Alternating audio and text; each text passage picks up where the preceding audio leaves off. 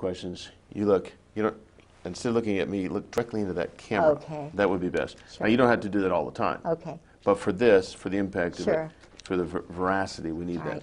right. All right. Your name is Catherine Pollard Griggs. Yes. You are the wife of Colonel George Griggs. Yes. 11 years of marriage. Yes. It's true that your husband is and has been the head of special operations under Admiral Kelso, NATO. Yes. And it's true that you were the head of the hospitality committee. Yes. You were the member of the executive board of NATO's Wives Club. Absolutely. And also that your husband's background includes NATO Defense College in Rome. Yes. Princeton class of 1959. Yes. His intelligence career, his spy career began in Vietnam. Yes. And it's also true that it continues under this day. Absolutely, under General Wilhelm. And that your husband was the liaison between the White House and President Jamal of Beirut, Lebanon, at the time of the bombing of the Marine barracks in Lebanon. Yes. And in fact, your husband was an alcoholic. Absolutely. And probably Incredible. is to this day. Absolutely. And during these drunken stupors, he would, so to speak, blab on and tell you everything he knew about the intelligence community. Everything. Nothing was hid. No. It was like he wanted to relieve himself and unburden his heart. Yes. And so he told you everything that you now know about the Yes. intelligence community. Yes. And that you are talking about. And in fact, he told you that they knew the bombing was coming down in Yes. Beirut before it occurred. Absolutely. And also, by your association with him, you have come to understand and know, this, as shocking as this may sound to the people who are viewing this, that the United States military is literally run by sexual deviants heavy on the homosexual side. Truly. And that in the United States military, people like Jeffrey Dahmer and Kaczynski and McVeigh and Oswald and a host of other people who have a sexual deviant background, primarily homosexual, these individuals are actually sought out by people within the military, The Army. for the Army, for advancement into intelligence type Yes, work, yes. because they are so easy to control. Yes. And they actually become mind slaves, and that the U.S. Yes. military, Yes. literally, as outrageous as it sounds, is a mind control operation. Yes. Totally now. Totally now. They've gotten rid of the good folks, like MacArthur. Got rid of them, one by one. Good. Totally take over. All right.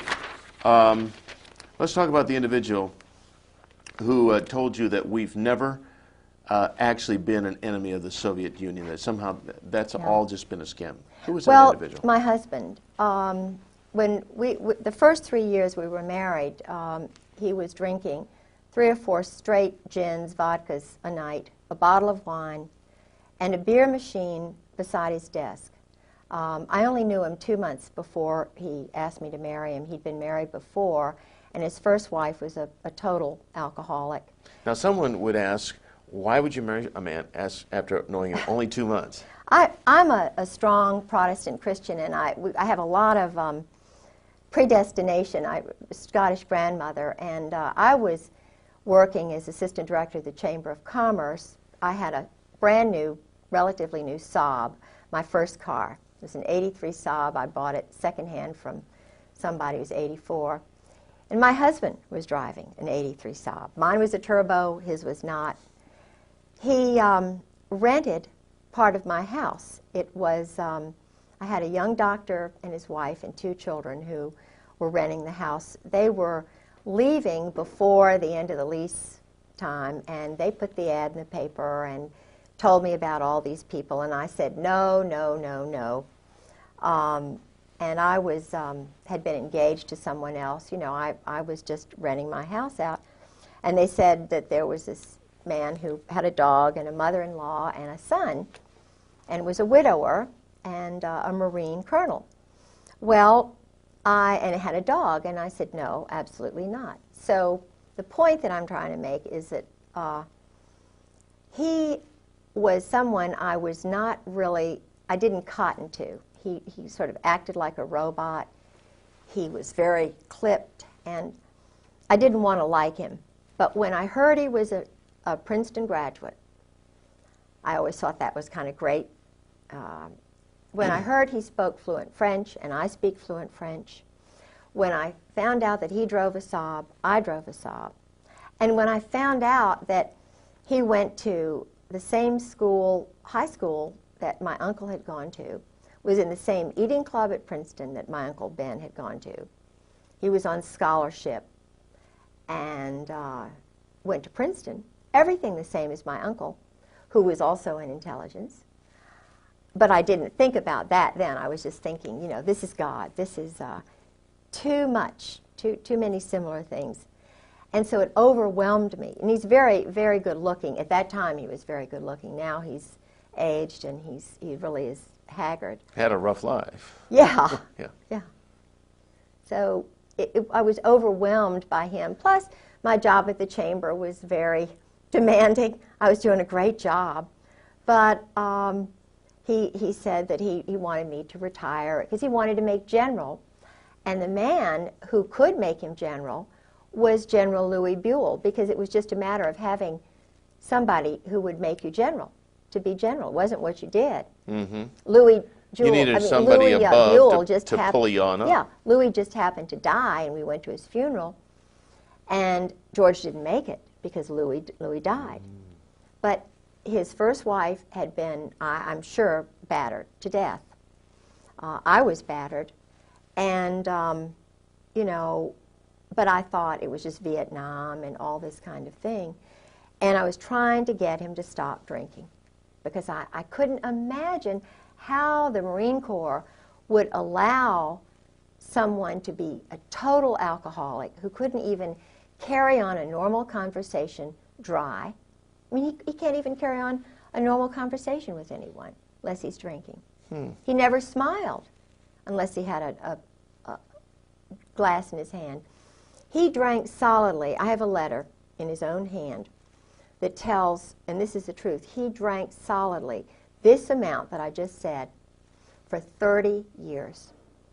His booze bill, and they never entertained, he and his first wife, was $250 a month. And this is from the naval store. Now think about that. Mm-hmm. He was totally snockered, just his whole brain, and yet he's working. He is head of running half the world's Marine Corps under General Al Gray. A man who is mentally incapacitated. Totally. Unless he's inebriated, and then when he's drunk, I mean, he's in a different, altered state of mind. He can't discern anything. He can follow orders. Oh, and that's all he does. And he told me when, I mean, one of our many conversations, he was trying to, he thought I was, you know, because my family were all naval officers and I was out in the world with the chamber, you know, that I just sort of went along with this kind of stuff. And, yeah, I mean, it was just incredible to me that... How many wives of high-up military people are there, like yourself, that are speaking out? None. I mean, they're all 30-year Marine wives. They're Stepford wives. They are petrified.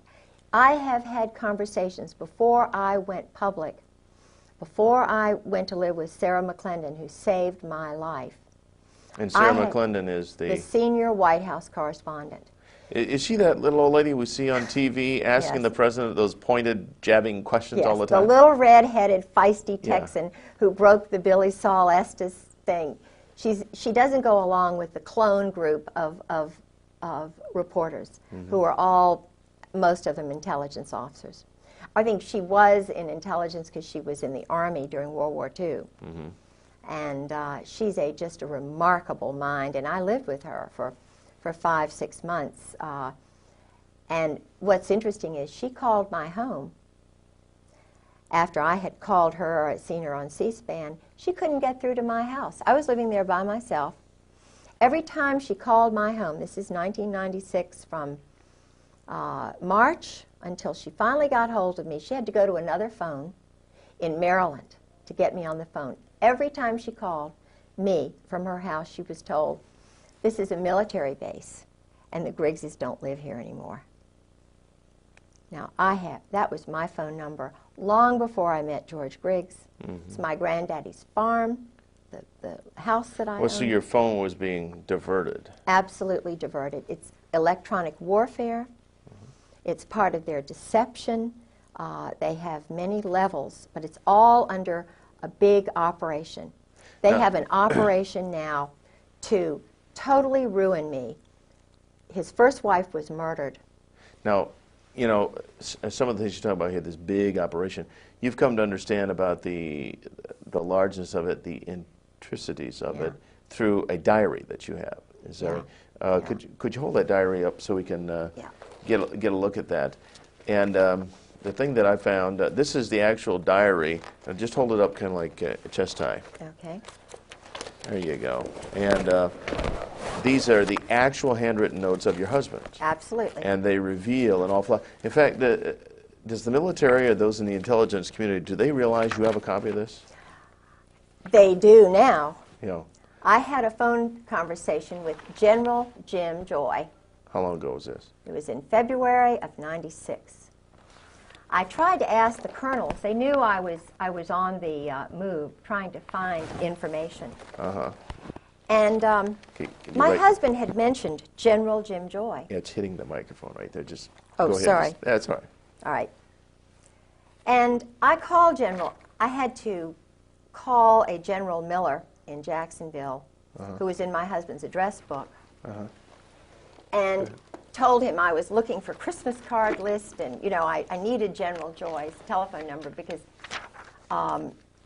one of the colonels whom I trusted, Colonel Ken Millis, lied to me. Captain Phil Holwager lied to me. Uh-huh. And so I got this General Jim Joy, who was the one who was in the Operation Just Cause. Was it Just Cause, the one in Panama? Mm-hmm. He was in charge Okay. of all the psychological operations, the booming music that they hit Noriega with, the chasing him around, the Well, the stealing same his stuff they did at clothes. Waco, too. Of course. We'll get to that in a minute. Yes. Okay. That's General Jim Joy, who was behind Waco. I see. And General Carl Steiner, the Snake, Okay. who tried to steal Desert Storm away from Schwarzkopf. Okay, so, but you were trying to get some addresses, and they were giving you the complete runaround. Oh, don't even know him. Don't even know it. Don't even know him. And I knew him because my husband told me, you know, that he worked with General Joy and General Steiner. They were the triumvirate. Uh-huh. But they had different names. They were, you know, in plain clothes. They had different passports. So I got him on the phone. I was given the number by this General Miller. And I said, So in the movies, when they say they shall disavow any knowledge, that's not just Lie. that's not just a little thing for movies. That's the No. truth. They Yes. disavow knowledge of all these totally people. lie. Yeah. But you nailed him down. Yes, I said, General Joy, I'm Kay Pollard Griggs. My husband, George Griggs, was in the Marine Corps, and he's battered me badly, and we're looking for him because, you know, this has been going on too long, and blah, blah, blah. And I was recording this conversation, you see. I was sitting on my bed with the diary right out in front of me. And he didn't know that I had the diary. He didn't know anything. It was cold call, like they do cold murders after when they graduate from SEAL school. Cold murders. I was doing a cold telephone call. And he said, no, I don't believe, and these were his exact words, no, I don't believe I know your husband. This is someone my husband, I have a card that General Joy sent my husband after the murder, of the death of his first wife, saying, call me anytime. You know, this man, here I was, traumatized, battered, beaten, and he lies to me. So I said, well, General Joy, that's funny, because I'm looking at my husband's diary when he was in Beirut, and you're meeting with him almost every day. I said, you know, first, before that I said, you know, he was the chief of staff for General Al Gray, you know, he's one of Gray's boys. You know, chief of staff of Fleet Marine Force Atlantic, runs half the world, all of the Middle East. NATO Defense College? You don't know my husband? You're a general? You live outside of Quantico? Don't know my husband? I made it very clear. No, no, can't say as I do. So then I told him about the diary, and these are all immature adolescent males. These are men who don't know how to deal properly with adults. They lie. They're deceptive. They hide behind trees. But when you nailed him on the diary, when diary, he realized... He said, his exact words were, "Oh, that George Griggs." Oh, that George Griggs. And that's just the beginning of the kind of runaround deception that you've found with these people. Absolutely. And no doubt that's why they would like very much to have this diary. Yeah. This one page I found particularly interesting. What you and you're probably more familiar with their husband's handwriting. Instead of me reading it, read these notes that he had recorded there. These might help. Okay, I've got these. Alrighty. A number of the Marines told me a little bit about Dale Dorman. Dale Dorman's not a happy camper. Okay. Dale Dorman, because of some mistakes my husband made, was shot. This was at 7:15 to 7:30. Dorman exited Riviera. That was a place, sort of a hiding place or whatever. Gray and tan Mercedes. Up to 5 shots were fired. He raised his left arm. One round penetrated his arm. One struck his chest. Walked back into Riviera to the desk and called Post 1. Security vehicle went to pick him up.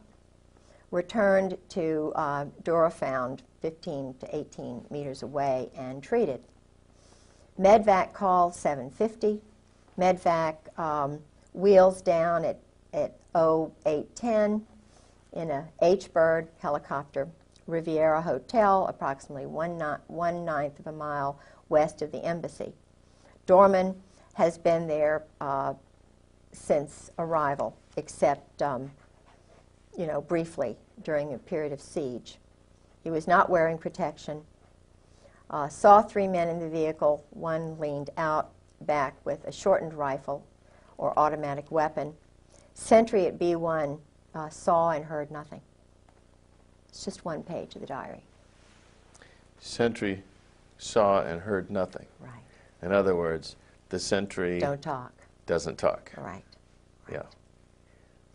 And there's just a whole world of these kind of assassinations and murders and directed. In fact, at one point, your husband actually just discussed people being eliminated. Yeah. Like you're shooting ducks. Yeah. Oh, we had innumerable discussions over dinner. He'd already had his 4 gins. Ah. Now, he'll talk to any woman or anybody who drinks with him, he'll talk. This man, what is he doing in security? You know what I'm saying? Mm-hmm. When he was at NATO, I'll get right back to that, but when he was at NATO and he was the head of special operations. In fact, I've got copies of his secret check in and out papers at NATO. He had them at home. I hope I still have those. But anyway, the point is, I could get in and out of the NATO headquarters just walking in, and there were all these shady-looking garbage men, and George would leave his office door wide open at lunchtime. He was flirting with a secretary who was a chief who knew everything. You know, the point is, what lacked security? And I had to say, George, look, you have got to do something about the security here at NATO because I can walk in and out. He said, oh, just forget it. Forget it. Don't do anything. And I'm a very demonstrative person when it comes to security and honor and integrity and your word is your bond. My culture, my father, my people believe in, in this nation, in my state, Virginia, my people, my culture, my God. This is important. You don't just treat that kind of thing lightly. So I said to him, if you don't do something, I'm going to Landis Kelso. I was in the Wives Club. She was the head. And Landis Kelso is the wife of Admiral Frank Kelso, who's a wonderful man, honorable man, wonderful woman.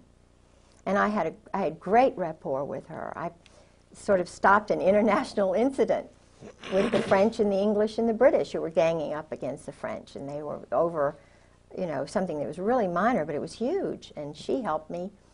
I determined that it was a problem, called her up, and she helped me, and we diverted and averted a major thing. So he knew what I would do, and I said, look, if you don't write a report and do something about this, then I'm just going to go to Landis and say what's happening. Point is that the man would, when he was in Beirut, he was sleeping with a spy and double agent Mary Clark Yost Talab, whose husband was a double agent, an Arab at the American University of Beirut. He leaves his briefcase wide open. He was with her for 5 weeks in a hotel. This is a married woman with 2 children, and who followed him all around the United States, is still seeing him. Met him in London, lived in Virginia Beach, was working in international programs at ODU while he was married. Would you say your husband is fairly typical of these powerful men? Oh, absolutely typical. When I was single, working at the Virginia Center for World Trade, 4 of us old friends that I went to school with, Molly Holt and a few others, we would go all together to a place called Poppy's. At that time, he was Captain Jerry Unruh. Now he's Admiral 3 stars Jerry Unruh. This man, again, was married. He was running around with the tailhook crowd. I did not know he was married. I knew he was a Navy captain. I was told by him that he would be taking command of the carrier Saratoga. Mm-hmm. He followed me everywhere, even went up to Wintergreen. Now, he sent me pictures, private, separate pictures of the Israeli guys waving to him. He was a tailhook pilot, the airplanes, the jets. And he was a Mustang, but totally immoral. Totally, and knew that he would never get caught. In fact, he was in tailhook. They had a big party down at the beach, and they were doing, I didn't go by that time because I learned that he was married. And the point is that he and this whole group, I've found out about Al Gray, General Al Gray. Yeah. Mm-hmm. Yeah. And what is this this consistent thread of the sexual degeneracy and the homosexuality and just the raw, base nature that seems to be so prevalent? Have you ever determined what it is? Why? Well, it's a way to handle them, to control them. Years ago you thought of people like General Eisenhower as an upright man. I don't know. I know some things about him. How far back can we go to where you find people that are decent and moral and upright? Right. Where you had real people who defended the Constitution, who had a feeling. Robert E. Lee was. There were nationalists and America first. You got to go back a good ways, probably. Absolutely. You see, growing up in Norfolk, Virginia, my whole family have been naval officers and also working. In other words, they would enter the service during a time of war, of need, and then they go back to being fathers and being husbands. I had a wonderful father, wonderful grandparents, wonderful family who put their family first. Well, they put their God first, Christ, and then their wives and their sons and their children. This is the way America was built. Now, these generals in the Marine Corps and Army, they don't look at it that way, according to my husband. They are ordered, and my husband, being chief of staff, told his men it was like this. It's the Marine Corps first, the brotherhood, the cherry Marine, the bonding that goes on. Mm-hmm. the Marine Corps comes before God, before Jesus Christ, before the country, and then it's it's whatever the religion they have. I don't know, because my husband is not a Christian. He's an existentialist, and most of these guys are. Certainly Al Gray is. Krulak. I think his wife goes to church, but their God is this brotherhood. The brotherhood, and it's very German. It's very. Does it have Masonic leanings? Oh, absolutely Masonic leanings. In fact, the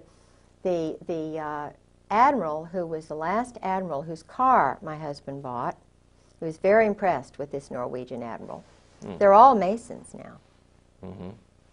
Not all Masons, but this brotherhood, Opus Dei, if they're, or the mob. I mean, the one thing I've been able to determine about the current Marine Corps, the Marine Corps that my husband came in with, Gray, Reap, Sheehan, they're all mob.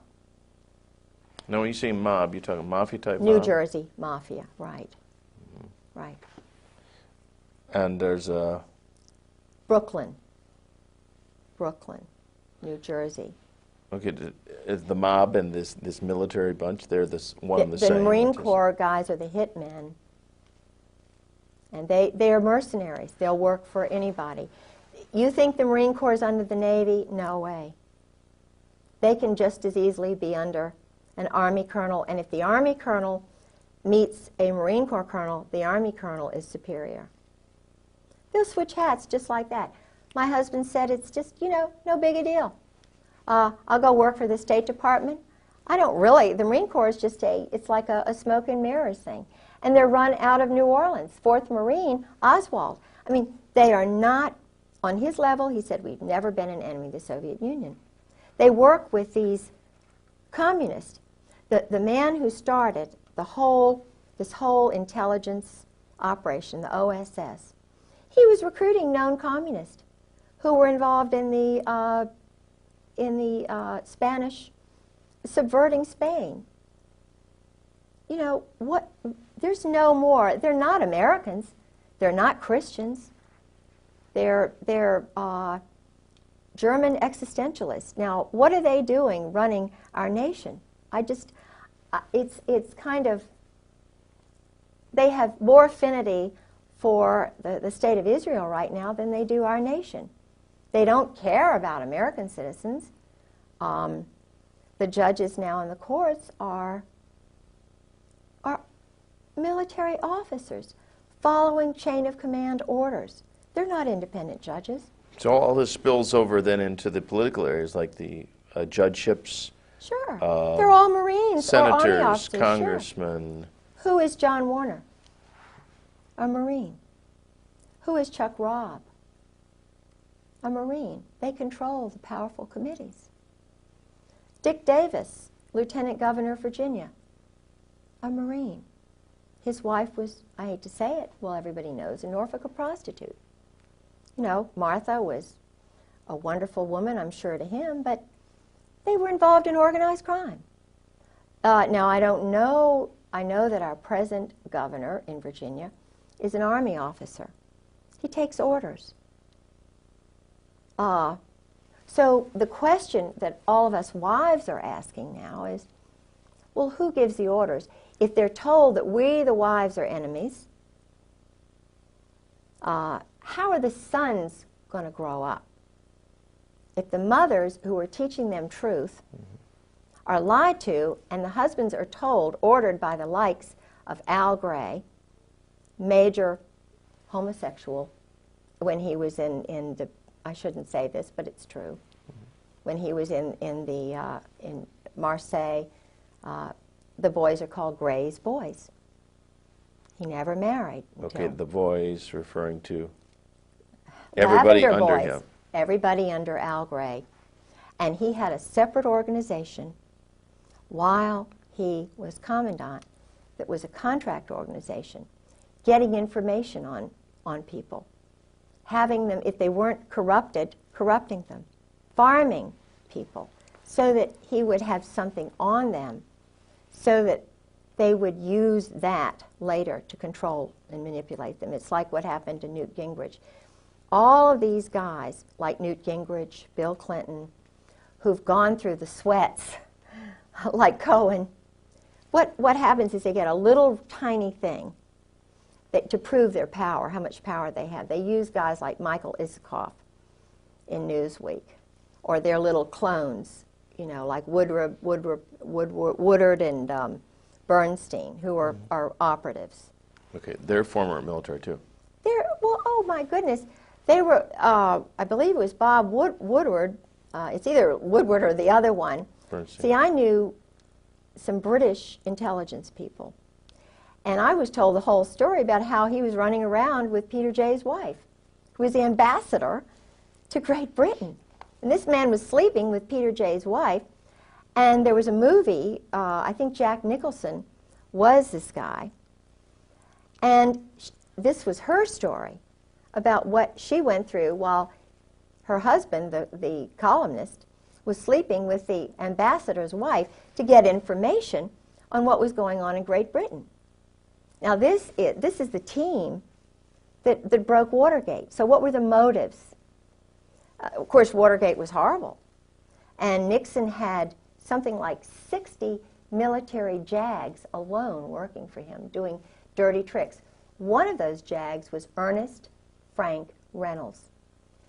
Changed his name to Ern Reynolds. He came to me. I was farmed. Tim Hunter, an intelligence army operative, came to me with this story about, oh, you know, hard luck, you know, Saudi Arabia, and I was in the army, and I have this friend who can help you out with your legal case. He's a really good guy, you know, Ern Reynolds. And if you meet him, I know he'll do some free legal work for you. So I was staying with Sarah, and I didn't have any money, and but I took the little, you know, the train into Fairfax. He met me in his Volvo station wagon with his jacket on. I didn't know what the big 4 meant on his leather jacket. And he took me to his... what did it mean? 4th Marine. Oh, okay. Yeah. Operative. Mm-hmm. And he had the most fantastic apartment. See, I'm a big book person, and I love, you know, reading history and everything, and I'm impressed by people who read, who are intelligent, who are wise. You have a master's yourself in? Scottish history, and undergraduate in Virginia history. Okay. I worked on the Dunmore papers. I studied with people like Ian Cowan and Geoffrey Barrow and Tom Devine. These are scholars in Great Britain who are experts on the Reformation, and my interest was Mary Queen of Scots at the Reformation, and also Lord Dunmore, who was the last royal governor of Virginia, and I was working on the Dunmore papers too. I see. So you had an interest in, I mean, this guy's layout impressed you. Yeah. He's a real intellectual. Yeah, and he was divorced, you know, a sad story and everything. Mm-hmm. Worked for the Justice Department. Mm-hmm. Was supposedly a whistleblower. Mm-hmm. Supposedly a Christian. So this guy's really going to help you out? Oh, yeah. Oh, yeah. Boy, did I buy into that. It's like the old story, I'm from the government, I'm here to help you. Oh, yeah. So I caught him sneaking around my house at 2 o'clock one morning. 2 in the morning? Yeah, and of course I'm most gullible in school, you know. So I'm trusting, I'm a Christian, and I always look to the good side of somebody. I see the good little part. It took me about 3 times. The guy had my original documents that had just been in my briefcase under his car seat. He invites me to a cybernetics conference in Champaign, Illinois. I leave Martha Roundtree's apartment, and it's arranged so that all of my things are in his safe little car, and we're going to his parents' house in Roanoke. And of course, you know, you can't take all your things to the cybernetics conference, because I was going home. But this is a smooth psychological operations guy. I mean, he is doing psychological operations on a woman in Champaign, Illinois, who is the lover of a German spy, who he's been writing letters to her, and he's showing me these letters. The guy's perverted. I mean, he's writing Susan Parenti these letters, you know, like invading her mind, and, you know, why are you... And Susan's written him 2 letters or 3 letters. She's very beautiful, and he's got pictures. But he's sharing these letters with a group of men, 7 men, one of whom is head of intelligence, is head of computers and the intelligence for the Army, Ron Jarmuth. Now, Ron Jarmuth comes right out and says, I'm an anarchist. You know, I mean, his family are New York, old Zionist Jews. He met his wife in, I think, in a kibbutz. You know, I mean, he's a nice, personable guy, but when you say to somebody like me, I'm an anarchist, just so blithely, and you know, and he's always over at Ern's house. And Ern's got a picture by his bedstead drawn by a man who's a known homosexual whom he met when he was at the University of Virginia, who was the chaplain at Hollins College, who my best friend was there. And she said, he's a well-known homosexual. And I'm thinking, what is a picture of Ern Reynolds doing being painted when he's young by this known homosexual? And then I find out that the man who enlisted him in the Republican Party, he was doing dirty tricks for 7 years for the Republican National Committee. I mean, dirty tricks. Underneath this man from West Virginia who was a homosexual and left all of his money to Ern's son and took his son on a trip. Now, and Ern is a lobbyist for homosexuals. He's just, you know, working in the Episcopal Church. He's got a group of women that he meets with at the seminary. I'm sure that my case, my profile, he's probably got charge of it now. He's the expert on Catherine Pollard Griggs, but he's not. The guy is absolutely not grown up. But he's a thief. And so He your was a your case just got stonewalled, just got sucked into a memory hole by a guy who was acting under orders to Sure. you get Catherine Griggs under your control, and that's that. Sabotage her. Sabotage, yeah. Sure. And he stole your documents. Sure. And Sure. Sabotage me. Turned on me right in the middle of the commissioner's hearing. Laughed at me when I cried. You know, this is a guy who hates women. And the interesting thing is I went to his family home, and he had a wonderful mother. And he told me that his father battered his mother. His father was in the Marine Corps, and there was a picture of Chesty Puller in the basement. Well, that fits the profile, though, Yeah. doesn't it? I mean, if his father battered the mother, which he grew up in this dysfunctional environment. Totally dysfunctional. So when he hit the military, or he was noticed in college or ROTC or whatever, so here's a guy who is susceptible to mind control. Sure, he's to got, be developed. Yeah. I think you used the term for budding. He was recognized as a potential bud, Yes. and he's moving up the ranks. His roommate was from New York, was a Zionist, and he was an outcast at the University of Virginia. An outcast. Yeah. Why would he be an outcast? He felt he was an outcast. So he had this roommate, and I don't know, this man who was the homosexual from West Virginia. And we had to go by through his town, and, you know, the guy died. But this homosexual was a friend of the homosexual at Hollins, who was a chaplain there at Hollins College, whom I met. We had lunch with him one day. The father had the picture of Chesty Puller, and so forth. Well, Ern, I knew he was trying to sabotage me, and so forth, because I had already had Alexander Robinson come down from Princeton every other weekend, my husband's teacher, who was also a Marine, whose family brought over the Saudi royals, who was one of my husband's teachers, and I caught him walking around my house at 2 o'clock in the morning. I overheard him talking to my best friend's mother saying, now we just, undercutting me. We just don't know. Kay is just under so much stress, oh. And he's a very handsome, very dignified guy, Went to Columbia University, was in Algeria, that area with the Marine Corps.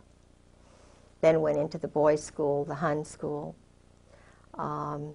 He's an intelligence, without a doubt. His brother-in-law was Bill Eddy, Colonel Bill Eddy, who was I believe it's the brother-in-law. I've got to get, his name is Eddy, and it's Bill Eddy, but he was the translator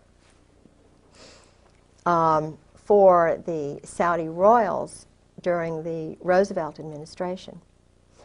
And the Roosevelt, the New York crowd, was trying to steal all of those countries away from Great Britain.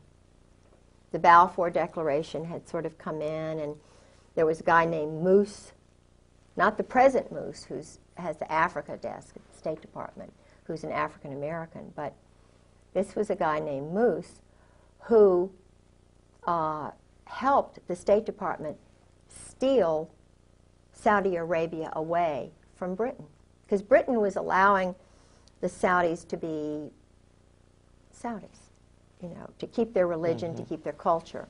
Right. They were not trying to kill people right off the bat, So George is part of that OSS crowd. And their stock and trade is just murder, assassination, Absolutely. creating conflicts, phony baloney wars, Yes. conflicts, Yes. for the purpose of making Selling weapons. money, Drugs, drugs. controlling the drug flow. Now let's talk about the drug flow in the United States. Yeah. Based on your conversations with your husband. I met drug lords through him. Such as? I met the head guy. See, George was telling me everything. First 3 years of marriage, it was just like, you're with me, gal, because he was so used to talking to Mary Halab and Anne Bouchou, Yeah. The group partnerships with sex and all this stuff. And I'm a pretty loving woman, and I'm fun. I was then. But you're not into swinging. No, I'm not into and swinging. swapping husbands and no, wives. and George was into swinging. He and Sue and Nancy and Jim Earl.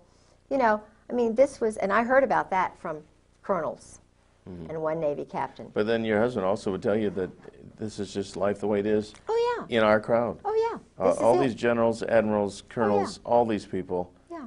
Men Men, too. Yeah. Yeah. So, but he was just, I'm trying to remember what we were on, something that was, that I was going to say, and I remember, anyway, I can't remember. Oh, he's talking about the fact that they're into making money, and Yeah, this is the yeah. drug business. Oh, yeah, So Fahim. you met all these drug Yes. lords, I met Fahim. as if they were just business partners. Oh, yeah. Well, he told me what they did. He, Fahim was a colonel. He's in the diary, too. But George said what they do is they nurture, they cultivate the sons of prominent families in all, the State Department finds them. They're called rising stars. Yeah. And they turn, that's the word they use, George used, they turn them, they bring them in, they rope them in. If they're alcoholics, give them more booze than anybody. If they want women, they find the women, they turn them, and then let them know if they ever get in any trouble, come on over here, we'll take care of you. Well, Fahim had come on over here. Things were getting hot in Beirut. He was a Catholic. He was very prominent family, And he was going in hiding up in Maine. I remember I had his number, and I talked to his sister. But they just culled a lot of the stuff out of the house the very first time when George kind of disappeared, and you know, and then I found out about what happened with Sue, his first wife, and all of that. Well, now, did they? Did you come to learn how drugs actually come into the country? Yeah. I saw a news piece one time where a pilot who was in prison alleged that they actually landed on military bases with huge planes loaded with dope. This is how they all brought them in, the Norwegians, the Brits. The drugs, you see, they would come down through Burma, Turkey. They'd come through the Bekaa Valley. The banks were in Beirut. They were in Panama, Mexico, in St. Thomas after, you know, the laundering of cash. You see, cash, that's why some of the banks in New York, you can very easily find out who the drug lords are. Barry McCaffrey, I saw him 2 weeks ago, and he said something he let it slip out. He's an Army general, you know. He said, we haven't done any more or any less in the last 5 years. Now, in terms of the war on drugs? Yeah, no, they're just holding it. The word he used, I think, was holding it. It was a word that you could tell they'd used in briefings. They were the guys who were doing the drugs are military officers. In fact, doing the drugs meaning controlling them. The flow. Oh yeah. In fact, one of George's best friends, Colonel Ray Moore, I suspect that Ray Moore was from the gang, the ghetto area in California. His wife was a very good friend of mine, Charlotte. She's dead? No, he is. Oh, he is. But when George would sort of disappear. Your husband? Yeah, all of a sudden they would appear and be in the house. You know, calm me down, take me over, exercise, you know, do all this mystical stuff. And it was really funny because they came back from Mexico, and George just happened to disappear, and they were right there, you know. Well, Ray Moore, all this stuff, I knew about his background, and I started thinking, what's going on in Mexico? Why the heck is Ray going down to Lake Chapala? And he would talk about his day. His day would be going out with the men playing golf, going to this spa with the men, you know. They were doing deals, going to Guadalajara. And there would be Tom Reap, another former chief of staff for Gray, going to Mexico. There would be Ken Millis, another temporary chief of staff when George's wife's funeral took place. There was Ken Millis. Now these are guys who are part of we call the Brotherhood. And they're all going down to Mexico. So what's going on in Mexico? Ray's one of these guys who wants to sit in the sun. He doesn't want to go down there to Mexico and do all that stuff. Mm-hmm. But he did. And he got cancer all of a sudden. And another guy got cancer all of a sudden, right after he got out of the Marine Corps. Now, not to diverge from what we're talking about right now, but did your husband ever tell you anything about any disease warfare, like giving people sicknesses Yeah, that's part of. He called it ABC, NBC. It was something like nuclear, biological, chemical. ABC, atomic, biological, chemical. They call it biologicals. And in fact, I'm not going to mention his name because this is a guy who's really a good guy who's scared. The word they use is shitless. Excuse me. But that's the word. This guy is petrified.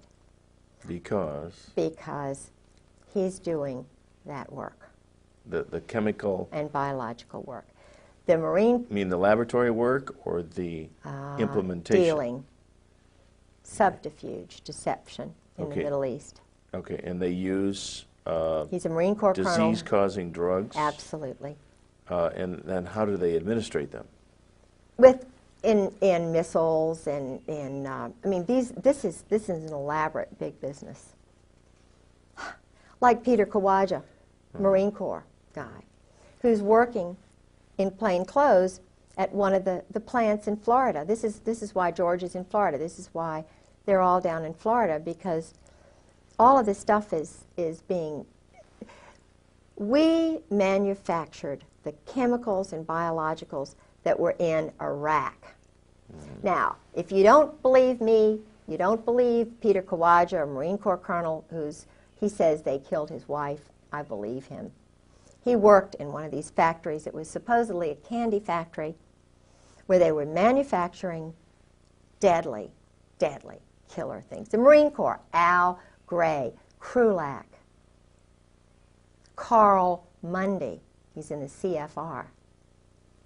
He was in Ken Millis's class, who was the chief of staff, the one who controlled me. You know, I went to his mother's house in 7 Mile, Ohio. Flo, his father was a German Nazi. I'm not saying that, you know, being a German Nazi is bad, but he's part of this group. And if you don't believe me, if you don't believe Peter Kawaja about the drugs, you can, I mean, it's just, it's everybody knows. There's a guy named Randy Hebert, Lieutenant Colonel, hero, American patriot. This is a guy who should be the commandant of the Marine Corps, Krulak. I'm talking to you, I'm talking to Al Gray, I'm talking to you, Carl Mundy. You all are adolescent, immature. I call you twerps. You're liars, you cheat, you steal, you kill. You're beneath the contempt of any of your wives. They are scared to death. Why do you do this to your wives, guys? Look at that tape of Randy Hebert. I knew Chesty Puller, and this is a strong, wonderful guy. I knew his wife, Virginia Mack. I knew a real Marine. You can't say that you knew them because you didn't. I did. Randy Hebert sat. He could hardly talk. He was leading a platoon into Iraq. His wife was sitting to his left. His wonderful father was sitting to his right. And he said that his colonel, he's a lieutenant colonel at that time, I believe he was a lieutenant colonel, he said, my colonel ordered me, he said, all of our registers were saying, this is danger. There are chemicals, biologicals everywhere. I was told, and I was, you know, followed orders, and he was having a hard time talking. His wife was, this is a young guy. His wife was having to interpret for him. He was crying. He'd been turned on by you guys. He said, on those canisters, on those boxes were American flags. Those were American biologicals that we were walking into that killed me, that you, Gray, and you, Scrowcroft, and you, McFarlane, and you guys knew. You, Ed Wilson, best friend of my husband. You all sold to Saddam Hussein. And not only that, I talked to the man who trained the woman who was sent over from Iraq to learn how to build the biologicals and chemicals, the plants. She was trained here in the United States, and you all know that. And Randy Hebert's testimony says everything that I could say 1,000,000 times better, because this is a man who's a real man, unlike the generals, unlike the colonels. This is a real hero. Now, is Randy Hebert, is he still alive? I don't know, and I hope and I pray to God that he is. Because this is the man who should take over our Marine Corps, or his wife. That's why they don't have any women in special operations. because that's why they don't have any African Americans. They're too honest. They're too strongly Christian. Now, the only guy I know who is involved is a homosexual, and his buddy is an Israeli agent. And they are lovers. They're a pair. But well, now, he's now a colonel, and he is under the guidance of Ken Millis. Okay, now as these generals, over the period of years, this is consolidated to where they're all part of this club. I mean, this is something that's been going on for years and years and years. Members of the firm. Okay, so as the firm grows, even as the old guys, the gray heads get old, die off, retire, whatever, they already set in motion a system that culls out these young, budding, rising stars, and they move their way up. Well, then, in time, it consolidates to where no one is in this unless they're in the club. Absolutely. So is your conclusion, based on what you know from your husband's revelations, reading his diaries, this sort of thing, is there anybody in the U.S. military, the Army or Marines, anybody in the level of, you know, your generals and your colonels, is there anybody who would not be in this club? There's nobody who doesn't know. In special operations, I would say, and I would put money in the bank on this, not one of them is not a party to this. It's not once they get that bird, Colonel, that bird, they go through an initiation ceremony. This is not and my husband told me about that too. What's the initiation ceremony like? They get them drunk. Dining in, shell back. He told me. Oh, dining in. This is a term that they use. Oh, yeah. A code word. Oh, yeah. Shell back? Shell back. They, what's that mean? Anal sex. But they get them really drunk. The guys who are that way do it. It's a group situation thing. And I was told by two colonels who said, you know, it's normal, Kay. This is just what we do in battle, you know. This is just good old boys? This is just what we do, Kay. They get drunk and they get drunk and they ejaculate. They beat each other off. You know, it's awful. Now, I'm not God, and I'm not going to judge them and their souls. This is a well-oiled system.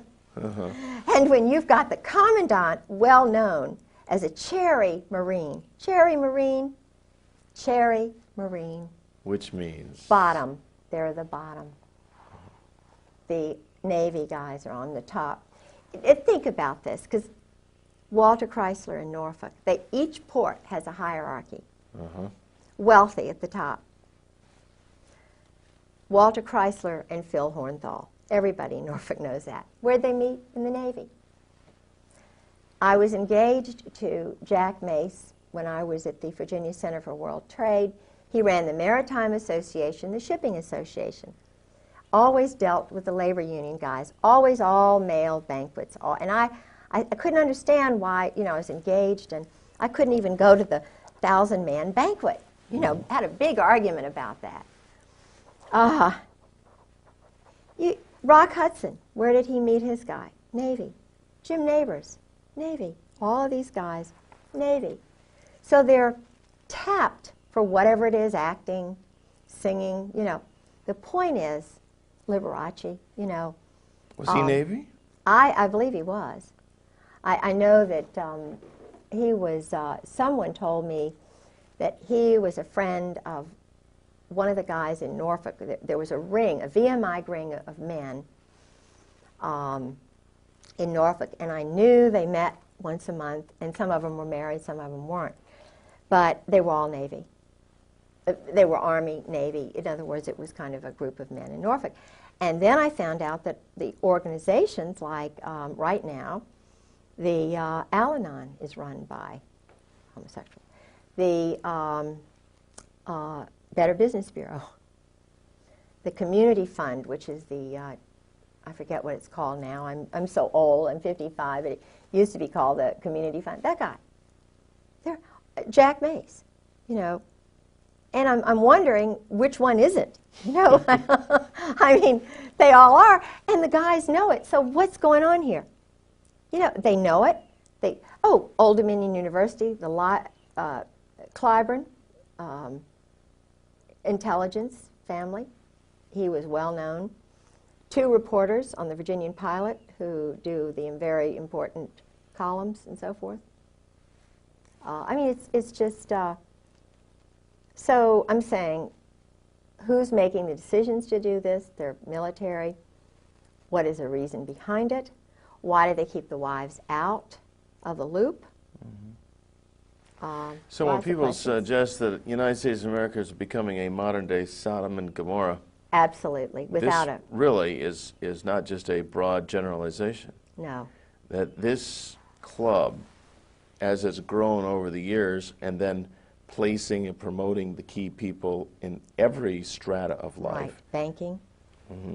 Then the whole thing, not only the military is run by degenerates and top heavyweight degenerates, people who are moral can't possibly move their way up because they don't qualify. They kill them, they get rid of them. But they can't be controlled. No. One example, I was the executive secretary for the Virginia Center for World Trade had a board of the most important, supposedly the most important leaders who were picked out by Jerry Weiner. I was a shill for that. I had, you know, done a lot of great things at Old Dominion. They wondered why I did it because they don't understand Christians. And he knew I was a worker, so they hired me to go over to the World Trade Center, the Virginia Port Authority. I had an office in there. And Jerome Weiner, what's interesting is Mary Clark Collab worked for him. Okay. The girl who had my job, who was a normal woman like me, because there were a few who were not so normal, like Bobby Bray. Not the Bobby Bray who ran the Port Authority, but another Bobby Bray. He was very nice, but he was a known homosexual who worked with Weiner. But his secretary was pushed out of a window. Now, it was all hushed up. Of course, she committed suicide. Yeah, this was a young mother who had a baby who knew too much about his money laundering. I reported the money laundering that Book and Weiner. Now, this is a professor, head of international programs at Old Dominion University, Jerry Weiner, whose father was very high up in this Zionist group. Jerry Weiner was doing intelligence work in Algeria, in Morocco in particular. He organized this board that I was the secretary for. He was a very sick, mean guy. I mean, you talk about really water. But Jack Mace was on the board, and there was a banker on the board. We can take a break. And take a break. Yeah, don't, did you stop it yet? No, don't stop it. We'll just leave these synchronized. And is your wife getting a cup? Yeah. I'm sorry. I was thinking I could use a little But drink. Gustavo... Do you need to use the restroom or anything? Yeah, no, I'm fine. I'm thirsty. Yeah, But Gustavo, I love the guy. He was from Columbia. He was in Virginia National Bank, which is now Nations Bank. And, you know, I didn't put him, because I had studied Latin American history under a wonderful Dr. Blossom. I knew a lot of stuff about Latin America and Nariño and how Panama became a part of our country. And, you know, now, I mean, I understand it was drugs and running things through and everything, but Gustavo was in charge of all the laundering that was going on in Virginia National Bank in the port. And where did he go after that? He went to Florida. And he introduced me to Anna Maria Quintero, whose brother was one of the big mobsters. I mean, the big, you know, Colombian. You know, I met Anna Maria Quintero. See, I don't forget some things like this. That's why they don't like me, because I imprint on wonderful foreign people. I want to know them. I want to send Christmas cards, and it's not very good to have somebody like a little magnet. I'm sort of like a Monica, you know, she's seeking out sex with important guys. I'm wanting to meet people like that from different cultures because I want to learn about them, because that's what Christ said. You go out and you minister to the people who are foreigners. You don't just spend your time necessarily with the home people. You need your home people as a base. But you need to go out and find out truth and spread goodness everywhere. Truth is goodness. Truth is light. And that's what Christ is all about. You're not afraid to learn truth. You're not. Thank you. You know, all these cathedrals and things that were built in his honor. Why? He was wonderful. Why was he wonderful? Not because he hung around a little group, but because he was out trying to. He told the big guys, look, stop being bullies and cowards. Let the poor people into your church.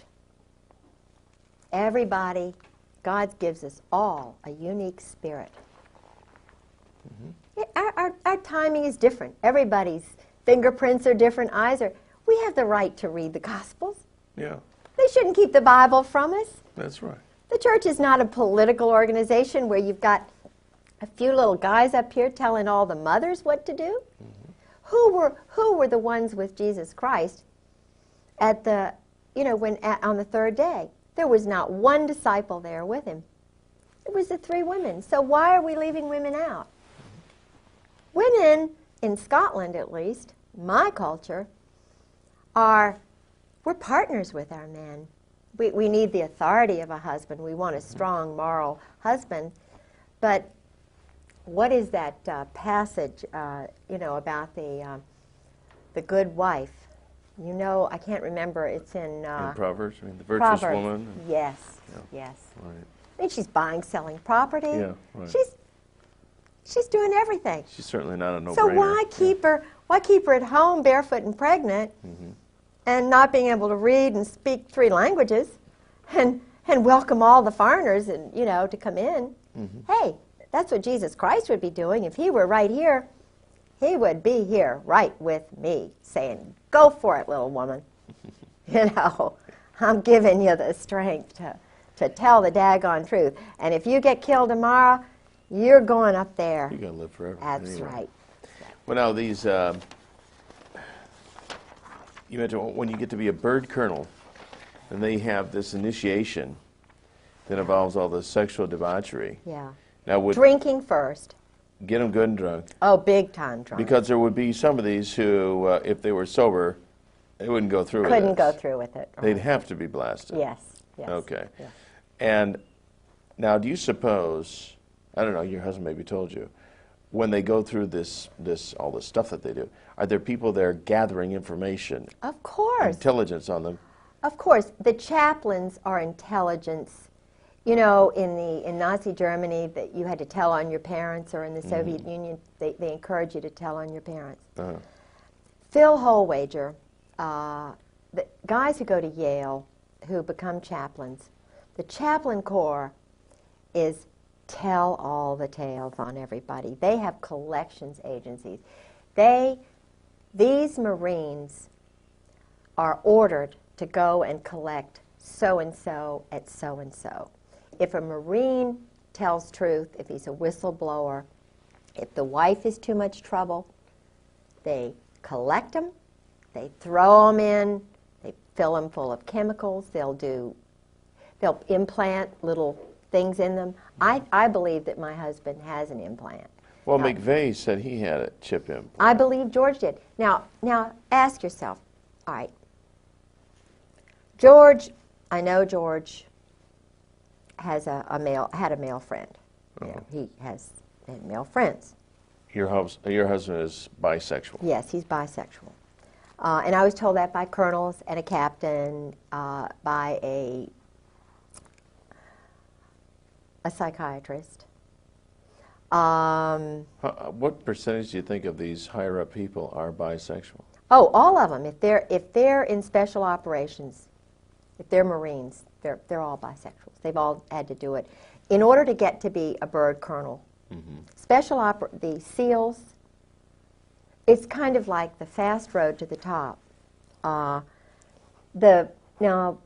a guy could not be a SEAL without having. Oh, gone through this. I don't believe so. Mm-hmm. I haven't met one that I don't believe would have done it. And judging from what a couple of colonels told me, it's just, that's the norm. It's just you women, you know, y'all are so sissy, y'all are just, you know, you don't understand how it is. We're under so much pressure. And when Valerie Wilhelm told me that about Charlie, I just could not believe what Charlie she was Wilhelm saying. would be a... He's a general now down in Miami. And she was just saying, oh, well, you know, he's run around. He has to, she said. He's under so much pressure. And I just, and she was saying that, of course, I had met Charlie in Norway, and Charlie is sort of someone my husband just idolizes. And and Michael O'Boyle is another one. Michael is my husband's special friend. And when my husband retired, we went to Al Gray's office. This was a traumatic thing for me. It was a really weird day. We drove up with his son Douglas and my son Garland. We went to the commandant's office. They had, you know, something to nibble on and eat, and, you know, just a little something. And his wife Jan came over from 8th and I Street, the commandant's house, with her dogs. She sleeps with stuffed animals and dogs. I don't think there's any love-making that goes on with Al Gray and his wife, quite honestly, and neither do the colonels. She is a wonderful, sweet person, scared to death. She worked for his intelligence organization, and then she supposedly took care of his mother. And then they married, you know, because he would not have made it. Everybody knew he was a homosexual, not a bisexual. This is a homosexual commandant. Uh-huh. I talked to people who actually, one woman who went to one of the parties, she was French, and she married a naval officer. And it was when George and I were first married, and I told George about what she said about General Gray. She said, you cannot believe this man is totally debauched. This man does these group sex orgies outside of Marseille, France. He's just horrible. You know.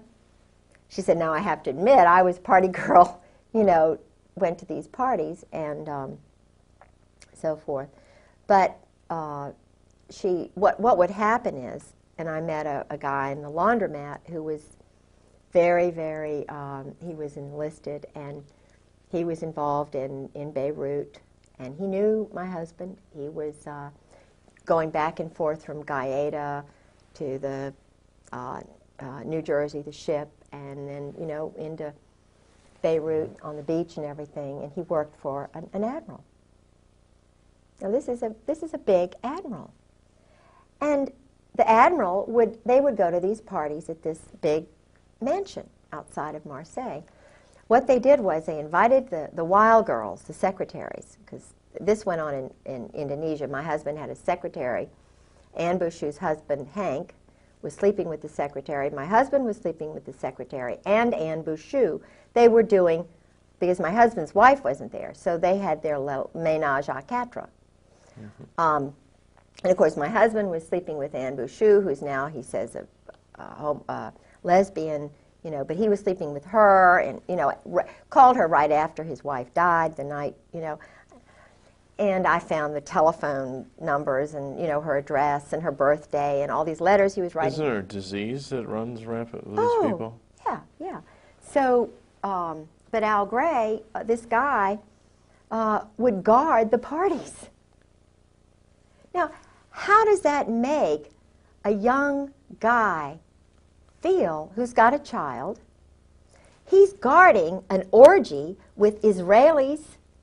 There were Israelis at these parties. Intelligence people. Intelligence? There's not intelligence there. There's perversion. There's psychological, you know. These guys are abnormal. They're adolescent. They're not full, complete people. They can't have normal. Anyway, so he's guarding the parties, and he says, the secretary, the girls come in, they stay till about 11. They're all nude, all nudists. The Earls, Jim and Nancy Earl, my husband, Ty Kroll, most of the chiefs, nudists. Makes it easier, you know, to see the little, you know, it's terrible. They're nudists in the sense that... Yeah, they're nudist. Okay, so they have whatever. Freedom. Mm-hmm. Oh, I see. Freedom. It's really kind of religious, isn't it? Yeah. With them. Yeah. But the girls, the women leave at about 11 o'clock. This is what he said. I mean, I knew the girls were there because I'd already talked to the French girl. And he said, well, you know, what they do is the women leave at about 11 o'clock, maybe 1 o'clock, and the guys all stay around there. And it's just the ritual. This is what they do. So, and then I found out. These are the guys that send their boys to war. Yeah, these are the big guys. Then I found out, because my husband would mention this guy and that guy, you know, that he went to school with. Bob Edwards is involved with this stuff. But the guy who recruited him, Charles Caddick, who was a well-known homosexual, who was the, quote, head teacher but the bodyguard for the Saudi boys. See, the Saudi boys were encouraged to do this, to corrupt them. They were corrupting Muslims who would not have done this ordinarily. The parties at Aramco, they would give the young boys, get them really drunk, and encourage Muslim sons to do this kind of stuff.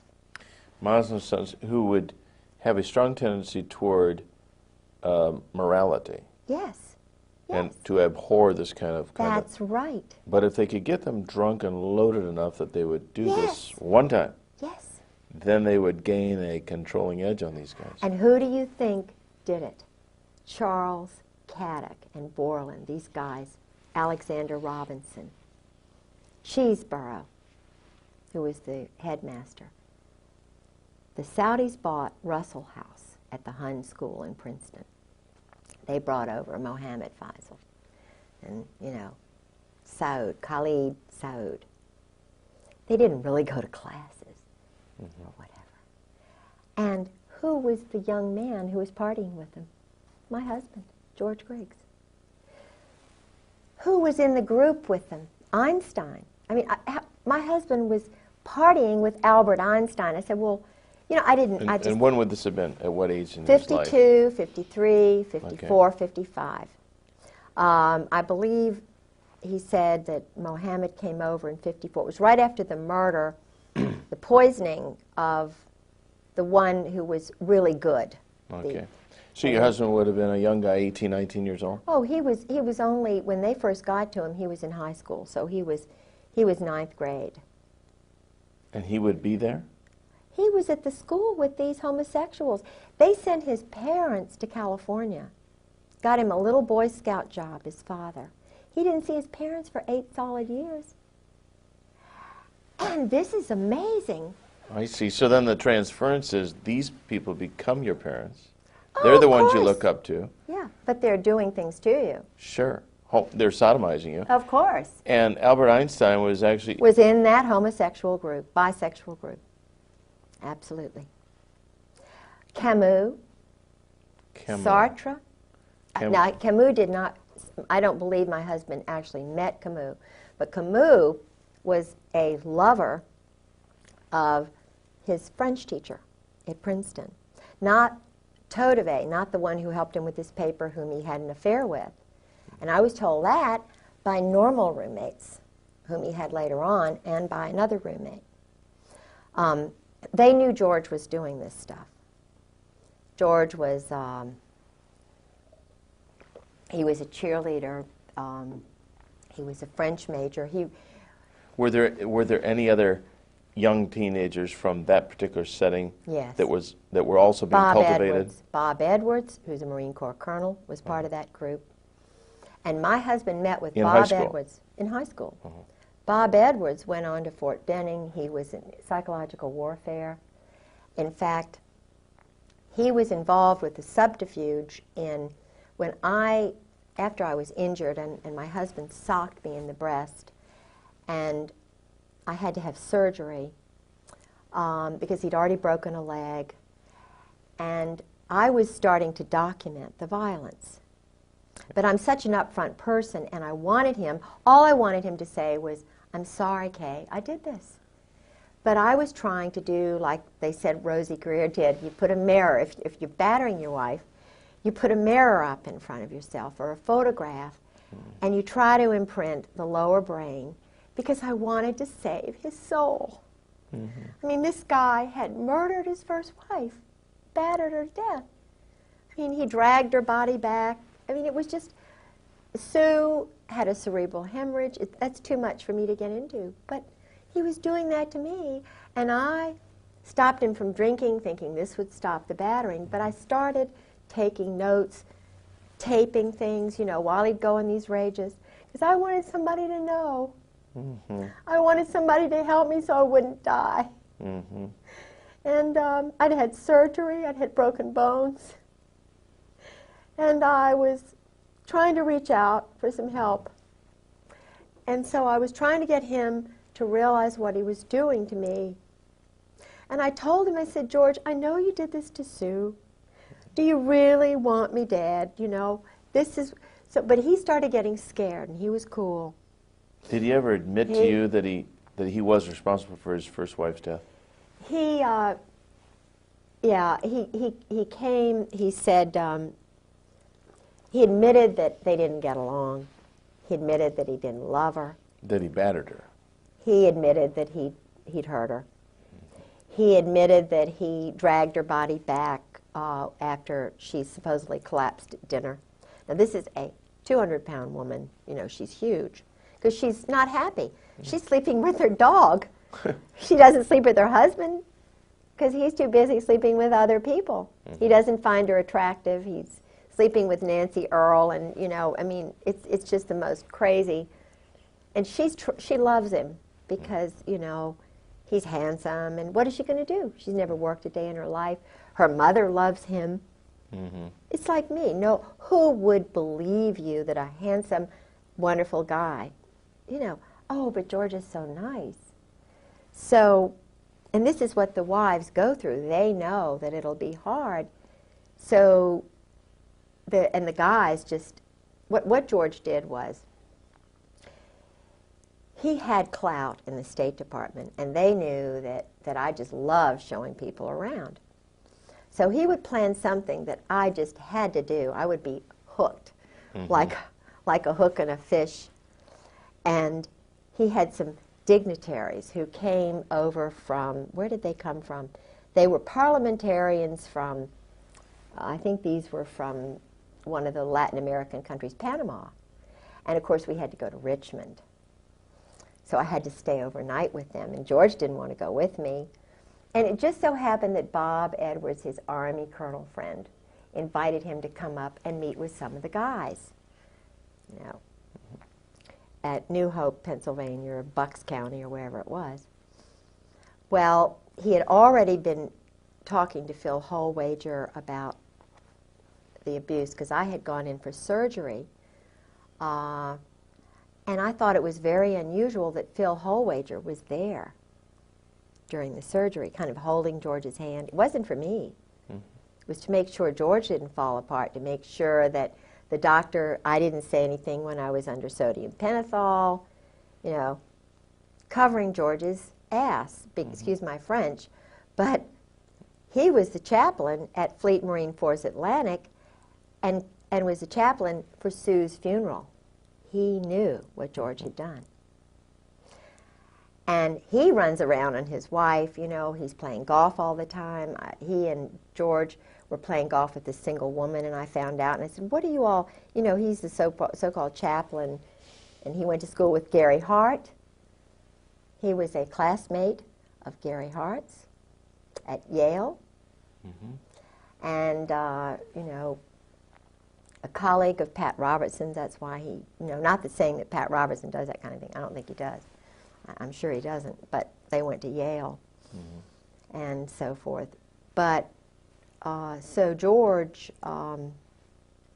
was a violent man, and he started knowing that I was sort of going to do something. So he started doing certain things. And you know, now looking back, I can see why. Because of the violence, he wouldn't have been able to use his .45 anymore if he'd been convicted of battering. Yeah, he would not have been able to use his pistol anymore, carry it. So they wanted to make sure that he was protected. So the wife has got to go. The wife is way down the totem pole. It doesn't matter what wife, and that's the reason the wives are so afraid, the Marine wives. And they all talk cryptically, and, you know, they even talk outside the house. Talk cryptically. There's code words and double meaning words. And yeah. What's 10 p.m. Saturday TV? Your satellite, remember? Don't we got to switch it to? Not on Saturdays. Sorry? Sorry. Sorry, okay, just thought I'd remind you. I thought Okay. we used talking about earlier. Yeah. Okay. Well, actually, I think this pretty well sums up this segment. Unless is there anything you can think of? I can see where we'll do this again sometime as this develops on. Tomorrow, let's see, tomorrow's Sunday. Monday, what we'll do. Is it always if we make a copy of this, so there's two of these? Yeah, in case sure. something happens Absolutely. to you and yours. Sure. Okay, we'll make copies of this stuff tomorrow. Don't lose that. No. But this is interesting. It talks about sabotage, subterfuge. This is the standard Army book teaching men to lie, cheat, steal, be peeping toms on women. Now, if they don't allow women in there and they can peeping tom all the wives they want, they don't need movies, pornography. They you know, and they go on all the TADs they want. TAD is a... Just take off, just tell their wife they're going. And they can lie, because it's all secret. We don't have to tell our wives anything. And it's intelligence. It's work. Oh, it's intelligence. Yeah, sure, it's intelligence.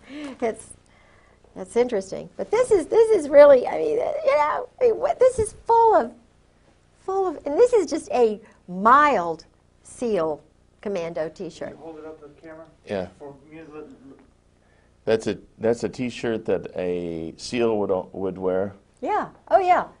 leave it up for a minute. I played Nancy Drew, Miss Marple, and I infiltrated, if that's the word you could use, the SEAL reunion this year. They spent a lot of money showing off, you know, jumping out of helicopters, and, you know, probably $100,000 was spent. I don't know how much, but I mean, the military was providing the funds for this little game on the beach at Fort Story. Yeah. And then there was, each one of the teams has T-shirts, which all sexual. Yeah. You know, all about, I mean, think about every the weapon. driving motivation Is sexual. of all this stuff is Go for it. yeah. So I went to the party. I took my life in my hands. I called a couple of friends and said, if I don't come back, I'm at the SEAL party, and I'm going to pretend that I'm a SEAL wife. And I'm gonna go to this drunken party, and of course I have an eagle on my car.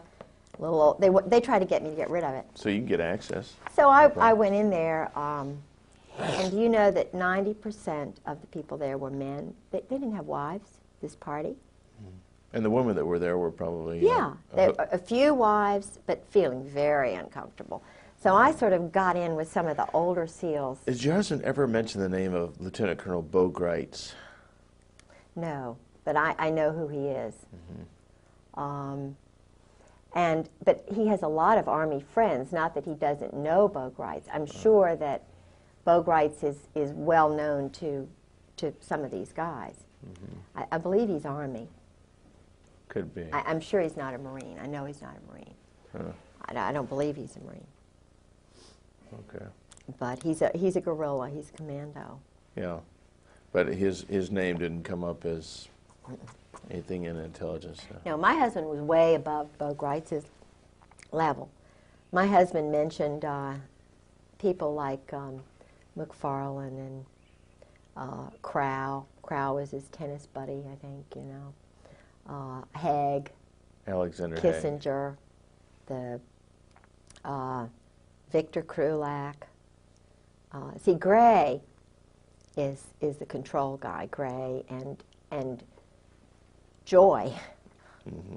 Joy's big guy but Joy lost his job at Morale, Welfare, and Recreation, I believe, because I told somebody, I didn't think wasn't because of me that he lost his job, but they made him move on somewhere else. Uh-huh. Because he was at Morale, Welfare, Recreation, which is kind of a money laundering thing. They run all the officers' clubs, all the recreation. It's not a private. I mean, it's all run by the military, even though it's supposedly not military. Mm-hmm. And they give the good old boys these jobs. I mean, he was probably earning $200,000. Their retirement for a colonel, my husband, just the retirement salary was $50,000, $60,000. Then they give them these other jobs, so their income is $200,000, $300,000. Mm-hmm. Now, that is not right. But it would certainly purchase loyalty. Oh, definitely. They all get swimming pools behind their house. Who's ever going to bite the hand that feeds that good? No, nobody. Dirty business, you know, but all of the captains and all of the admirals know this and wink. And it's sick. It's sick. It's just really, really, really bad. And this is taxpayer money. Hard working people who are just wondering where the money is going to come from to pay their taxes. Mothers of children who are having to work 2 jobs to feed their 3 children. And they're spending $10 million on phallic-shaped weapons. I went to the Army show just last week. I was up there. They had a hearing on Okinawan rapes a day. You know, they call it a murder rape a day or whatever, you know. Crime a day by Marines in Okinawa. And I went up there. John Conyers had a hearing. And they also had the Army show, which I had gone to a couple of years before. And in the basement of this big hotel, they have these 200 or more vendors of weapons.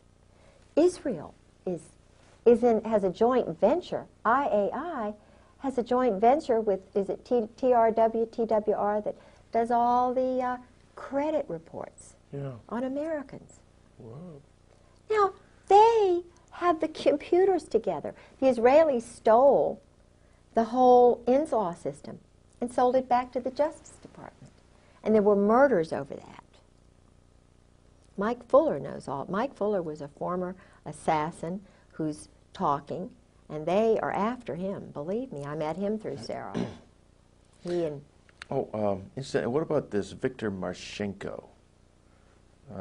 You're pictured with him.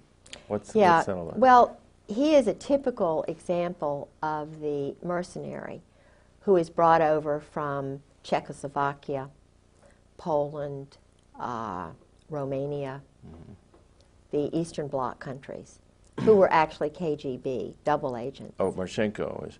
Okay. The family, his family were Yeah, his family came over. They weren't even citizens. In other words, they bring over the young man. Right. They work for 5 years, and then they become citizens. Now, I'm not saying, I mean, I've read his books. I wanted to meet the guy. He knows George. He knows who George is. I read 2 of his books just to see if it's what George said, you know, to kind of balance, and what these other guys. If you read Marchenko's book, you'll see what my husband, the arrogance. Well, sure, we're going to go into this embassy. You know, we're going to put a whore with this person, and we're going to spy on them and what they're doing, and, you know, we're going to just steal that statue just for the hell of it. You know, I mean, now when you multiply every one of the teams, all the graduates, and think in terms of 100 men applying, and maybe 90 go through most of the training, but they don't quite make it.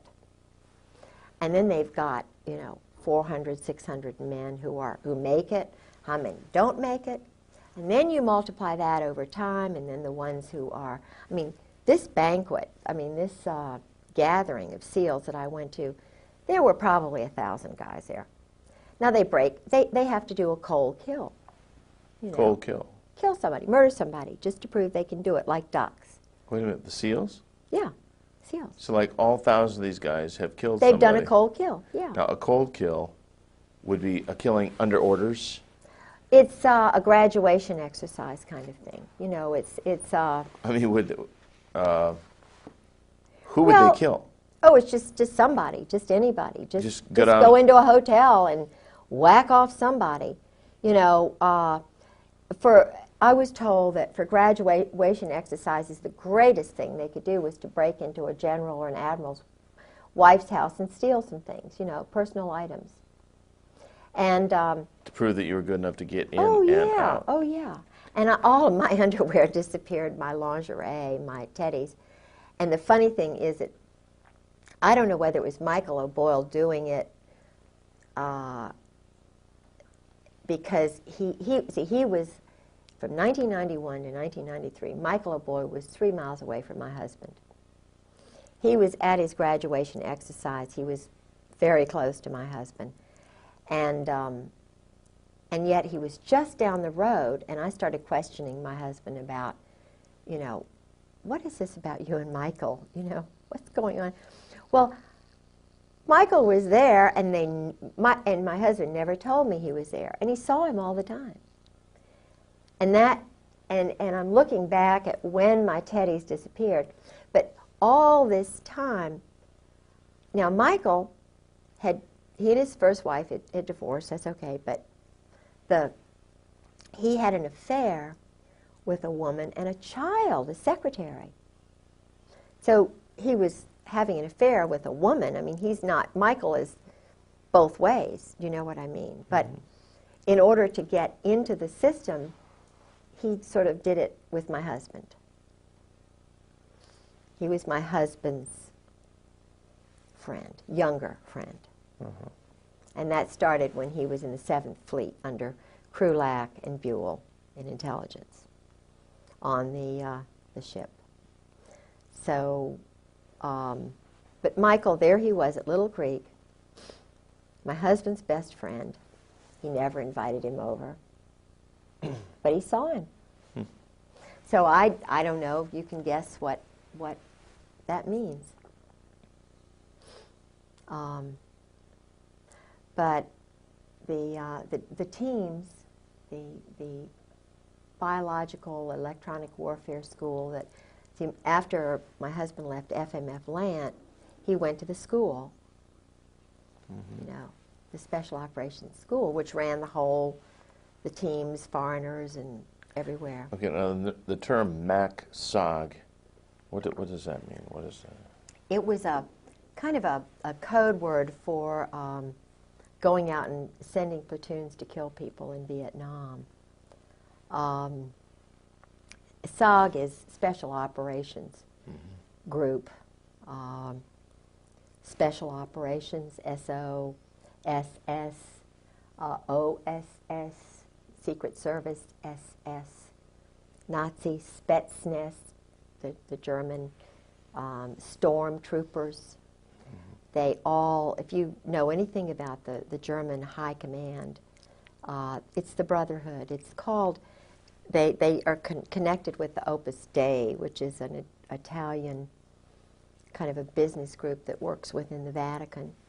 And I'm told that, and I like the Pope, I think he's a wonderful guy, but I'm told that he was involved with that during World War II. I've heard that too. And that the guy who was the Pope before was murdered so that he could get in. Now, I'm still curious about the SEALs in this murder thing. Are we still on? Yeah. Okay. Now, a SEAL, in order to complete his indoctrination, becoming a, quote, full-fledged SEAL, part of that includes the fact he has to have killed somebody. Yeah. All right, and it could SEAL be Team 6, right, the red team. Red team. The Ghetto was the captain of that team, and his wife and I had wonderful conversation. And would she confirm this as well? I mean, did she confirm this with you? I guess she would. She's scared. She's frightened. Most of these women are scared to death because they're warned. They know what happened to Sue Griggs. Okay, so They but they know. support you, I mean, Yeah. philosophically, in their hearts at least, Oh, if not yeah. with their lips. Oh, yeah. Oh, they yeah. s- We talk about it. Some of them have to go out of their house. Some of them won't even talk in the office in which they work. They've had men come by their houses. They've had their papers stolen. I mean, association with They're- you could be the kiss of death. Yeah. Oh, sure. And they know that. But we talk anyway. And you're talking about some really brave women here. And when I talked to, there are a couple of colonels' wives, and before I went public, you know, they were talking to me, except for Carolyn Millis was she turned just like that. She was the one whose house I was in when I told about the go-go dancers in the officers club and me taking the picture and thinking about writing the letter to the wives. And she said, "Oh, you can't do that. You'll ruin George's career." In other words, Carolyn has really bought into the system, and she's very pretty and she's very influential with the wives group, but she'll turn on you in a second. And it really hurt me because I was, you know, I kind of depended on her and Charlotte Moore. But when I went public, when I started telling people what I knew little bit by little bit just to get my courage, and then when I finally went to visit Sarah McClendon, it was like, you see, I told you. I mean, Sarah McClendon called my house and they told her it was an army base. I mean, it was a military base, and that the Griggses didn't live there anymore. Ha, ha, ha. See this paper?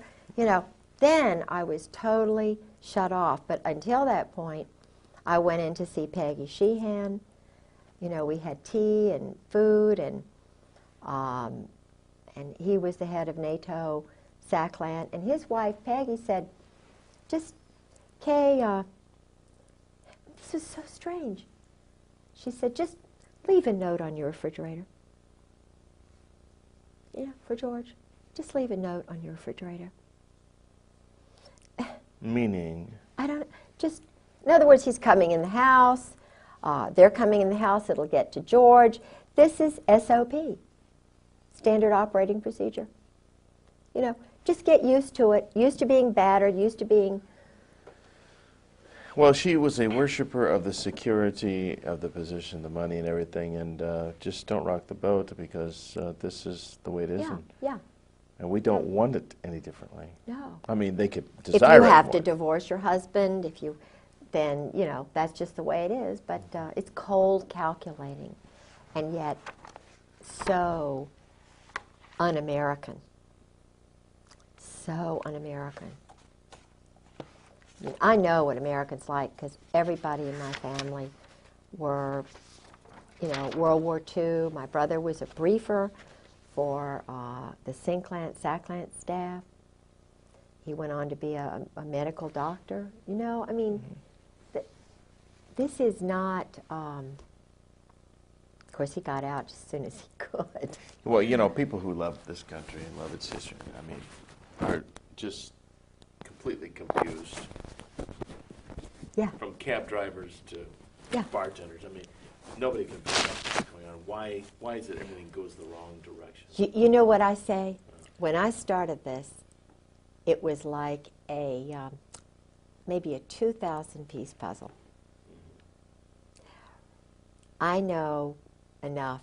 It's like a puzzle for a 2-year-old or a 1-year-old with 6 pieces. It's so easy to see. And everybody who talks to me sees it the same way. I'm sort of an interpreter. I kind of give a lot of the wives hope, and the guys too, who are already out and scared, and and they say, hey, well, this little woman, she's a real feisty, you know what?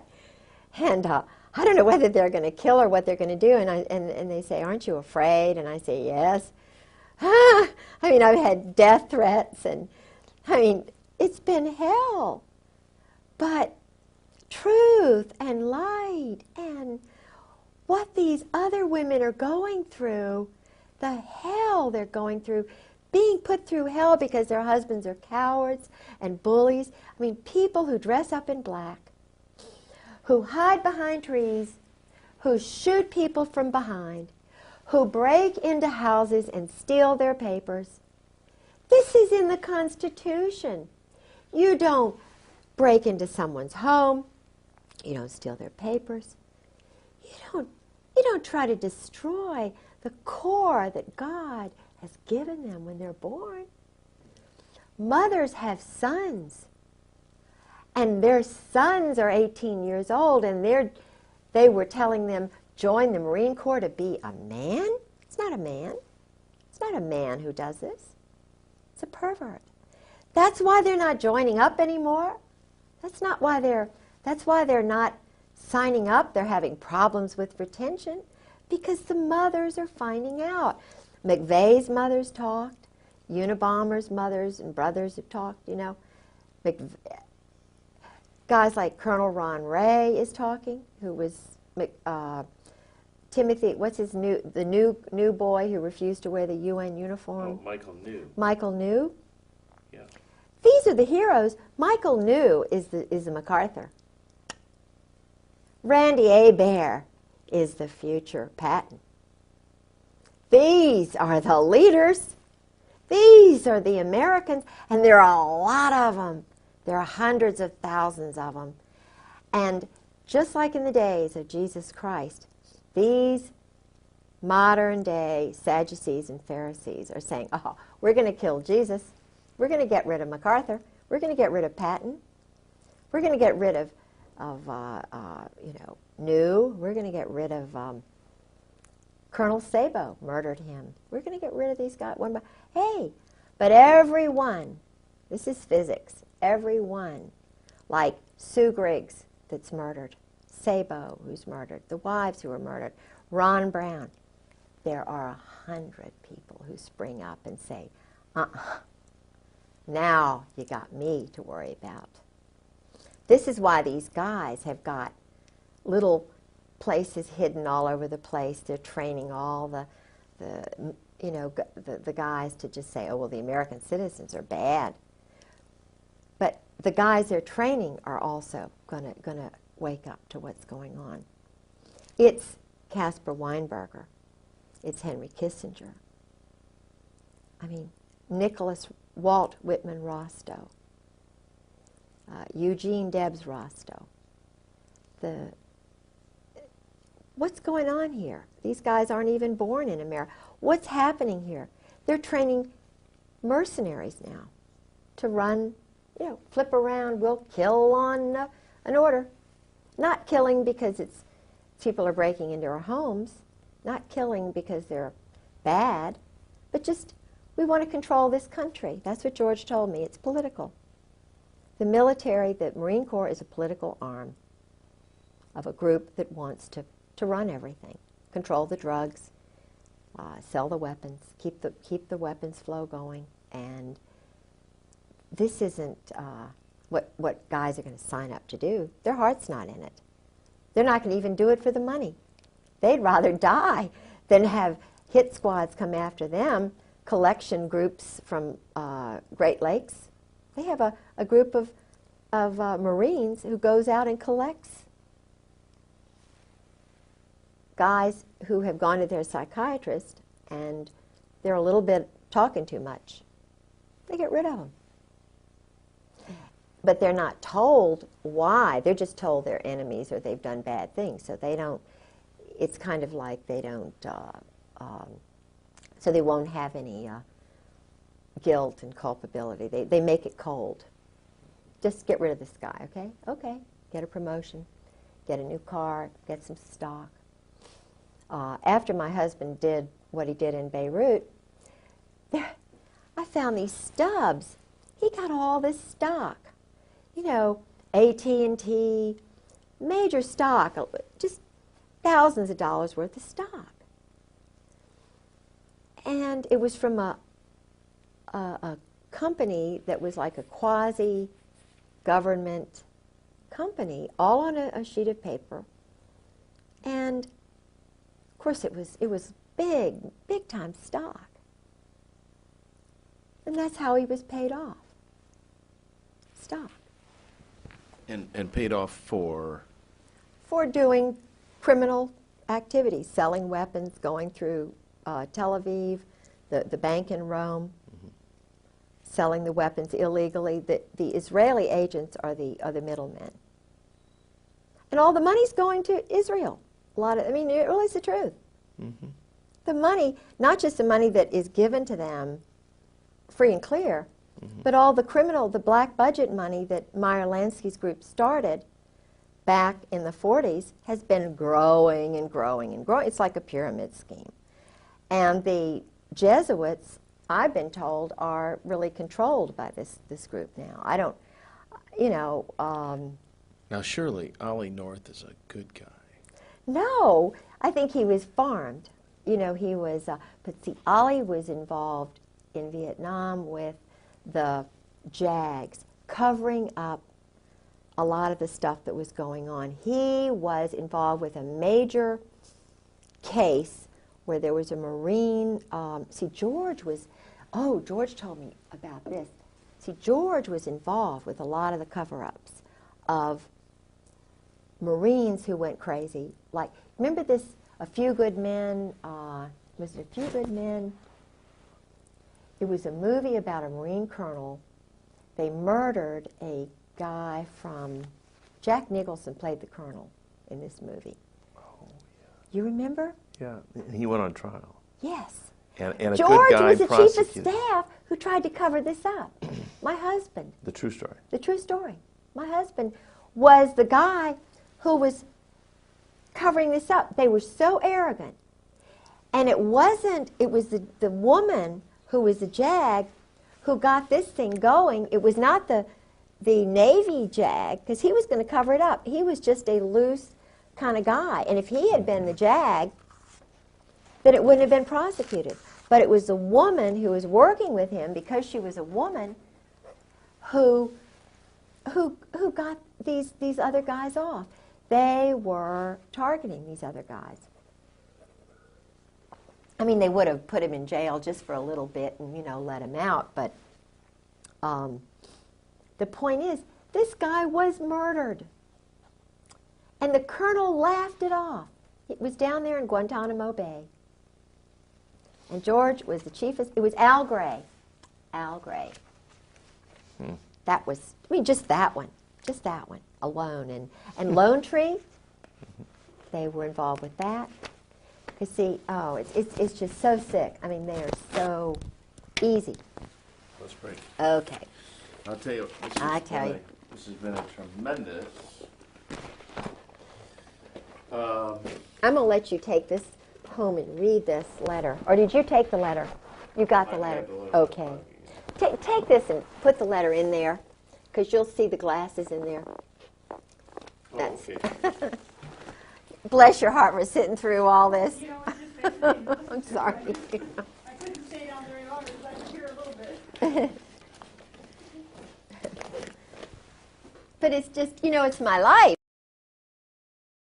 My perspective on everything.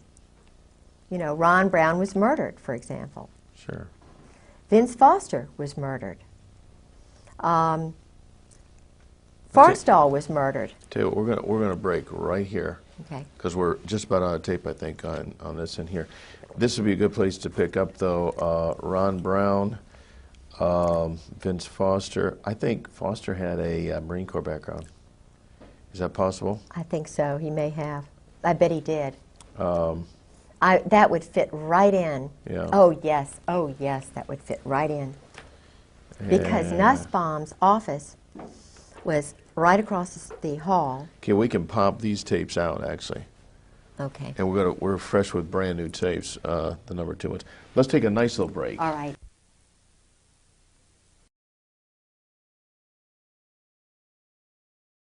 Six, 5, 4, 3, 2, 1. Okay.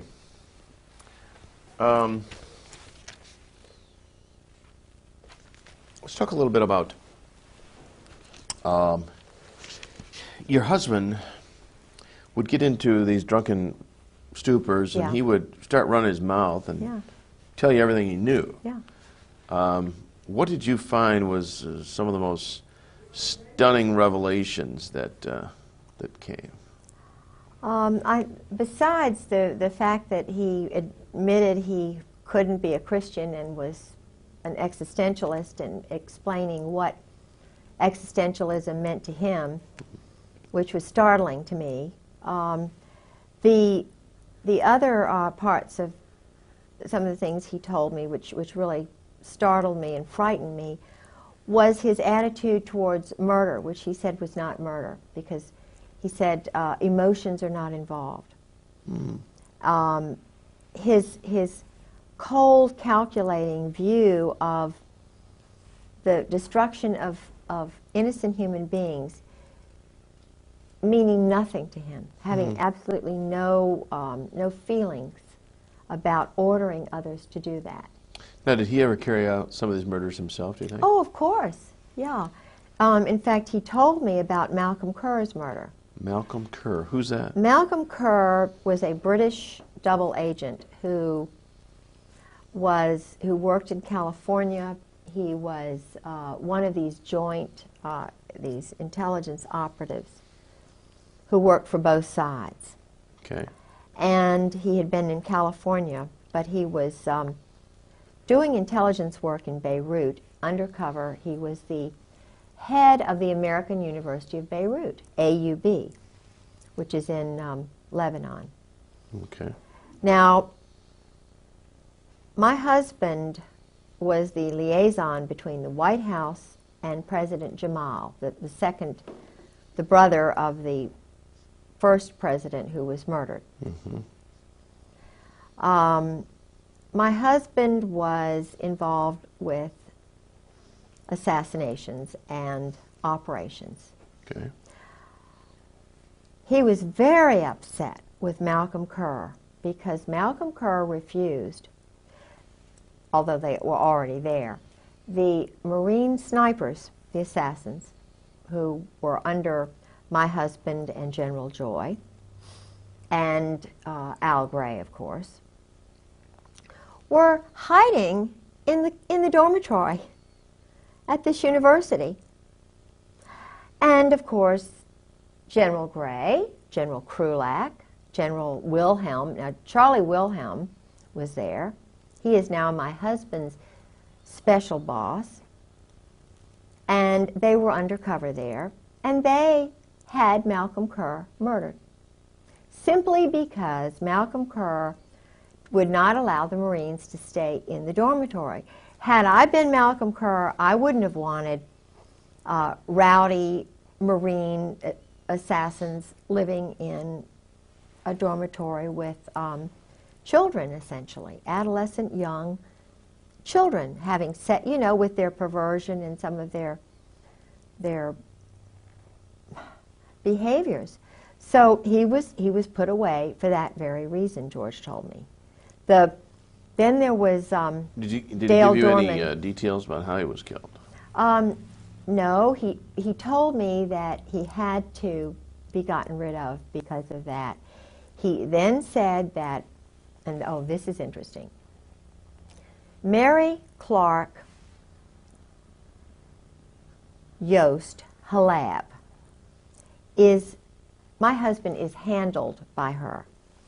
She is an American double agent who was put on my husband's case because she could handle him. They had an affair, of course, while my husband was first married. I found out about it because she called the house after we were married and wanted to talk to him.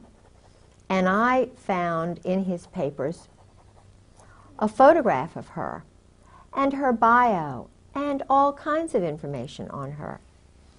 And her address in his address book, and I want you all to see that in this movie. I have a photograph of her. They had a long-term affair the whole time he was in Beirut, while she was married to an Arab intelligence double agent who was underneath Malcolm Kerr. Okay. And who took over when Malcolm Kerr was murdered by them. So what you have here is a favor essentially done to Yost. She was Yost. She's from Louisiana. Baton Rouge, New Orleans. How did she enter the intelligence picture? Was she recruited from school? She was at, trying to think. I have her bio. Okay. English major, written books on British literature, Phi Beta Kappa. She went to the American University in Beirut. She married an administrator there who became, because of her position, you know, they love the mixed marriages. He was Mixed marriage in the sense of? For the double agents. If an agent marries an agent of from another country. Yeah, they love that. The intelligence community love that. The State Department loves that. And I was mentioning earlier that about the State Department, when I was living with Sarah McClendon, helping her in 1986, I went everywhere she went because she's the senior national White House correspondent. And I went to the State Department one day because I was curious about why there isn't peace in the Middle East. And I wanted to go to what I thought was the Middle East Department. Well, there was a group of students, and I got a press pass ostensibly to go in and interview them. So I left them and meandered up to the Near East section. And I had quite a few hours. I thought they were going to, you know, say, what are you doing here? Because all the doors were open. They had these little buttons on each door, you know, that they could have closed and you could have had to have known somebody to get in, which I think is terrible. To have the American people not know and not be allowed into the State Department without a special Sarah McClendon. If I hadn't been living with the senior White House correspondent, I, as a citizen, would not be welcome at the State Department. Now, if they're interested in peace and they're interested in that kind of thing, they're certainly not showing it by the closed door policy. So I went in. There were about 8 or 10 offices. I went in every single one. I was looking to find out who the leaders were. I knew about Aaron David Miller. I knew about David Satterfield, who really wasn't David Satterfield. His family were Zionists who changed their name to David Satterfield, who was a Virginian senator back in the 30s who had a wonderful name. It's like Jonathan Pollard. He took the name Pollard, which wasn't his name because of Governor Pollard. I was married to Governor Pollard's grandson for 21 years. They take the names of honorable people, and then they're not honorable. And what was his name previous to Senator Hoyle? He lived, now Aaron David Miller, I think that is possibly his name. It might have been Mueller. And I'm not saying that just because they changed their name, they're bad. Right. But what I am saying that there is this idea that go ahead and change it and be somebody else, kind of a snake, you know, changing colors for the moment, not being honorable and truthful. Saying my family is Rosinski. Heck, I'd be Rosinski. You know, I'm the 8th Catherine in a row from Scotland. It's ridiculous. But my daughter's Catherine and my granddaughter's Catherine. We're just, you know, it's a family tradition. Weird, but we're happy with that.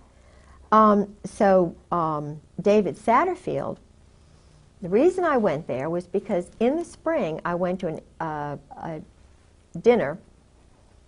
It was either a dinner or a luncheon that the World Affairs Council had in Norfolk. And he was speaking. And I'm very interested in peace because as a Christian, I want it. I know it's possible if people are reasonable. And this talk that David Satterfield gave, there were probably 20 mentions of Israel to one of the Palestinians. He was extremely biased, arrogant. The arrogance is what bothers me because you can't have peace, you can't have justice where there's imbalance. And even that comes from the Greek Furies, you know, the female who holds the justice. Women understand balance and justice. And women know, mothers know, if you show favoritism towards one child, the other child's not going to be normal the rest of its life. So a wise mother is fair and tries to be balanced, as most families do that are balanced. Well, after having heard the bias and so forth, and then seeing other people who were involved at the State Department in Norway when I was there, when my husband was doing some weapons deals with Newt Eigum and some of the State Department people under the table when we were supposedly going to Moss for the mayor, and her husband and George were doing some deals. He's sort of a pilot, and you know, there's a lot going on between Norfolk, Virginia Beach, and Norway, and weapons deals and so forth now because of what they set up in the spring of '95. So I went into the State Department Near East section and found there was not one single Palestinian, not one single Muslim, religious, Saudi, you know, Jordanian, not one Christian Protestant, not one Roman Catholic, not one plain old American, whatever, from Corn Pone. Every single person in all of those offices were either Zionist, Israelis, whatever, and they had pictures all over the wall of Israel, Israel, Israel. They had magazines, Israel Today. You know, I was given a copy of one.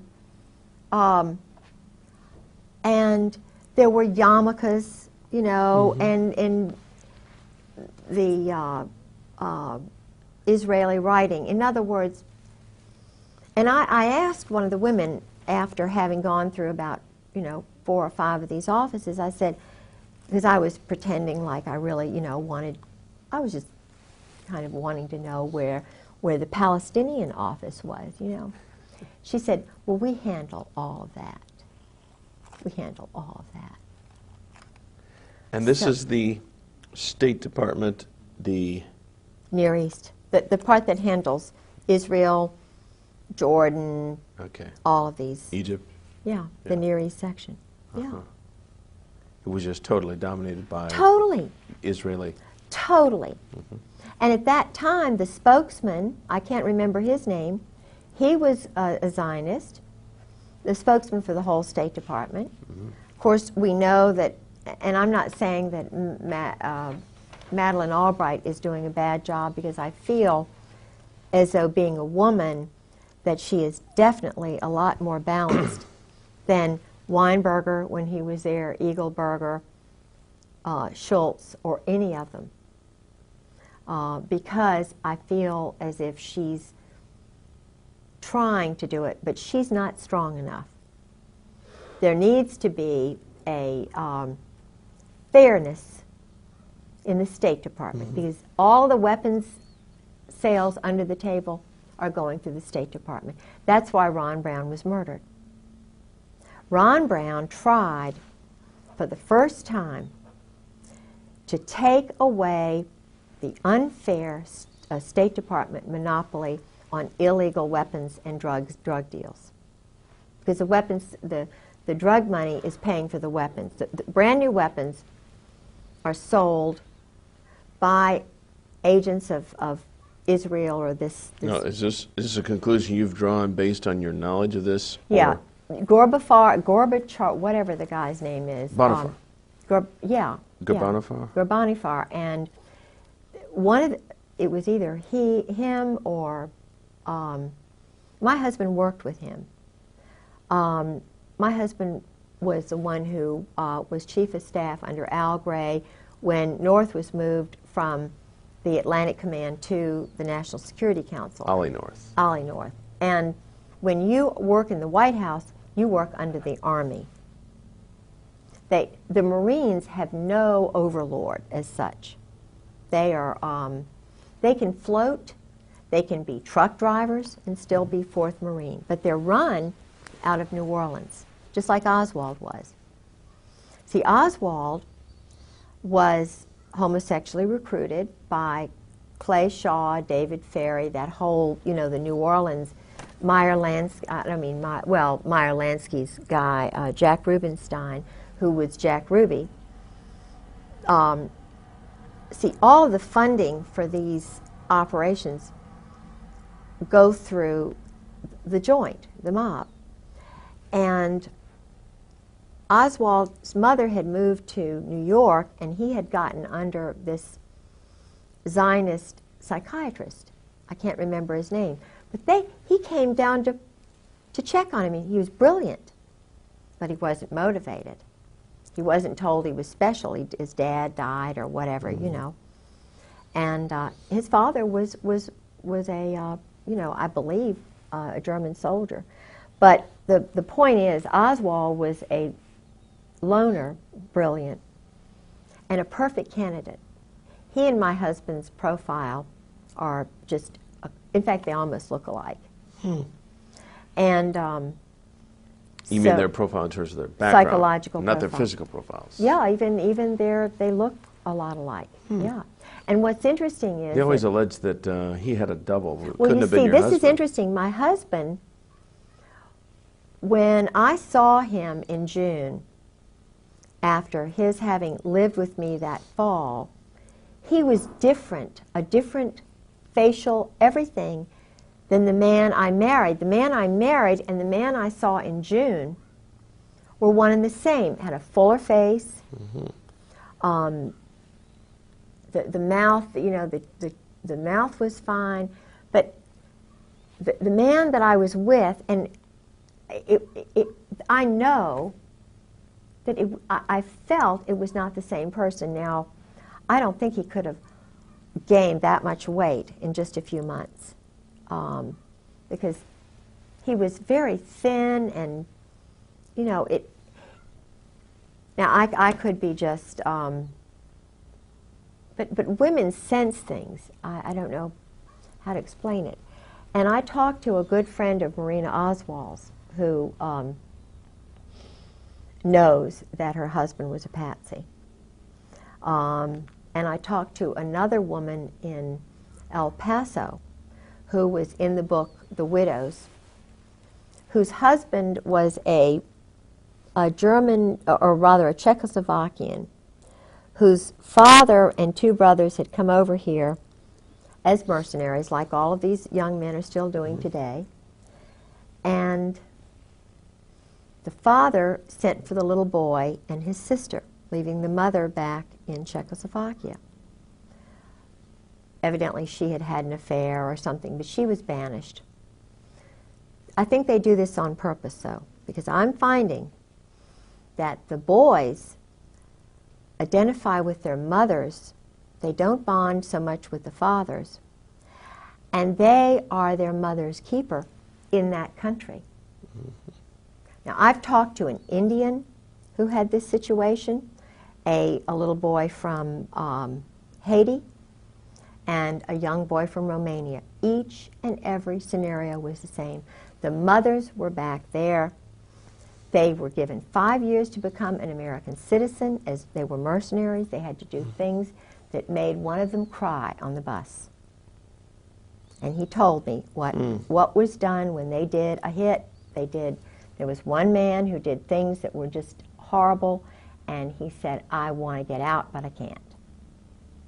And this is horrible, to put young men who are strict Roman Catholics, you know, they've got that background, and bring them over here and make assassins of them, or, in other words, to turn them in a 5-year period, and for the taxpayers to pay for this. These young men are training with SEALs. They may have a mother who's an American and a father who's French, so they can go both ways. And therefore, they're not under the laws of the United States, so they can go do the actual murders or whatever. And in Oswald's case, if you remember, he didn't have any problem getting into the Soviet Union. Right. And he went into the State Department on a Saturday. The man who saw him was a Zionist.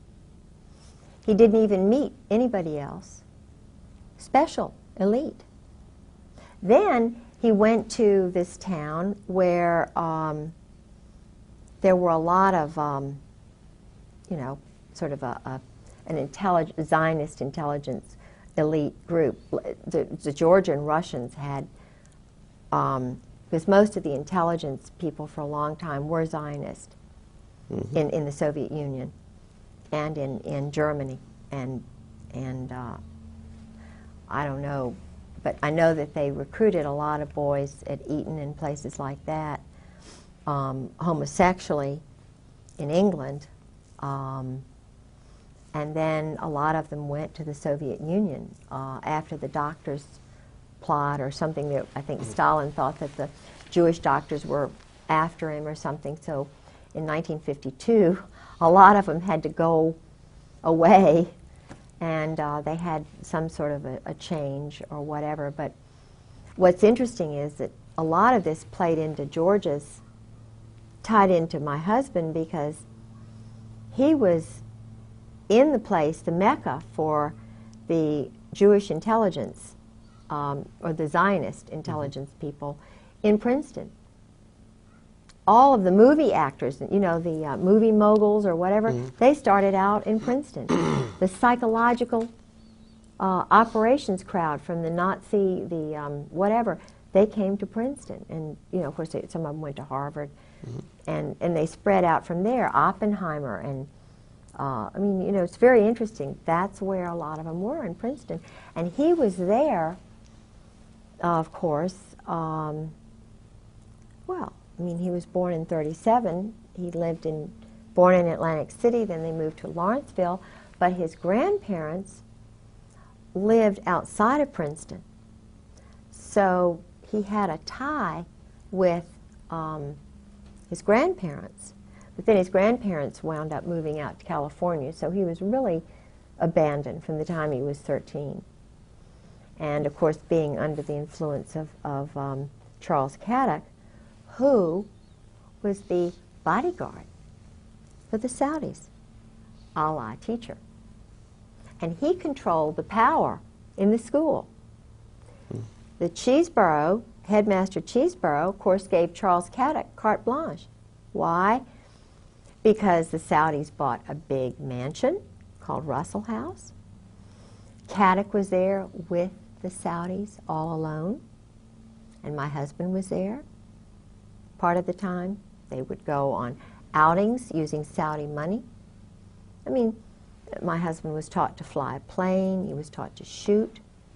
They went on these, they would get nude and run in the woods kind of thing. Even at Princeton, his roommates told me that he would go out with these men. And when his first roommate said, because he really likes George, and George is a really handsome, I think, a little older now, but in those days he was very handsome. And his roommate of the first 2 years and who'd been at the Hun said that he had a relationship with a French teacher who was a count or whatever from Paris, who was kind of a teacher's aide, who helped him write his paper, and who knew Camus. In other words, there was a group, this young French teacher who liked my husband a lot and helped him with his thesis, was also a friend of an older French teacher who was a very good friend of Camus. And Camus was coming over to see him when he was married. Camus is? Albert Camus is an existentialist writer who believed in murder and, you know, sabotage. And the end that justifies any means. yeah, and he was also an Arabist. They were, you see, Lawrence of Arabia, this group stuff was started by this small group of Kabbalists who were trying to take over the oil. So what they would do would be to find these sheiks and find whichever one would go along with whatever.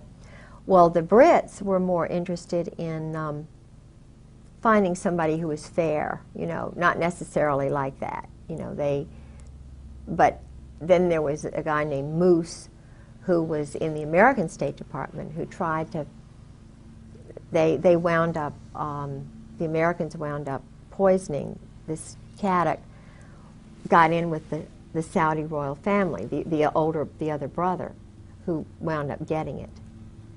They had a house in Switzerland. The Saudi royals had a big mansions on the Aix-les-Rosés is the place where Charles Caddock died, I understand. And my husband, according to the roommates, one in particular, who said, George never lost track. He always kept up with Charles Caddock. Well, Charles Caddock only died in, what, 1995, 1994. I only heard of him as a teacher in the first 3 years of marriage. But when was he writing Charles Caddock? He was writing him, you know, Charles Caddock and Robinson,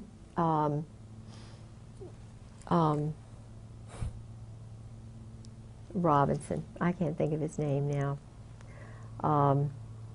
You probably will tomorrow. Alexander Robinson. Alexander Robinson. Was a Marine, very handsome, young, went to the Hun school, and was in Saudi Arabia, in these places, came fresh from there to the Hun school. Went to Columbia University as a history major, which is an intelligence school. Columbia is a school where, you know, for example, Nussbaum went, who was across the hall from Vince Foster. I believe Ezra Pound went there, but in other words, Ezra Pound knew too much, so they just put him in St. Elizabeth's Hospital. Right. And it was a wonderful Virginian who got him out. You know, in the movie JFK, there's Yeah. a scene where it shows this homosexual. You've seen the movie JFK? Mm-mm. Oh, okay. Well, I presume Yeah. too much, but there was a scene involving a Ferry and who's the other guy in New Orleans? David Ferry and Clay Shaw. Clay Shaw. Clay Shaw was OSS. He was also in intelligence, and he was homosexual. Yeah. And They did dress up. they were in that movie, yeah, in complete drag and a real weird course. thing. And I'm sure that struck a lot of people as it's very odd that these people would be homosexual like that. But that, actually the movie, very I'll have to see that. evidently, very frankly brought that across. Yeah. Yeah. Well, what's interesting to me is this book, The Widows, has 4 spies, double agents, who worked for the United States, and Soviet satellites or whatever who were murdered. And they worked for the sort of the Navy and the Army, and one of them was a man who was murdered outside of the Army's intelligence headquarters outside of Washington, and in a Holiday Inn, I think it was. And just before he was murdered, he called his wife back in El Paso and said, "The Army is going to kill me. They're going to kill me." Well, he was murdered, and the Army did kill him. Now, this is a fictional account, or this No, really happened? it actually happened. Oh, I was saying the book, The Widows, is not fiction then. Oh no, it's all. Golitsyn, the spy Golitsyn was in there. There were a couple of others. Paisley, who was murdered almost like this other man. Paisley was murdered like William Colby. Paisley was also hanging around with homosexuals. He went to the Rush River Lodge. That is the one. So did Bob Woodward. Bob Woodward, you know. The reporter? Yeah. Henry Kissinger was a well-known, totally a homosexual, not even both ways. And so his wife is a marriage of... oh, it's just a Cover, convenience. Yeah, and he convenience. might, maybe he's discovered women in his late age, I don't know. But, no, I heard through a very well-grounded German that Henry's best friend's father told Henry to stay away from him, and that's why Henry left. The family were embarrassed, and Henry went to Britain, where they did this, and then changed his name from Heinz to Henry. And I interviewed a man named Bob, who's an Army enlisted person who told me about Henry in Cambodia. So he, up through Cambodia, he was actually raping young men. And of course, that experience destroyed the lives of these 5 young men, according to the source. I mean, he said he was crying, and this man was a perfectly wonderful, functioning, young married man who worked for a newspaper on the Eastern Shore and had 3 young children, went to Vietnam as an enlisted man, was put in Cambodia, which he said it was a lie living there, and then ran into Henry Kissinger, or Henry Kissinger ran into him and did certain things to him, invited him into his tent with some other men. It was horrible, but it was, he said it's wartime and so forth. But he said, I could have taken it mentally if it had been a bunkmate or something. But he said, when it's someone like Henry Kissinger who does it to you, you're ruined. He said, I could never, he said he came back home. Oh, and this is interesting, and I really believe that Bob's right. He said, Kissinger said to him, if you ever tell anybody, if you ever mention a soul, it's the end of you. Don't you ever tell anybody. Well, when Bob got back, he went to a special hospital, and they were going to keep him locked up forever. Bob? Bob. A lot of the other boys just, my feeling is that he was flagged the way I was flagged when General Gray and, Wilhelm had me flagged because I broke up the go-go dancing in the officers' club. I was labeled a troublemaker because I thought it was wrong for married men to be going out with topless go-go dancers in the officers' club dining room, and I took pictures of it, and my husband, got really mad and so forth. And these pictures today are still with you, or they're missing? Oh, no. My husband, what happened, I had the pictures. I risked my life because he tried to grab the camera from me. I hid it in the women's bathroom, and he tried to get it from me. We had a terrible fight that night. He wanted the pictures, and I prevailed. I developed the pictures, wrote a very nice Southern letter, wrote the letter to the club manager saying I didn't think it was proper. Had 3 sets, actually 4 sets of the 3 photographs I took made, and I sent a copy of the letter and the photographs to the base commander's wife and to the commandant's wife, and it stopped. But I was flagged, so I know. But this was before Tailhook, and yet instead of being congratulated for helping family values, for standing up for the wives, for showing the Marine Corps the proper place to have nudity and debauchery is not in the dining room of Camp Lejeune. And my husband said, well, this is nothing compared to Okinawa. You just have to get used to it, he told me. Now, I was a colonel's wife. These were young majors, and they were seeing me being talked down to. What do you think it did to them? It demoralized them. The Marine Corps was demoralized. The wives were demoralized, and I did what was right, what Jesus Christ would have done. How can they call themselves Christians and condone, how can Al Gray and Wilhelm and Cook and my husband condone this kind of behavior and flag me as a weirdo? So there's something, and that's where I'm standing. I'm standing on what I know Jesus Christ would have done. And if they want to, continue to hound me because I'm telling truth, well, that's just the way it is, because I'm not going to lie and develop a different kind of personality just to please them. But anyway, that happened. Well, it's certainly honorable. Now, so then the book, The Widows, continues with... Yes. Yes, and I contacted this woman. There was a detective who had to be hired. She knew he'd been murdered. The Army covered everything up. She had an independent investigator. And the interesting thing which happened was that she worked in a toy shop. This isn't in the book. She told me this over the phone. This is Mrs. Yeah, it's like Klein. Well, at any rate. So Yeah.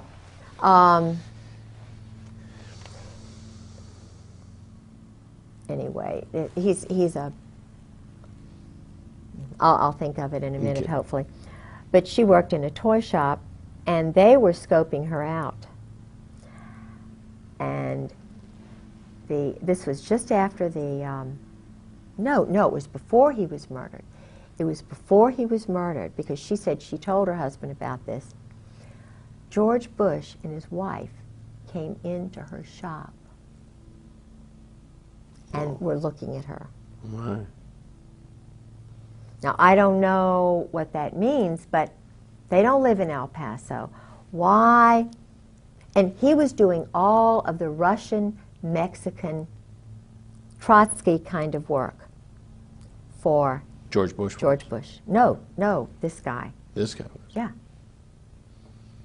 And this is while Weapons George sales. was CIA director? right. I believe he was CIA director then. But the interesting thing to me was that why would he scope the wife? Why would he bring Barbara in? You know, Did Barbara know? Was he just using Barbara as a, but she was being observed. Hmm. And it was shortly before he was murdered. And I know that Parker Host, my husband's friend, has dealings with George Bush. So, I don't know. I know there's a lot to do with oil and Aramco and, Texas and all of that. I know it's very complex, but where I draw the line is murder and assassination and corruption and lies and deception and cruelty to innocent women and children and families, just because they're not elite. Mm-hmm. Just because, now, Mrs. Bush is in the Colonial Dames. So is my mother. Colonial Dames? What Colonial is Dames. It's a, Colonial Dames is a very elite group of women, they think they are, who are descendants of George Washington's aides. Really? And they own George Washington's ancestral home, Sulgrave Manor in Great Britain. They run, they have Wilton in Richmond, which is an old house where Lafayette visited. I know there's a connection with Lafayette and the Masons. And I know there's a big Mason contingent in the warfare selling group, because the head admiral in Norway, Igam, no, I think it's, no, not Igam, because he's in charge of the prisons which have the drug lord. He's running the drug lord out of his prison, and he's a friend of George's, Newt Igam. They were talking about this, as though I would know about it, and he has a house or a cottage right outside of Kolsås, Norway, which is where they have one of their underground bunkers. They have one in Narvik, and they do a lot of the cold weather training NATO does up there. But I know they're doing weapon shipments out of Norway. Okay, we'll call this a wrap for I'm tired. this session. You have done a stellar job. Well. You have done a stellar job. You want to be sure to take all these things. Yeah. They would be secure here, but let's not take Well, any chances. this is not in order, but this is interesting because they're talking about having mercenary guys now, like the executive decision or they're hiring mercenaries. Countries are to do, but it's not just countries that are hiring mercenaries. It's others.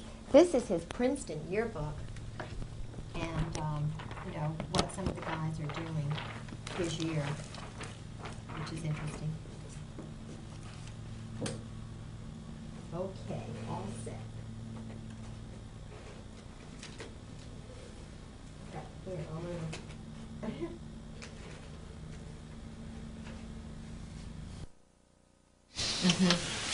Okay, now we're on the clock. Who have we got here in this picture? All right. Let me just put this here. This individual here is his name now is Rockland Williams. He's a South African quote unquote general who was with the army of the white army in South Africa, who was actually a double agent for Mandela's forces. He's an assassin, a murderer, and Did your husband tell you of any murders that he committed? Any people or any situations? he stayed there with us. He was a guest of the State Department, and my husband arranged. This is my husband here. This is a gal in our church, Carla, whom I thought would be interested in going along with us that day because of the South African connection and Mandela and so forth. She's another battered military wife who lost a child. And anyway, she is a very bright lady, and we Now, went this around. guy's name again is? Rockland Williams. He studied in Great Britain after this, Does he have any got other a doctorate. Yeah.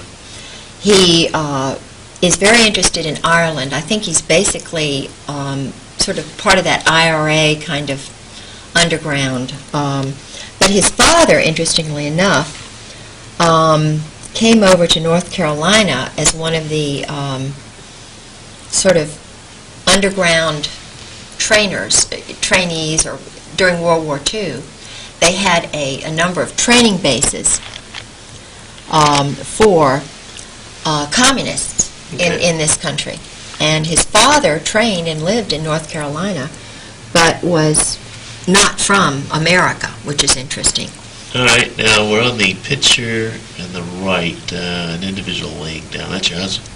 Yeah, my husband was a rageaholic. During Vietnam, he had to kill a number of people, and lots of people, and he was suffering from post-traumatic stress syndrome.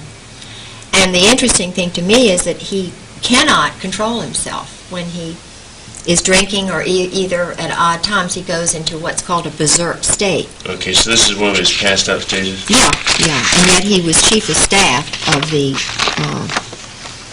Okay, let's go ahead. Yeah, this picture is of me and Sarah McClendon and General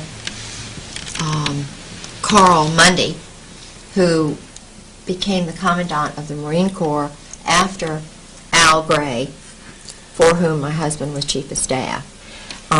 This was at a party at 8th and I Street at the Marine Corps Commandant's house. It was a garden party for the Secretary of Defense. He's a good guy or bad guy?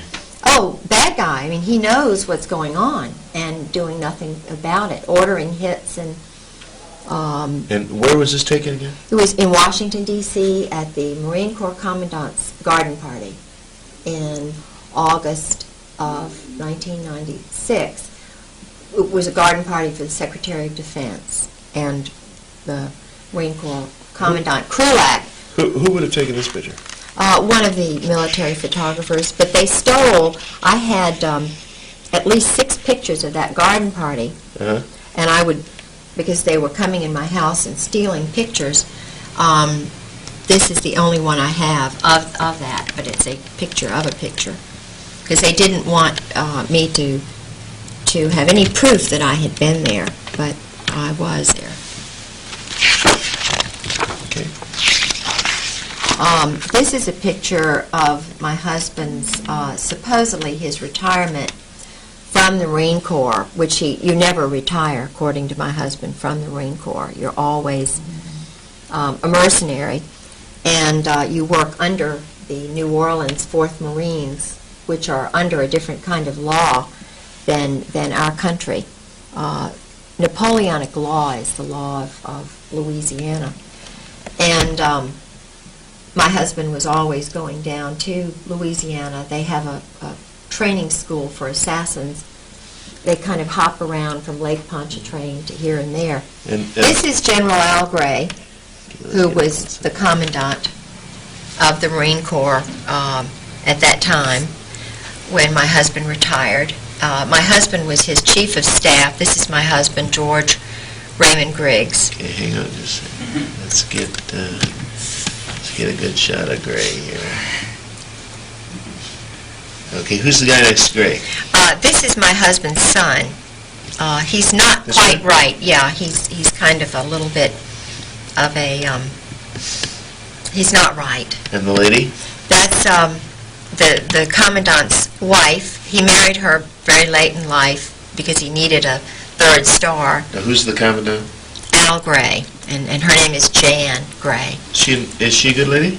She worked Has for... potentials? She has potential. She worked for him in his... See, even when he was general, he ran an intelligence operation, which was a contract organization, trying to hook politicians and get them. What is the word? In other words... In compromising situations? Yes. He has and still had and still has an organization which brings in whores, prostitutes, whatever you want to say, who will compromise politicians so they can be used. Jan worked for him in that organization, which was not part of the military. She was a hooker. Well, I don't know. She chain smokes, she sleeps with the dogs and stuff. But when his mother was ill, when he was at FMF Lant, Fleet Marine Force Atlantic, Jan came to stay with his mother because she was on sedation and she may have talked too much to keep an eye on the mother. And then he married her because he would not have gotten his third star or whatever without having been married, because he is a homosexual. He's a well-known group sex homosexual. Okay. And that's my husband, that's me, and that's my son, Garland, who's now married, and I have 2 grandchildren. All right, now let's see. This is a copy of my husband's diploma from the NATO Defense College at Rome. Okay, let's... He was in the 56th course there. Okay, again, this is the... NATO Defense College, which is part of the of NATO, North Atlantic Treaty Organization. Okay. He also worked for NATO, and I was the head of the on the board of the NATO Wives Club. This is just, the Norfolk branch of NATO. Some secret papers that he had in the house, of course, he shouldn't have had. These were operations that were going on, amphibious operations. These are just some landings in Norway and different brigades and names. Okay. This is an original of a memorandum from when he was at NATO. And this is a funny picture. I just heard about Marchenko was going to be at a book signing, and I kind of was curious to know whether he had even known George and so forth, and he did. And that's a picture of me with Richard Marchenko. And his father was, of course, one of these mercenaries who came to work for our country. And if you read any of his books, you know that they do everything they want. There's no right or wrong, and then these guys are churned out. And now this I have in here because this is about the royal family of Saudi Arabia. And my husband this is how my husband's gotten his power, because my husband went to a private boys' school on scholarship. He was hooked the same way Oswald was, homosexually. And the 3 oldest Saudi boys were also hooked homosexually. The first one to come over after the uncle had been murdered, because the uncle was a really good guy, and he favored the British. So these saboteurs, these communists who were in... Now, when you say uncle, you're not making reference like Man from U.N.C.L.E., right? No, the uncle of Okay. the Saudi royals. I just wanted to say connection between that television series and... But Mansour was killed. It was Mansour who was poisoned in Paris. All right. Okay. And my husband went to school with them. And now there's one of them involved with the Marine Corps. He's kind of... All right, this is the recruiter for my husband. I'm sorry it's not a better picture, but it was faxed to me, and they took the originals. This was a copy of an old one. His name was Charles Caddick, and he was a homosexual. Borland was a homosexual. Okay, I need you to hold it up about 2 inches. There, that's close. Charles Caddick died in the Saudi, one of the Saudi mansions outside of Marseille, where they used to have the group sex orgies. It's a place called Es Les Rosés. Okay. And okay, I think that's. Then we get into the diary. What's this here? Oh, yeah, this is one of my husband's friends whom I talked to about some things that were going on. He was on the ship with my husband, Okay. Ed Townley. Did you mention any of these during our interviews at all? Any of these? No, I didn't mention Ed Okay. Townley, so he's not. Let me see if there's anything here.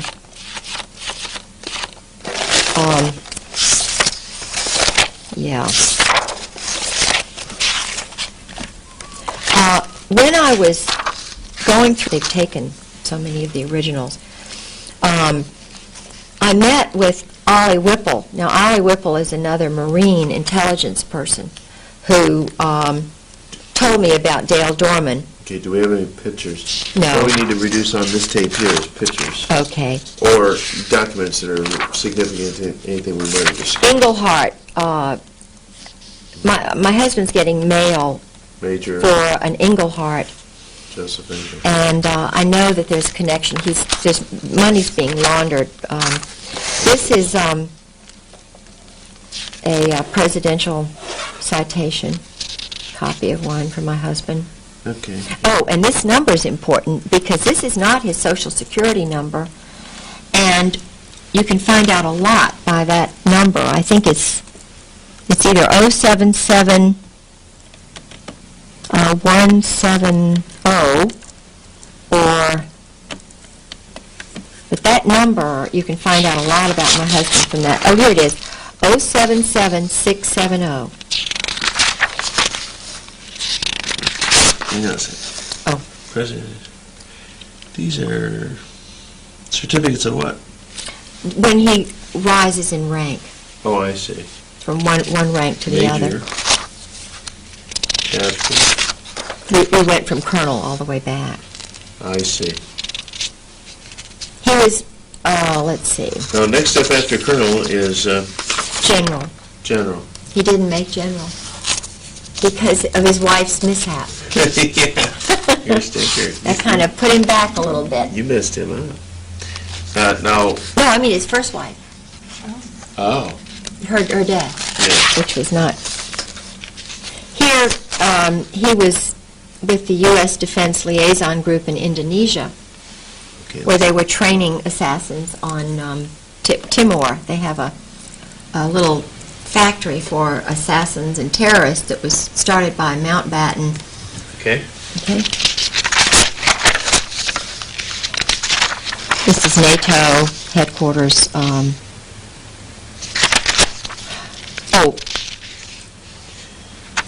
These are notes by a Marine Corps friend of his from Princeton, who was in his class and who helped me a little bit to understand what was going on. But this is interesting in his handwriting because it says, Robertson says Kay has spoken of abuses, George spending up to the limit, $33,000 on credit cards. He says an intervention often might be good. J.R., Jim Robertson, is disturbed by Kay's stories, and this is J.R.'s number. Well, who is Jim Robertson now but the head of the Justice Department Criminal Division? And this is in his handwriting. They've taken the originals. Mike Kimmel, he was mentioned to me by Jim Proctor, who has written this. Mike Kimmel is the son of the famous admiral who was the head of Pearl Harbor at the Pearl Harbor bombing. And my theory is that these guys take the sons of generals and then they suck them into their little thing. Jack Herman, in the dark. Jack Herman was my husband's roommate from Brooklyn, whose father was Barbara Streisand's doctor, and who is really literally kind of a basket case since he graduated from Princeton.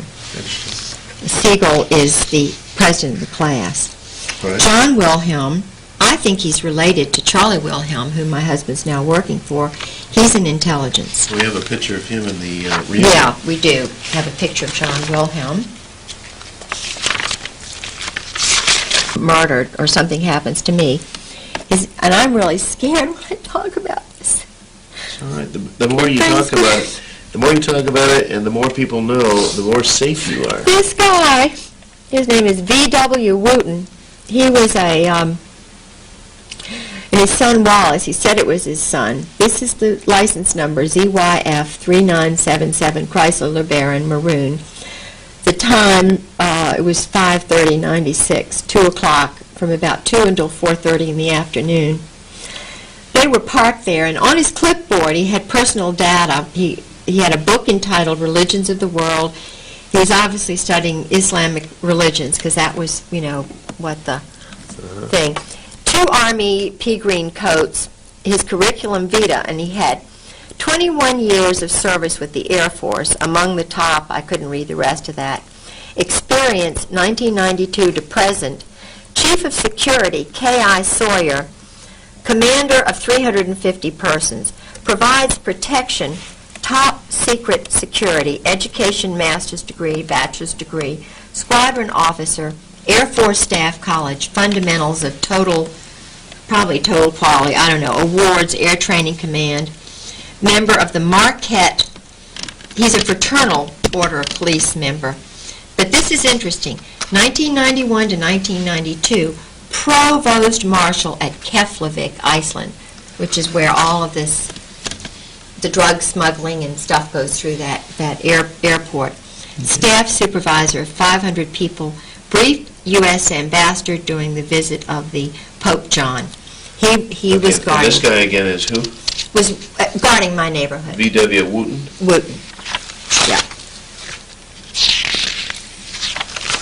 All right, this is just a letter from Jim Proctor to Mike Kimmel, who was the son of the famous admiral, head of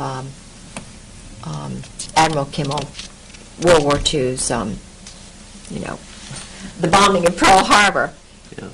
And it says, it seems George has recently disappeared from home for short periods. Kay's trying to talk to everyone she believes who knew George better than average, both in reference to where he might be and in perhaps a more important sense, what makes him tick.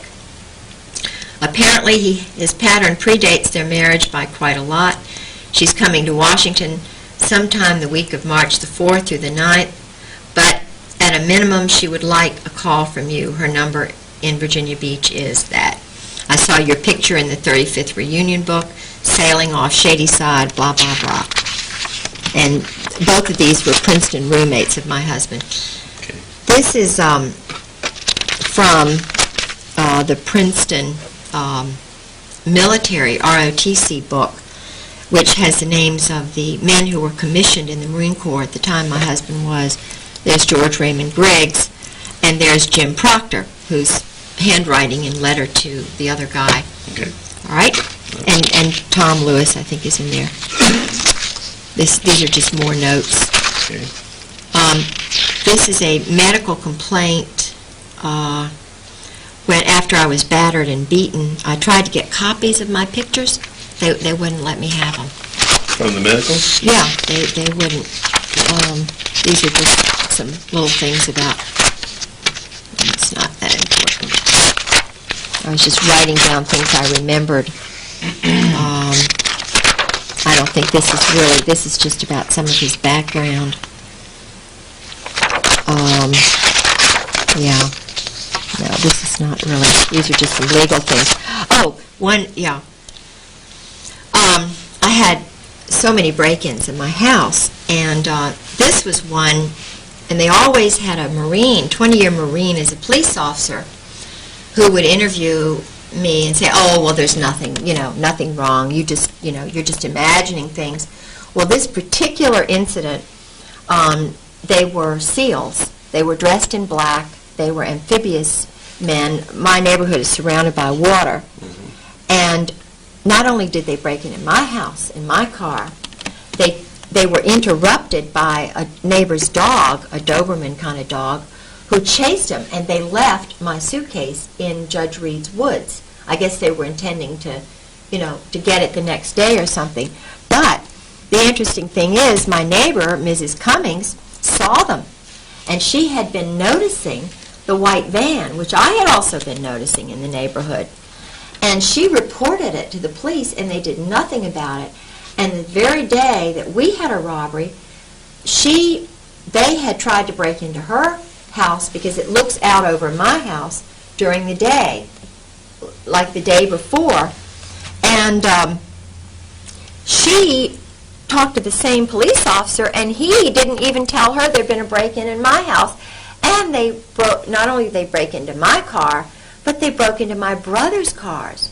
Oh, you know, there are all these houses around, but and they took my brother's, some of my brother's things. This is just about what she described to me 2 weeks before the cars were vandalized. Okay. Anyway, okay, this is just describing that. Officer Satterwhite. And I would send things to Jewel McGee.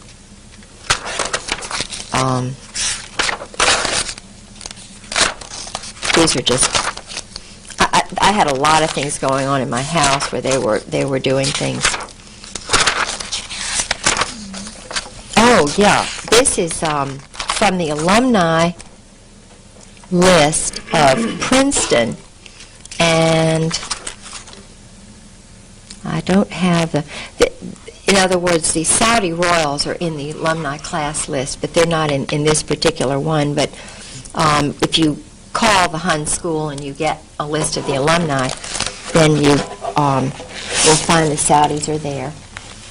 Now this, the CFR list, this is why I have this. This is the CFR, Council of Foreign Relationship members.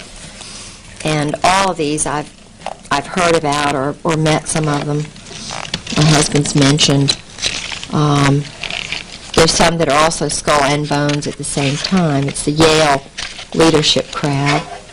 Howard Baker, George Ball. Steve Bell I know really well. He is a friend of my former husband's family. Did we mention him in the interview at all? Steve Bell?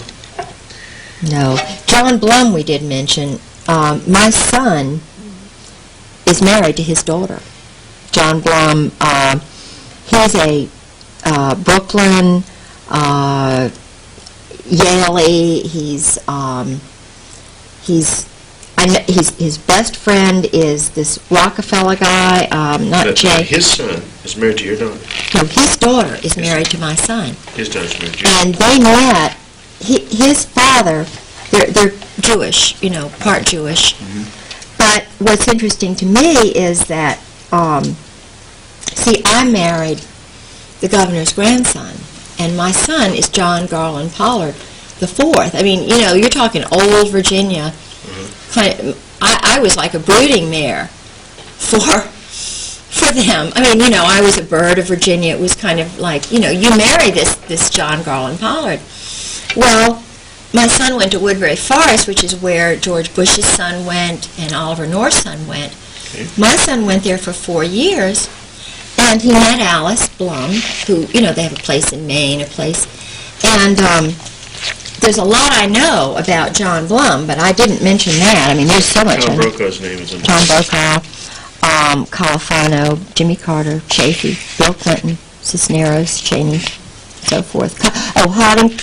Harding Carter is a real close personal friend of my husband's and a Princeton graduate. Okay, lift this up to it. Yeah. There we go. Oh. Harding Carter. Okay, And so is William Crow. And who is he?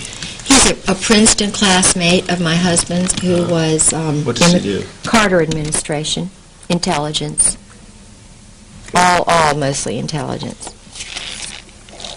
And they're not intelligent. Michael Dukakis, Andrew Biddle Duke, Larry Eagleburger, he and Henry Kissinger were good friends. Einhorn, no, I didn't mention him, so I won't. Okay. Forstall, he's the son of James Forstall, who was murdered. Okay. Ellen Frost, I know her. Firestone, Gelb, David Gergen. Anybody you might have mentioned in the tapes? Let's see, I'll go real quick.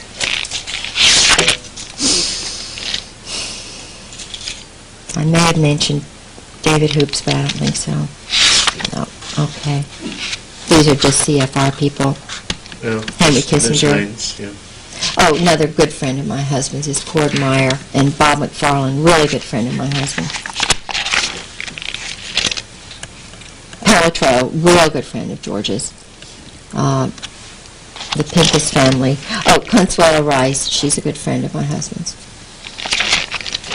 The Rostos, all four of the Rostos. Shout out there. Yeah, these are bad guys, major bad guys. David Rockefeller is a friend of my son's. He came to my son's wedding. David Rockefeller? Mm-hmm. In Connecticut. He was in Connecticut. George Schultz, really good friend of George's and everybody. He's a big power guy. He knows a lot. He's the one who went to Clinton's and told Clinton not to run, that they were going to get him. Yeah. And had a meeting, and Clinton threw something at him and stuff. Called Sarah McClendon. Sarah was full of that story for a number of days. Harry Train lives at the beach, and he's, I know him very well. He's part of the New World Order crowd, former. Strobe Talbot, another good friend of my husband's, really good friend. David Stockman. Dave Stockman, he's a Michigan boy. Oh, Casper Weinberger, Cap Weinberger. That's it. What about Stockman? Oh, Casimir Yost, I mentioned him. I'm sure that's Mary Clark Yost's son, I'm sure. Yeah. I know it. Okay. Do you know Mary Clark? Okay. That's that.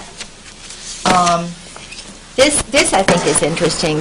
This is an intelligence and electronic warfare operations book distributed by the Army, and what it shows me is how arrogant they are about subversion and deception. In other words, this is just a regular old field manual, 1983 or whatever, and deception is so important. And deep operations, deep cover. Now they don't have the word. Open that up again where it says deep cover. I'll get a quick shot of that.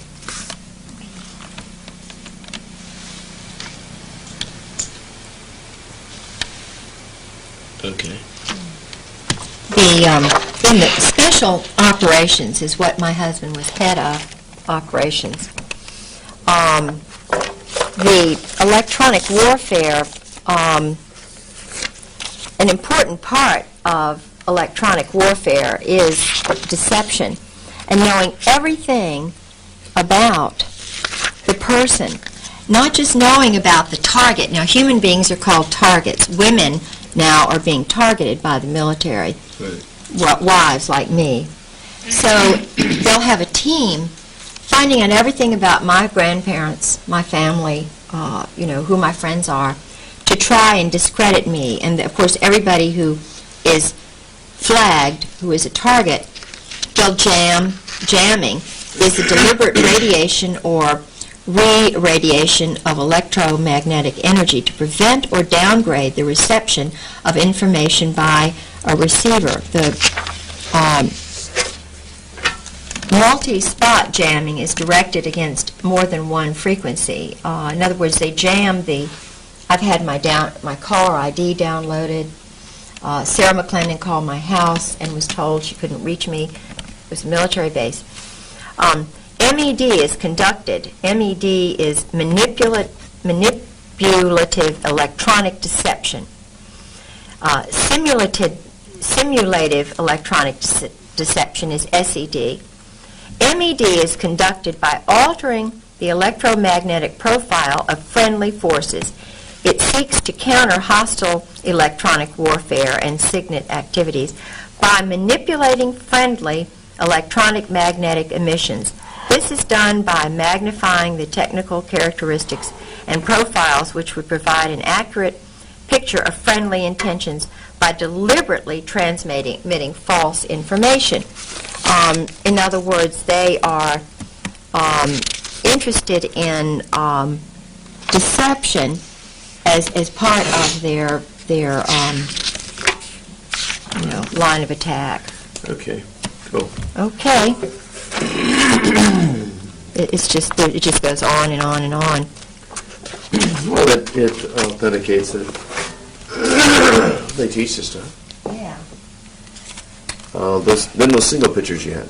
Oh, yeah. Snaps. Oh. Real handsome guy.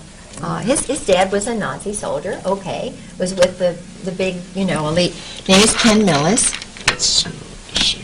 and that's his mother, Flo, from 7 Mile, Ohio. Really nice. All right. That's the former Marine Chief of Staff, while my husband's wife was being put in the grave. Let me zero in here again a little bit here.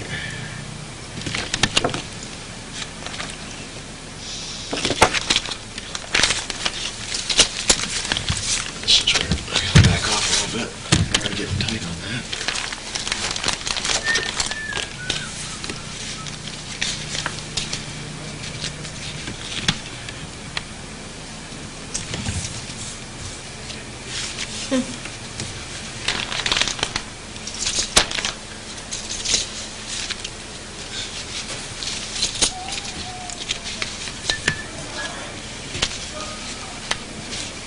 These are some original letters that he wrote to his lady friend when he was married to his first wife. Okay, now once again, Very rich.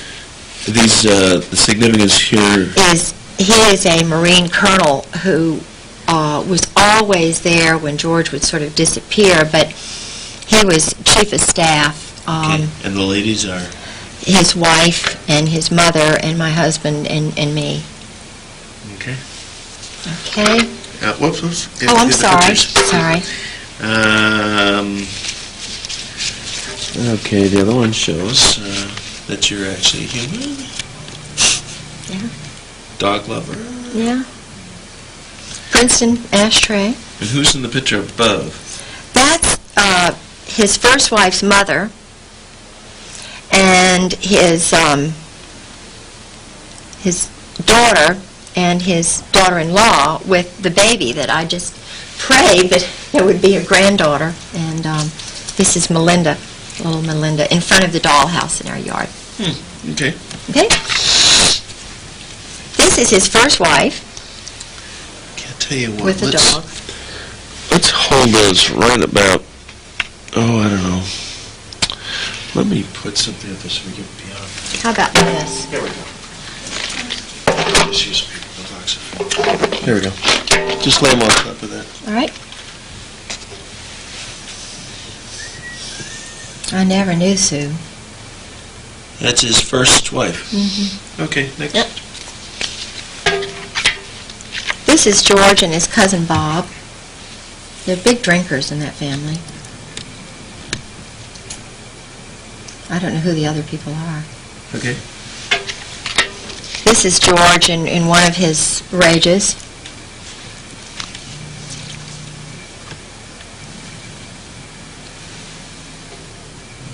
This is in the morning too, without alcohol. I gotta back up in order to get it focused. Back up to the raging one, the one we did before.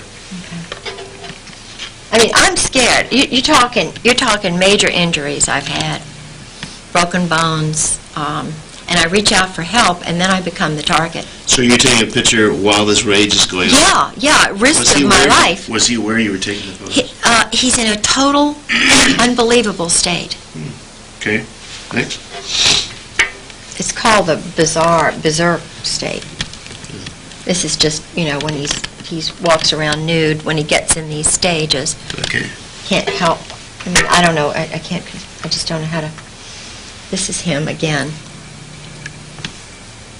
He'd take a lot of the pictures and cameras. He'd break cameras, and because I was trying to get somebody to help me protect my life. Just get some help. Yeah. That's all. I wasn't trying to tell on him or, be a bad. I was just trying to get some help. And I was scared. I mean, this is the normal look. He has the look of someone who's a little deranged. Yeah. Just a wee bit. This is a guy working now for Wilhelm in Florida. I mean, giving secrets away, that's the least of the thing. This is former mother-in-law and me, Cody. Here he is in his bedroom. Okay, now, his particular state of mind here is what? He looks a little defiant. Yeah. Well, what's he doing? It's fine if he's a nudist, but I mean, I didn't know that. He didn't say, I'm a nudist. You know, it's just, it's like I was married to a stranger. This is the George that I thought I knew. Okay, I'll tell you what, on that picture there, you know that little rule of thirds I told you about? Yeah. Whoever took that picture did not know about it. Oh, right. They have the on the bottom third, not the upper third. Where was this taken? At the Norwegian lady statue. Okay. And this had to do, they gave me a Norwegian Viking ship that day. That was the port master of Moss, Norway, George. Okay. Happy George. This is another, you know, I think we have that one. Oh, let's do a Happy George too. Yeah, let's do Happy George. This is George on Melis's boat with his little Princeton hat, and we're going out in the boat. Okay. And this is again the one on when he was just, he wouldn't eat for 2 days, you know. Just, Passed out, okay. yeah. This is him in the yard. He'd do that nude in the yard, you know. It was just so, well. Bizarre. Yeah. Now he had the menage a trois, menage a quatre with this couple. This is his wife Sue, who's with Jim Earl, and this is Nancy Earl and George. Uh-huh. And they would do the group sex, you know, the swinging or whatever you call it. And I had lots of people tell me that, and yet he's, you know, very trusted, and they know everything kind of about him. This is another woman he was sleeping with in Beirut, whose husband was the assistant director at the American University of Beirut, who was an Arab. She was an intelligence person. And her son is Kashmir. Okay. This is just, you know, some bruises of me. That's not very nice to look at. There are injuries. This is George with his booze. Let's see it. But he looks like a little happier George. Oh, he's always smiling when he's drinking. Bless his heart. You know, he's always smiling. Okay. I'm trying to... This was a secretary in Indonesia that, and I know this is kind of terrible, but he and Anne Bouchou's husband and George, they would all sleep together. He went to visit her parents in Australia. And he told me about that. Now this is Louis Buell, the famous general, who was the one who was going to get him, you know, he was going to be a general, but Louis died too soon. There's Louis again. Here's Halab's address. You can tell that, you know, he tore it up. But I went and retrieved it. There's Halab and company, Halab. And these are just some letters to Anne Bouchou, another person. That's basically it, I think. I think we've got all of it. Okay. That's it. Right, then any other photos you... Yeah, when would that have been? Oh, 93, somewhere around in there. 94. November. Hang on a second, don't move it. Okay.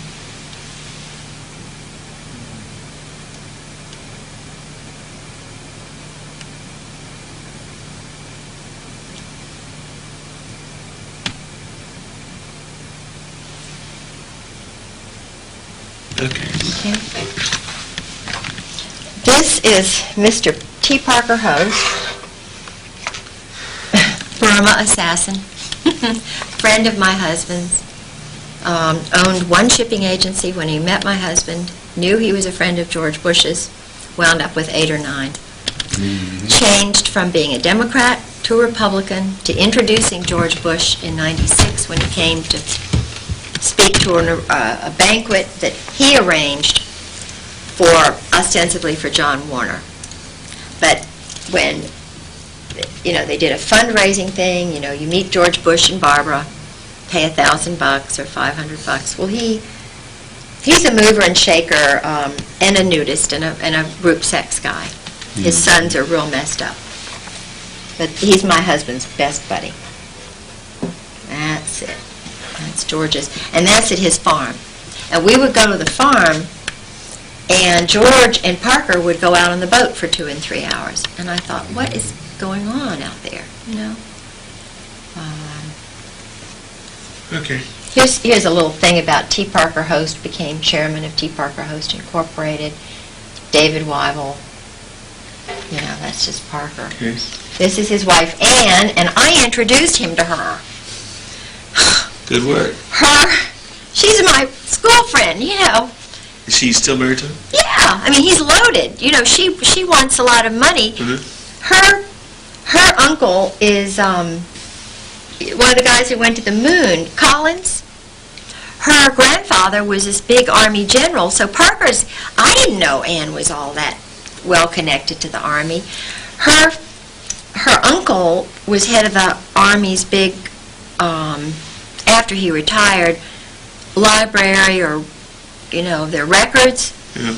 And her grandfather, Lawton Collins, was the head of Vietnam before, you know, I mean, you're talking major, if you're Army, interested in the Army. So I introduced her to Parker, and he was just a little anyway. What's the next one? Okay. George and the Earls. Oh, that's the swap. The swap. Swap team. Swap And team. within that picture, each mate is swapped. Yeah. Yeah, exactly. She's not standing behind her Oh, husband. no, and they're not sitting with each other either. They sit on top of the other's lap. Yeah. Now, this is a Norwegian couple. No, you don't need to see that. Oh, this is the way he left the kitchen Yeah. when he took off. Okay. That's his beer machine there, by the way. Okay, this is just us at a wedding. Oh, that's a nice picture. Okay. Validates the fact you spent time together. Oh, yeah. And there's even a date in this particular photo. Hang on a second. 94, 10/15, 94. Let's see.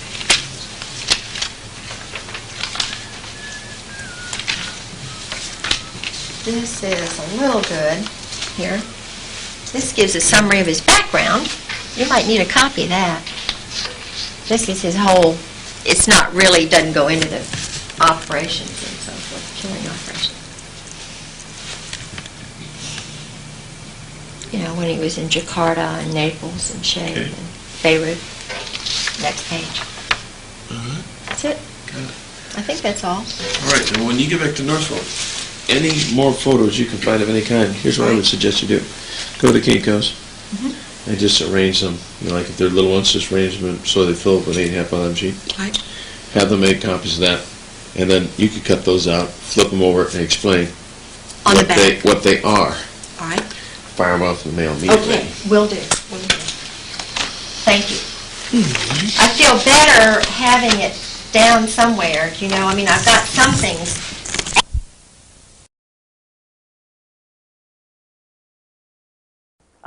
You know, when I don't have a pad, I write them on little things because my brain won't hold all these funny names. Take your pad with you last night.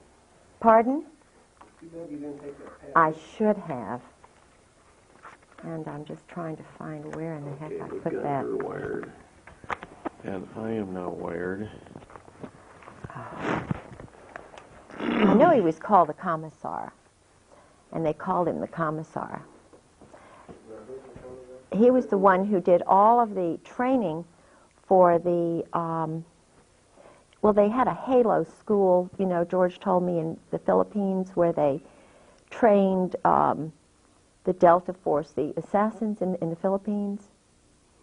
They also had a school like that. The Australians had one in Indonesia, on an island where they're having big kind of East Timor. East Timor, yeah. Yeah, it's in the mountains, and it was started. Yeah, and the Portuguese are involved in this in some way. Based on your newest lesson, you learned about the line of Thursday. Very good? All right, great. We're rolling. We're recording. We are doing it right now. And Good deal. Hey, Albert. Albert. Hit this camera here. Tighten the shot just ever so slightly, would you? Just, I mean, you don't have to get all the way. You could reach for that side easier.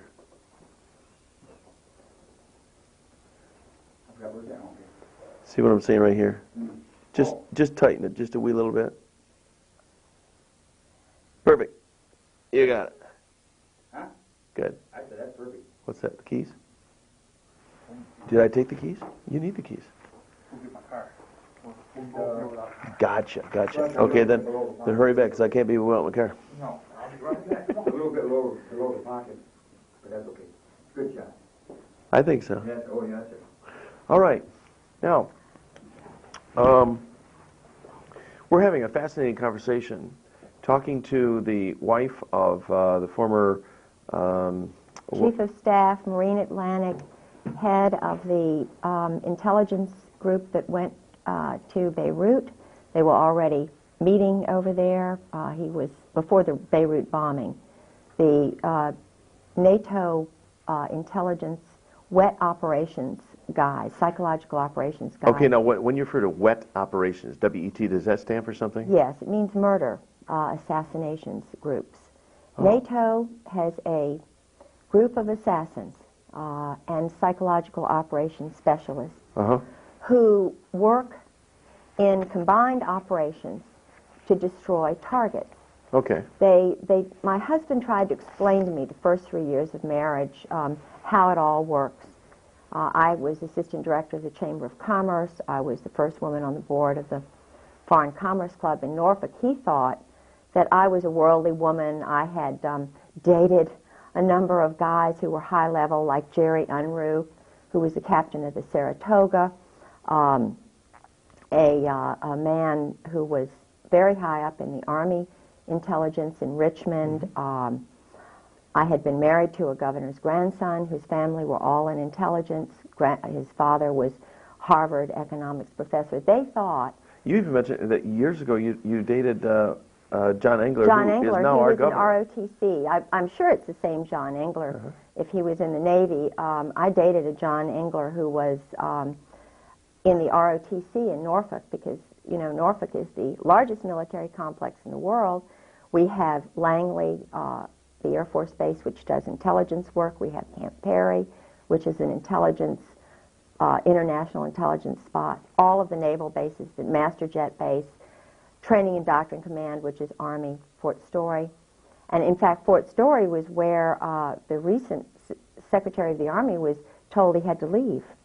I have intelligence guys who tell me truth because they know they can't talk, and I get a lot of scoops. Togo West, who was basically honest, and like Colin Powell, most African-American men are not going to condone murder and assassinations and so forth when they find out about it.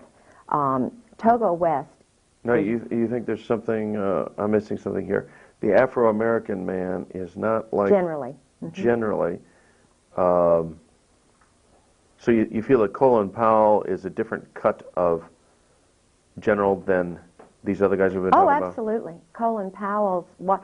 The wonderful thing about some of the African-American men I've met is they'll tell truth. Why would they allow these guys to rise in rank then? As puppets, thinking that they will, you know, be able to make them do certain things because psychologically they're innocent, they're naive.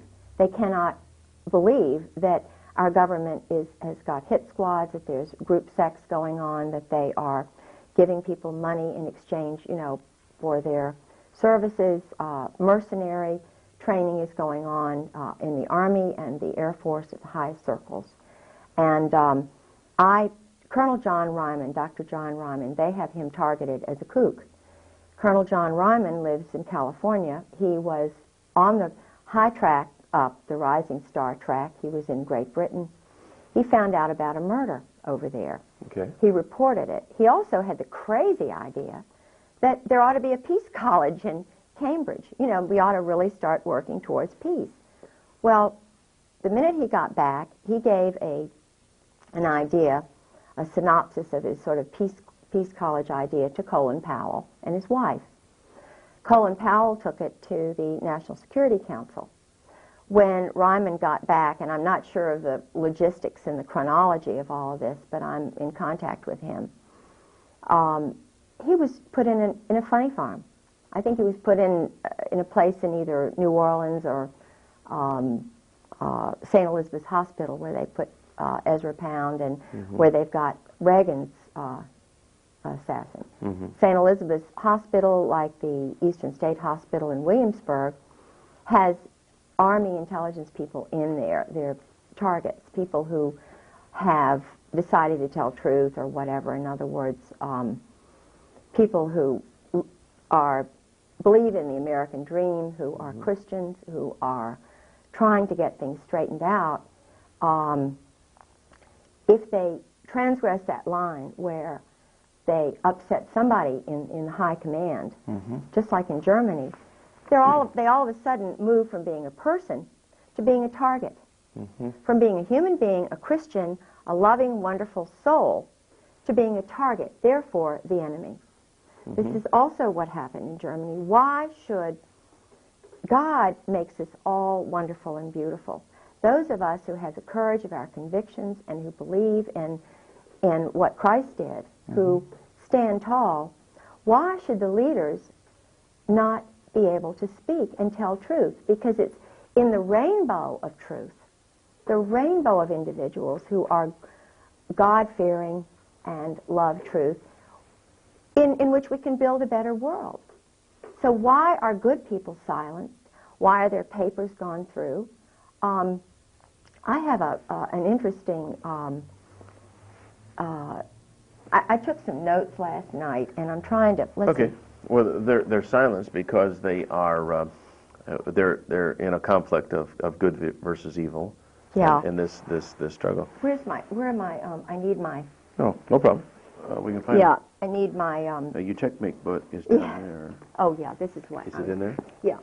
What's happened to me, what's happened to people like Marianne Poors, Deborah Von Trapp, Colonel Sabo's dead. Let's talk about Deborah Von Trapp for a second, because I've heard the name, but I somehow associate her with something negative, or there was some discrediting of what she... Is she the same Deborah Von Trapp that alleged that the Oklahoma City bombing was somehow Japanese related? Or is that a different person? Now, she may... I do not know. I've met her on the phone through Sarah McClendon when I was staying with Sarah. Everybody's experience is different. When you're a Christian, when you're a very strong Protestant Christian, as I am, and you're walking in light, you're walking in truth, you take people at their word until you find out that they've lied to you. And if they have intentionally lied, then, I just let God deal with them. Do you know what I mean? Okay. I don't believe So maybe in somebody fed her disinformation solely designed to discredit her. Yeah.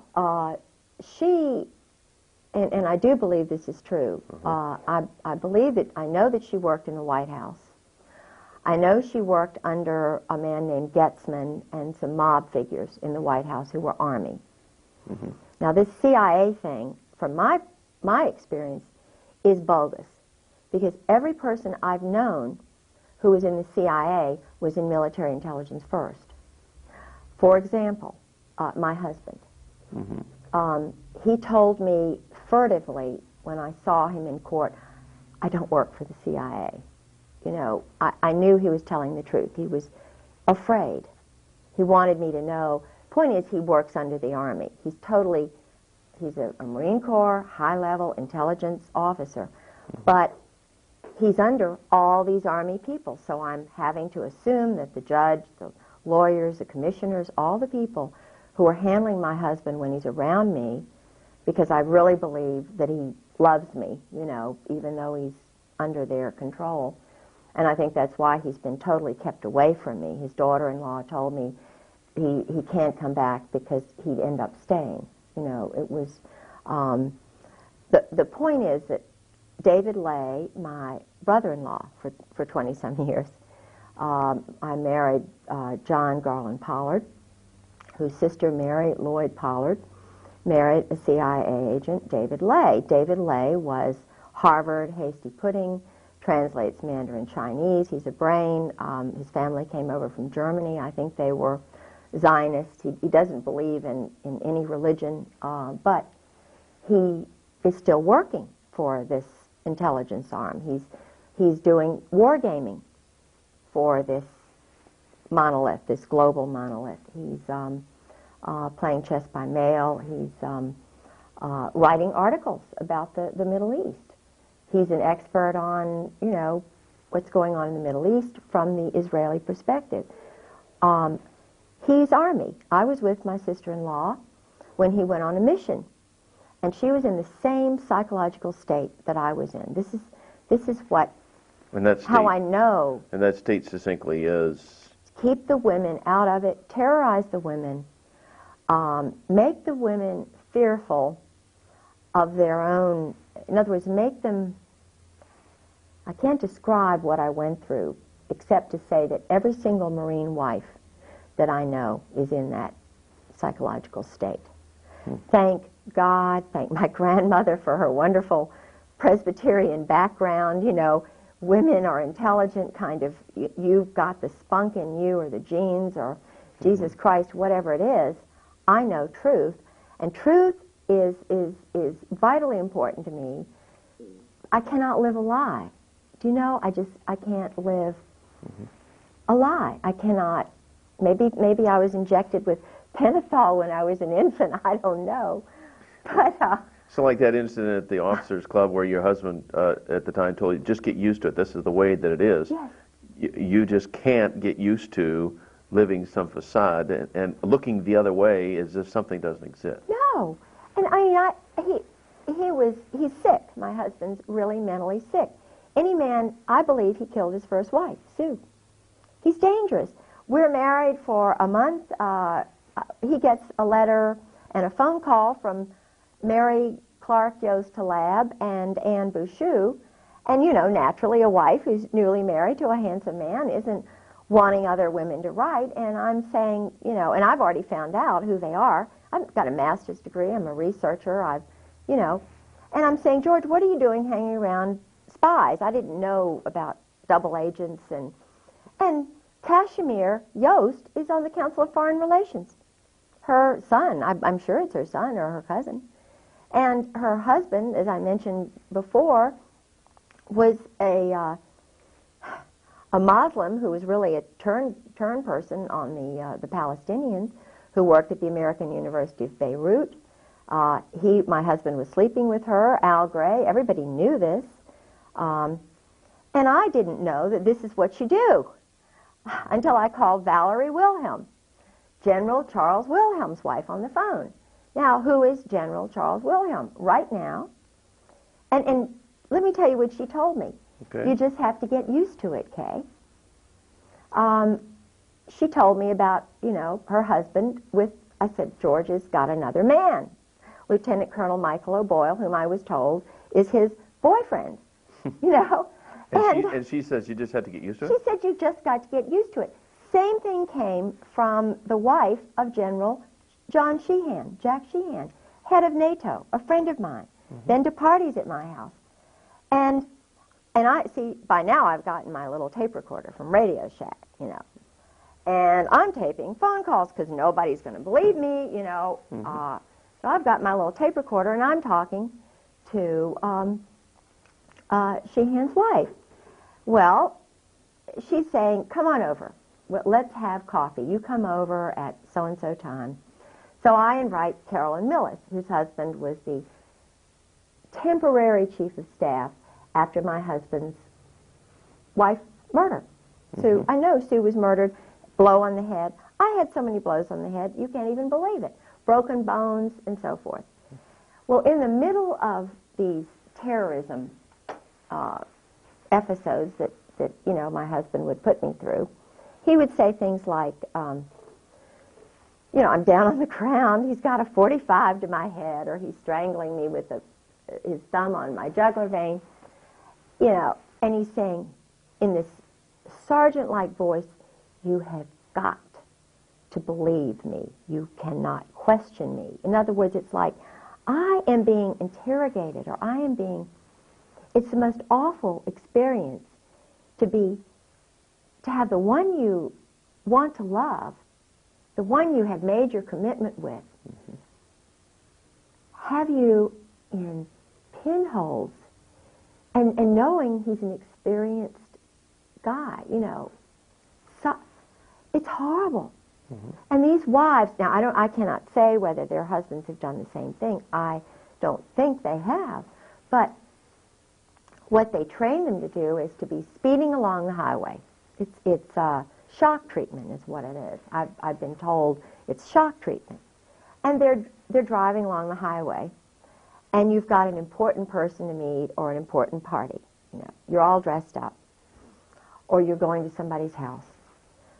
So he screeches on the brakes, provokes you in some way. You don't even want to fight. You say, "I don't want to fight. You know, what is this all about?" And he's just speeding up, going like, 90 miles an hour, screeches on the brakes, and then he gets out and runs. You cannot believe, it's horrible. And where did he run to? Oh, there was a party, a Norwegian party. The first time that happened was when we were down in North Carolina with the camera, when he wanted to get my camera. I nearly drowned. He wanted me to tell him where the camera was. He tried to kill me that night to scare me so that I would behave. But I was raised in a family with strong men. You stand tall. You don't let people intimidate you when you know you're right. Because there are more important things. God is above us all. Jesus Christ is above us all. Truth is above everything. The Ten Commandments are above everything. Under that is Jesus Christ, and then your mate. So I put, that's why I put him in very high esteem, but I knew he was not normal. I'm an intelligent woman. I read. So I was hoping I could change him. So it was a battle. It was a spiritual battle going on. I knew it was a spiritual battle. And I was believing that that I could, reprogram him, essentially, subconsciously. Now, I didn't know that at the time, what was going through me, but I was really being tested. Of course, the many years of operant conditioning he'd been through fortified and solidified his positions. Yes. He was far more entrenched an operative than you were going to be able to undo. Oh, he was involved in the HALO program, the MAC HALO? What's HALO? He mentioned it was something to do with training assassins and training psychological operations specialists. It was in the Philippines. They also had one in Panama. Okay. They had a school for Army and other guys where they would strip them down nude. They would tie them onto logs. The man who ran the school was dressed up as a Nazi soldier, even though his name was Olenchek or something. He was a Czechoslovakian pervert. Then they had a man who dressed up like a woman who was really pretty, and here are these guys nude, and they're training them to kill. And in fact, there's a book called Copperhead, which I have a copy of, which is all about, it was written by a commando guerrilla who was from North Carolina, who had been battered badly, or West Virginia, I think it was. And his father had battered him, beaten him. Well, what they do is, in the prisons, through this CASA system and so forth, they take the innocent little boys who've been battered by their parents, and they turn them into assassins by making homosexuals of them or something. Now, I believe that these men are redeemable because I believe that men like my husband and Oswald, they're held by the secrecy, by the power of this adolescent group which controls them. And I believe that if they knew that there were strong women, mothers, and wives who would be behind them 1,000%, they'll have the courage to come and speak out. Do you know what I'm saying? or at least to stop the growth of this stuff, because it's the growth of this stuff they are intending to destroy America. Well, there certainly seems to be a growth in homosexual activity, homosexual acceptance, homosexual promotion, homosexual acceptance in our society today. Yeah. And it just seems like everywhere you turn, you're finding a little group of homosexuals, or even in our local community, I'm surprised how many homosexuals are running businesses, and certain restaurants are becoming homosexual hangouts. So you know, well, the owner must be a homo, and he hires homos, and I hate to admit that I think this is the way things are in business and banking and in education. Oh, the local college, university. Yeah. I've had people tell me that they're just loaded. You cannot get a job unless you are special, elite, irregular. Now, the frightening thing here is, number one, this is the underlying thing. This is what happened in Nazi Germany. This is exactly the same pattern that happened in Nazi Germany, the exclusion of women and mothers who love their children. Now, I'm pragmatic enough to realize and say, look, we mothers look at history and we look at the future. We're pretty daggone damn wise. I don't use profanity unless I'm talking to soldiers, but I've learned to use, this is what they listen to. They're really, I can talk sailor talk, I can talk Marine talk, I can talk commando talk, because I'm the, little bitch who loves Jesus. And, when you're in the streets, Christ wasn't out there with all the goody-goodies. He was out there in the streets. He was out there talking to them, the drunks and so forth. I know how to reach them, because I don't mind transgressing into this kind of little verbiage if that's what Jesus Christ did. But the danger here is that, yes, it's growing. It's a growth industry. It's growing exponentially. So what's going to happen? What's going to happen? They're cloning people. Do they need women? Which women are they going to have? The party girls, the bimbos? In Norfolk, just to give you an example, Lieutenant Governor Dick Davis, Marine. Second wife is a prostitute. He loved her very much. She had a wig salon. My uncle, Dr. George Bentley Bird, was the major obstetrician for everybody in Norfolk, prostitutes, everybody. He told, our whole family knows, who the prostitutes are, who goes to the Saint and Sinners banquets. Judge Richard Kellum. This is a nice guy. Now, the Saint and Sinners banquet, is this a local affair? Yeah, okay. Yeah. Every town has got this sort of, Saints and Sinners group. The sleep around group or whatever, okay. The group who tolerates it and has a little fun. And they're all, they're all guys. Well, okay. But the thing is, where's it going to lead?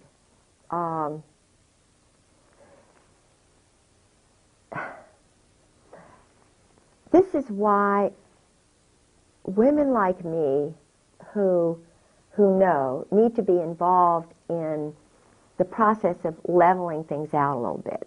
I don't know whether I'm describing it. When you target good, strong people who know what to do or who can figure out quickly what to do in given situations, it's like targeting good people, taking their papers, going into the leaders' houses. The leaders who pop up, who are trying to get things straight, are the ones who really know what's going on. They're just the people who need to be involved in the process of leveling things out. Because, hey, maybe they've gone off a little here, a little there, but the point is, they know that truth and light is what is going to make that balance work out. And when you marginalize women, target women, mothers, wives, who are strong inside, I'm talking about really core strong, genetically strong. Even Clausewitz says that the moral is, 3 to 1 of over the arms, you know. If they want to win over these little guys, they've got to have credibility. What's happening now and why they're all afraid is they have no credibility. The SEALs are the worst. They were so afraid about that one little doctor that the SEALs gang raped in Norfolk. Why? Because the whole credibility of the SEALs is shot. Okay, now I'm not sure. I'm aware of that. There was a gang rape of a doctor by the SEALs? Yes. By a group of SEALs? Oh, yeah, in Virginia Beach. And When did this occur? 2 years ago.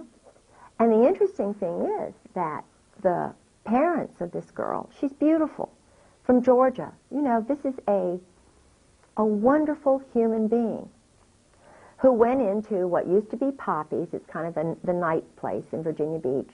When I was single, I went there, you know. I mean, we would go there, 4 of us women, young women, Molly and Sally and myself, and we go there, and the doctors would go there. You know, it was kind of a place.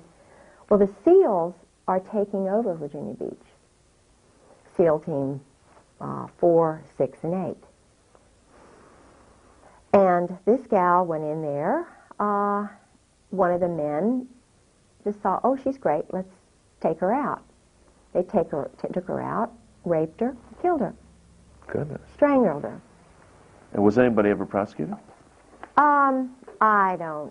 I don't really know what happened because it's been hushed up by the local courts who are controlled by Army JAGs and Marine Corps. And again, JAG stands for? Judge Advocate General.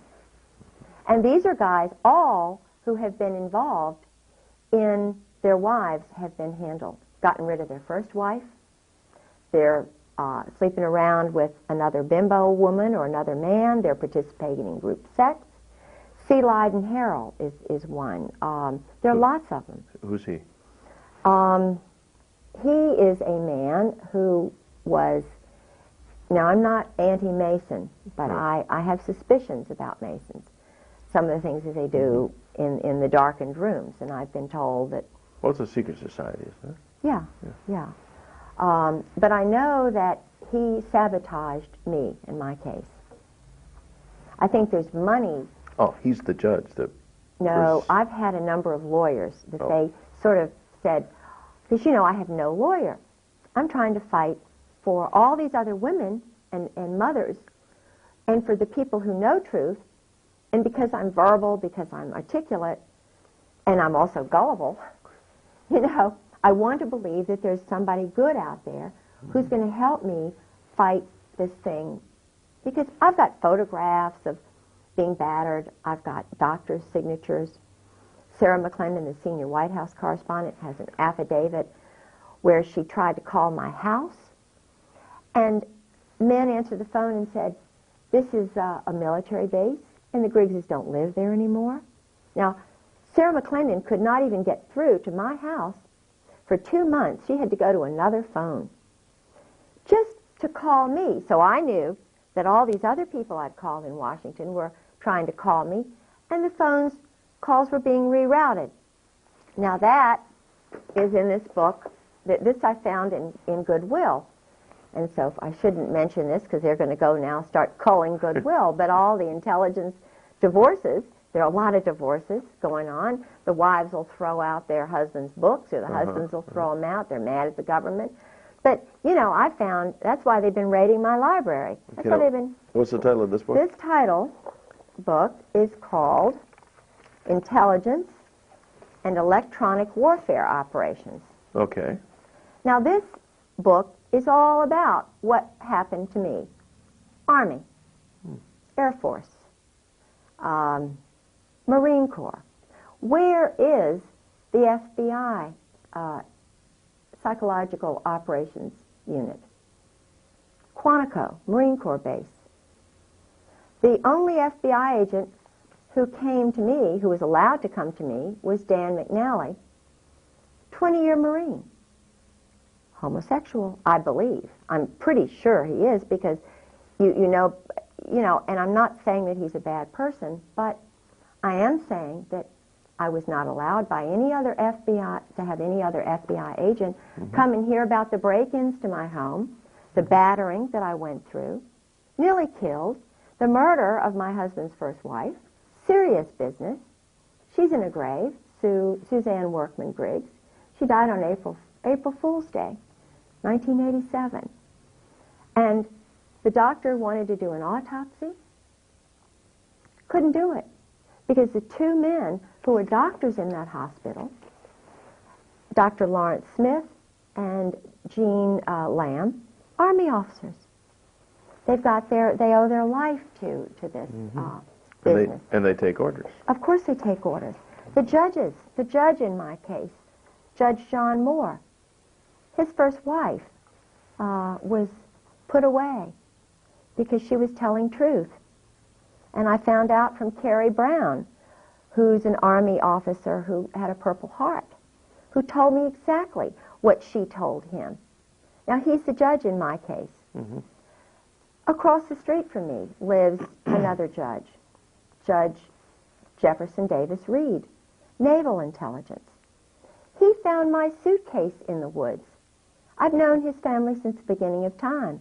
His sister, Martha Ann Reed Ellis, is married to one of these intelligence guys, Tim Ellis, and divorced. He's now with the federal, he's a judge, he's a federal judge. His mother, her family are intelligence people, not Americans. Tim's mother, they're not Americans. He's a naval officer, taking orders. What are all these judges in being under a chain of command? And why are they attacking the mothers and the women who are telling truth? And why are they breaking into honorable people's houses, ministers, and so forth, using these electronic warfare tactics? Diverting phones, downloading caller IDs, having bogus people answer the phone. In other words, instead of getting this person at that number, they get somebody else. For example, I called in an emergency, I called the state police. And I'm pretty smart, pretty discerning, and I wound up talking to a guy who worked for the ATF. And I said, oh, well, what are you doing in the state police office? He said, oh, I'm just a retired ATF guy. And I said, well, but I thought I was calling the state police office. He said, well, you're talking to me now. What can I do for you? I said, well, if you're retired, I want to talk to an active duty, a good guy from the state police, please. And I said, by the way, I don't like you ATF guys because of what you did at Waco. You all murdered innocent women and children. You ran over them, you shot them, you put tanks on them, and you killed them. You're murderers. I don't want to talk to you. He hung up on me. He didn't like what I said. Well, if he's so sensitive and so defensive, how can he deal with women if he can't cope with truth? This is what 80% of the American people feel, or 90. Waco was murder, savage, brutal murder. And what they did to that man, Randy Weaver. Randy Weaver's wife. Shooting a mother with a baby in her arms. What's going on here? Right. And one woman hears that, one mother hears that. She doesn't like the ATF anymore. I don't know any woman who likes the SEALs anymore. I don't know any other mother who really likes the ATF anymore. I mean, what's going on here? We're mothers. This is stuff that went on in Germany, and fear tactics. So we say, heck, these guys are adolescents. They're adolescents. And so who's running them? Who's in charge? We turn into Dorothy, the Wizard of Oz. What's going on here? So little old mothers like us, we all think alike, and we're all Dorothys now, just marching and saying, look, guys, what's going on here? You're all little men from Oz. Why don't you grow up? You know? And it can be straightened out. Do you see any similarity in what's going on in this country in China, Tiananmen Square? You know, we've all seen the picture of the young man standing up in front of the tank. I don't know how much long-term effect that had in China, but it still sticks in the minds of a lot of people here. You know, like Tiananmen Square for China, Waco for America. Are there similar, is this a turning point, a rallying point?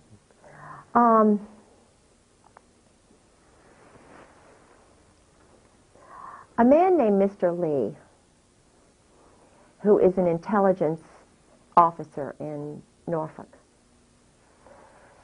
Mr. Lee is the son of the major banker for the Russian government. He is he worked for Dr. Richard Chang, who's also an intelligence operative. I believe he's an honorable guy. He's tall, he's sort of a Princeton, Harvard-looking guy, I believe he's honest. Okay. He came to Virginia Beach, and I was putting together sister city organizations, and I was trying to get the leaders of all the different ethnic groups in Norfolk to sort of start a sister city program globally, you know. It's easy to do that, but I didn't understand how the intelligence community worked at that point. I knew things were going on, and he was bringing together all these potential sister cities in China. Our State Department had opened up cities which had independent corporate entities, and we had shows on all of this.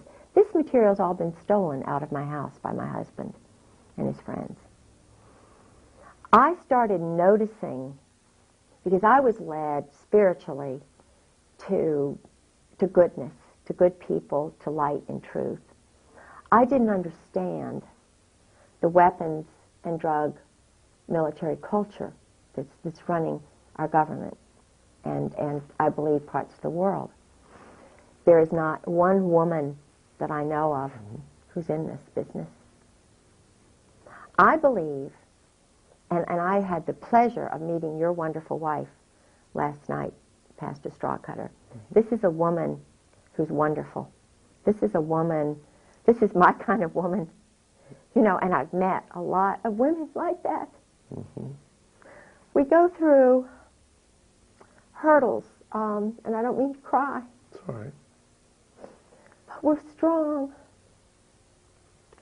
And we know truth.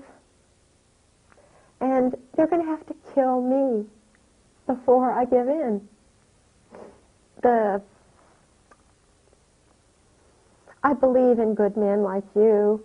I believe even my husband's core is good. I think that's why he's away.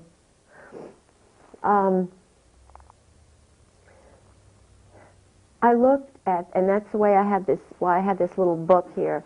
It has the list of the members of the CFR, Council of Foreign Relations. Do you recognize names in that CFR list? All these names that I've underlined, I know. Okay, you're out of camera there. You're out of frame. Go ahead and pull it in close. There we go. All right. All these names that I've underlined are friends of my husband's, or I personally know. Okay, okay. My son, John Garland Pollard, and I hope I'm not jeopardizing my family, but and I believe that there are some good people possibly in here, so I want to qualify that and say they're not all bad. Just because you happen to know them or underline doesn't mean that it doesn't mean that they're bad. List. No, right. No. But and I don't have my glasses on. I'm blind as a bat, and I had surgery, so I can't hear right. I'm just a 55-year-old wasted woman. Not at all. But there are quite a few names here, and it's quite a long list. I mean, we're only at the ends now. This is Bill Clinton's on here. You've got the Rostos. You've got 11 Cohens. Okay, we're the Z's. You've got Mary Halab's son. I'm pretty sure that's Kashmir. Carl Vorno. You know, you've got a lot of. You've got the Commandant of the Marine Corps, whom I have my picture taken with.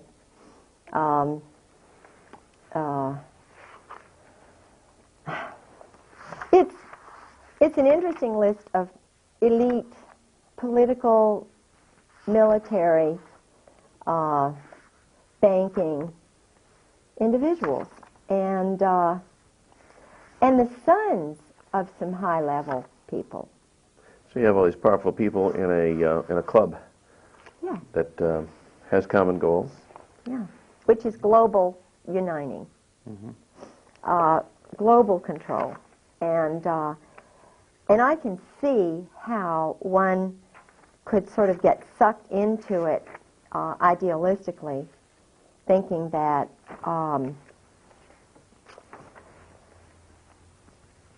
you know, it's something that we should, world peace and harmony and everything. And I mean, I can understand wanting world peace and harmony. I'm trying to find a name here.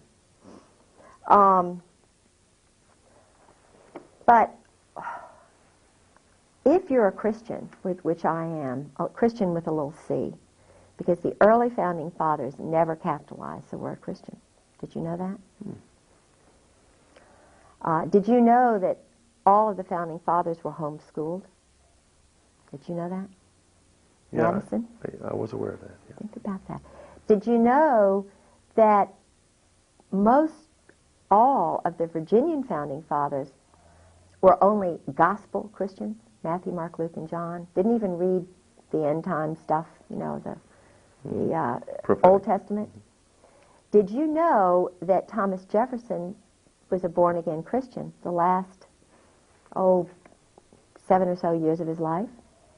Did you know he was corresponding with Adams in Massachusetts? That he took the New Testament and the Gospels and was trying to find out everything that Christ did?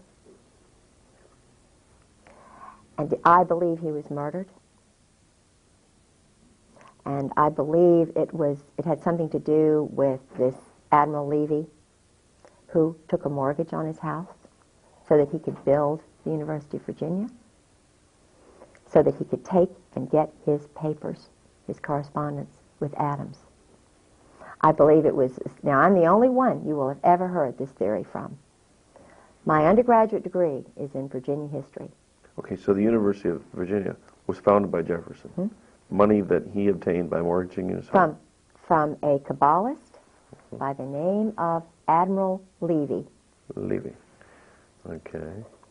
Now, I know that... it is an interesting theory. Of course it is. Dare to think, dare to theorize, dare to use the hypothesis, you know, to come out with the thesis. Now, Levy, you mentioned he's a Kabbalist. Yes, and a Mason. Like a descendant of the Illuminati. Of course. So and a weapons dealer and a reserve military officer. Even way back then. They were doing...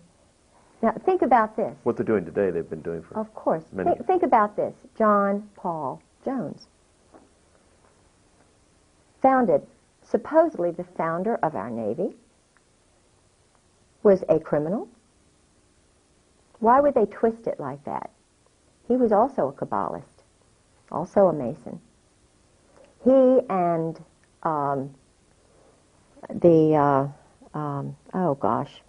Lafayette.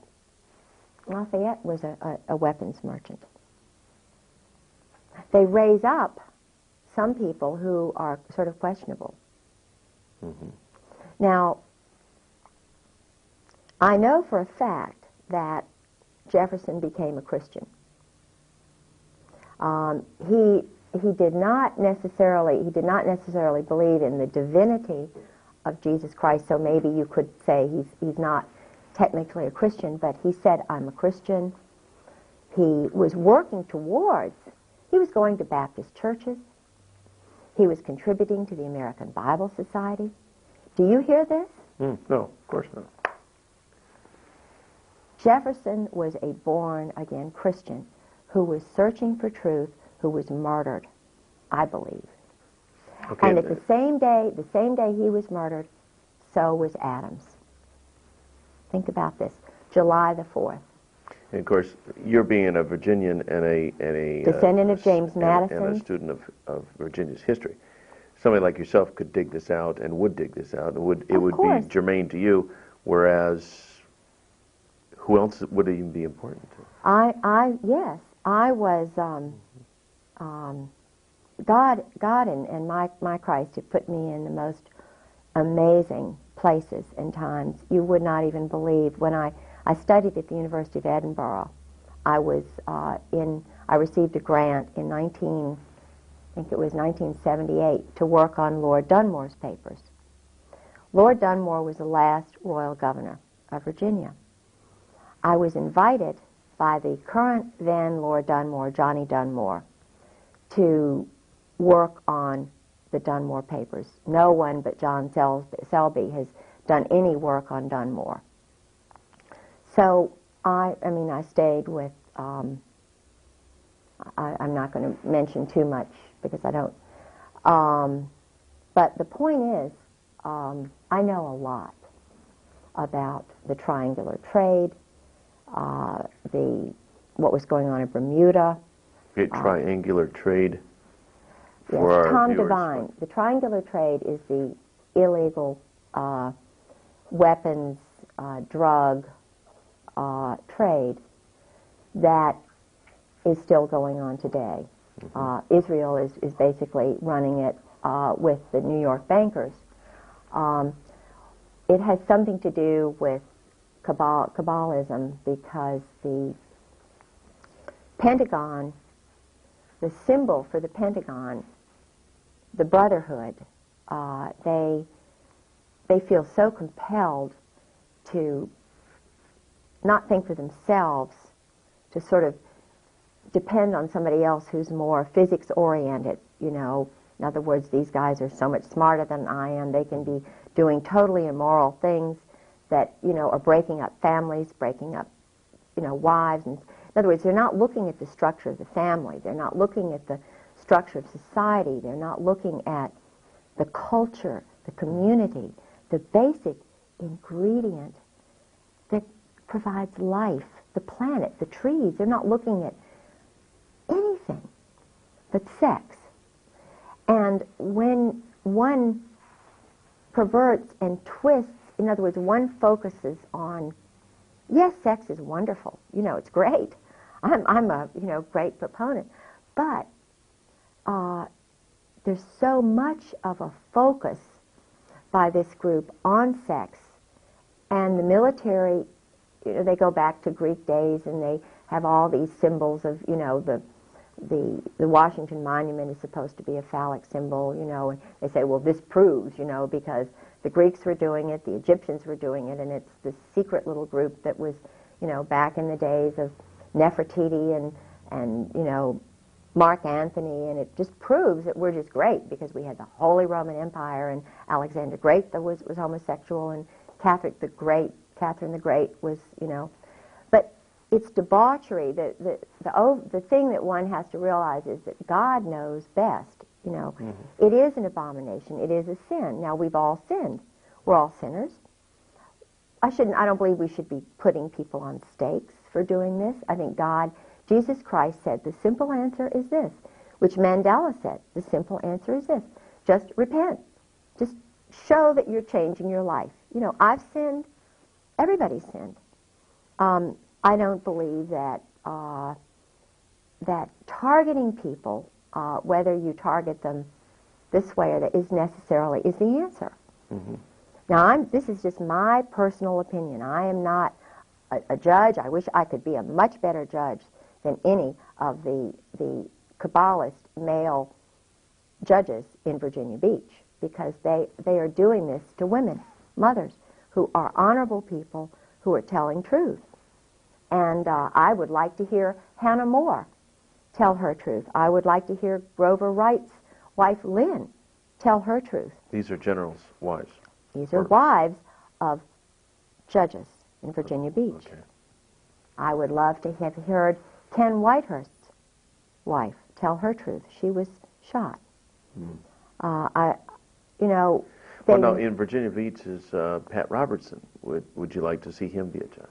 no, I would not. Okay, why is that? I wanted to believe that Pat Robertson was honorable and good. He's a Marine. Did you know that? Did you know that he went to the psychological operations school, whatever that is, at Yale? Now, I'm not saying he's bad, and I'm not going to judge Pat Robertson, but I know that was under the influence of a Belgian man who is very powerful in this group. I know the one thing I can judge him on is that, I will say things, and I know they're going to get me for this, because Pat is very powerful. But if you walk into Pat Robertson's Williamsburg Inn, it's a hotel there, and you're poor, and you are a woman or a person who's poor, or an African American who's poor, and you walk into that gift shop, you've walked into the house of the Sadducees and Pharisees. The dresses in there cost starting at $200. The belts, I mean, these are clothes, basic commodities. Now, I'm not saying that's wrong. It's wrong to have money, and as I say, I'm not going to judge him. But from my perspective, the way my father was reared, there's a lot of money going on there, and Christ. I walk in the steps of Jesus Christ. Now, I'm not saying that, you know, Well, because I'm not really sure about all this. Everywhere you seem to look, and you find the leadership, whether it's in banking or education or religion, there seems to be also this line of military intelligence, Ivy League background that. You know, the Pat Robertson has the same kind of pedigree as these other people that we kind of filter through. If somebody's going to be the leader of a television big-time ministry, it would have to be someone who would be kind of a chosen one. Yeah. To be allowed to rise in that kind of power. And I think he's basically a good guy. You know, I mean, I really, I like the fact that he's promoting Christ. I nearly got arrested there. At I the 700 Club? No. I went in to use the law library because I'm fighting the Kabbalist group in Virginia Beach because I was nearly battered to death. I was nearly killed. I am a totally abused, psychologically, physically broken bones wife. Now, it says that if you are this way, you just get a warrant and you get your husband to say he's sorry or something. You know, that's all I wanted, was for my Marine Corps husband to say, I'm sorry that I did this. But if he's got men behind him telling him to do this, they're not going to let him say he's sorry, are they? No. If he's got Phil Holwager, the pastor, who's also Yale-trained intelligence chaplain with Pat Robertson, who's the pastor that I took my husband to try and get him to become a Christian, if he's meeting with Phil Holwager and Phil Holwager is telling my husband what to do, that says that Phil Holwager is a programmer for my husband. He's been trained in mind control. And Phil Holwager admitted to me, I've had psychological training, yes. And it slipped out. Oh, well, I made the mistake and told George, you know, in other words, he let me know that he has power over my husband. So then there's Ty Kroll, who's in the same church with my husband, who is a sailor, and he did some sexual things to his son, and he had his children taken away. Well, he's in the church and a good guy and everything, but he's a pedophile. Now, my husband, and I'm sort of taking up Ty Kroll's side, because we're in the same Bible study. It's kind of interesting. But Ty Kroll and my husband are meeting kind of secretly with Phil Holwager. And then there's T. Parker Host, who's running around nude at his farm, enticing my husband out, and they go away for sort of boat trips for 2 hours. Now, I'm saying, as a woman and a wife, what's going on here? All of a sudden, we go up to Matthews County, where Holwager also has a house. Host has a house. But it's also where my grandfather, Miller, was born. So I feel very comfortable in Matthews County. These people were not born in Virginia. Do you know what I mean? And yet they're bringing, all of a sudden, spur of the moment, taking my husband up and then taking my husband away on a 2-hour boat ride. Or we get to Phil Holwager's son's house, and then all of a sudden my husband's riding home with Phil Holwager in the car. It's all been planned. So I'm saying, and this is just before, just after my husband got back from Norway, and I'm trying to remember whether the King and Queen of Norway had come either just before or just after this. It had something to do with the King and Queen of Norway's visit. They wanted to keep me away from the King and Queen of Norway because I believe they're Christians. I believe they're honorable people. And I was able to prevail against this group by going to the Norwegian ambassador, who's a wonderful man, and saying to him, and this is where Jesus Christ comes in and God comes in, and I know that they're with me because I'm good. And I was thinking about the good Norwegian people who wanted to see the King and Queen of Norway when he came to NATO. And all I did was what any honorable citizen would do, representing the honest little people who were Norwegians in Virginia Beach and Norfolk. I wanted them to have a chance to meet their king and queen. And the State Department didn't want me to do it. NATO didn't want me to do it. The Kabbalists didn't want me to do it. And neither did my husband. But what happened was I was with a solid, wonderful person, Ambassador Kjell Vibe.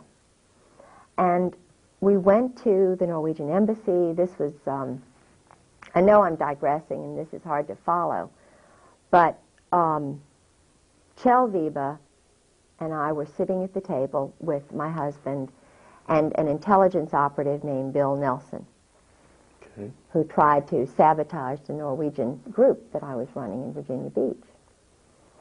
And Kjell Vibe, we were planning a trip to Norway in August, which I think was just a bogus sort of thing to kind of, I don't know. To appease you a little bit. Oh, yeah.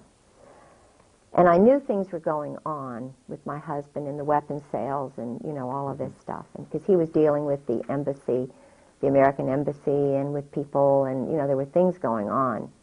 And I knew things were going on. I was sensing it really strongly. So we were in Washington, sitting around the big table in the Norwegian embassy with the ambassador sitting to my right, Bill and Kate Nelson to my left, my husband across the way, and Suzanne Baptist, who is the daughter of the man who started the Sister City Association. And we were supposedly planning this trip for the mayor of Virginia Beach and her husband to Norway. And he let it slip, the ambassador let it slip, that the King and Queen of Norway were coming to Norfolk in October. And the ironic thing is, it was the very day the Nobel Peace Prize was being awarded in Norway. I didn't know it at the time, but I thought, this is really strange later on. Here's the King and Queen of Norway are at NATO headquarters the very day that they're giving out the Nobel Peace Prize in Oslo, which is where the King and Queen of Norway are. And I mentioned this to Mayor Obendorf, whose husband is involved in this weapons sales stuff, because her husband, Roger Obendorf, and my husband went to this deserted airfield. Roger Obendorf is involved with Andrew Fine, who's Army intelligence, who tried to take over the Norwegian organization from me. when I knew that, see, Andrew Fine does all this group swinging sex with his wife and with NATO couples, and, you know, and I'm going, something's going on here. Roger Obendorf and my husband went to this airfield. I wasn't allowed. So I knew, because my husband was meeting with other people, like, in other words, this is big. Yeah. Now, when you mention NATO group swinging sex, are you talking about some of the most powerful people in this world, the leadership of this military? Absolutely. And their wives being privy? I mean. Yes. Yes, I'm talking major. I mean, this does not give security to the people of not only this nation, but the people of the world. No. To think that people who have the power to kill others, wage wars, send your sons and daughters into battles, these people are complete, whacked out degenerates. Absolutely. Let me give you an example. Because I was involved, I love people from other cultures. I went to an Episcopal religious girls' school, and all of my they had girls from all over the world there. They had a Turkish. My chemistry teacher was from Turkey. Her name was Mrs. Kunt. I had a Daddy Didion was an Armenian. Turned out he was later a spy, or they told him he was a spy, but he was from Armenia. I had a French teacher who was in the French Resistance. St. Margaret's School is a school for double agents, or at least, but it's a great school for girls because you're with all these people from other cultures. You know, we had the president of the school's father was with the Ramco. I didn't know about all this stuff and how they kind of do it. Woodbury Forest is another school like that. I sent my son there. He went 4 years to Woodbury Forest, which is where President Bush's son went, Oliver North's son went. It's in Orange, Virginia. I didn't know how it all worked.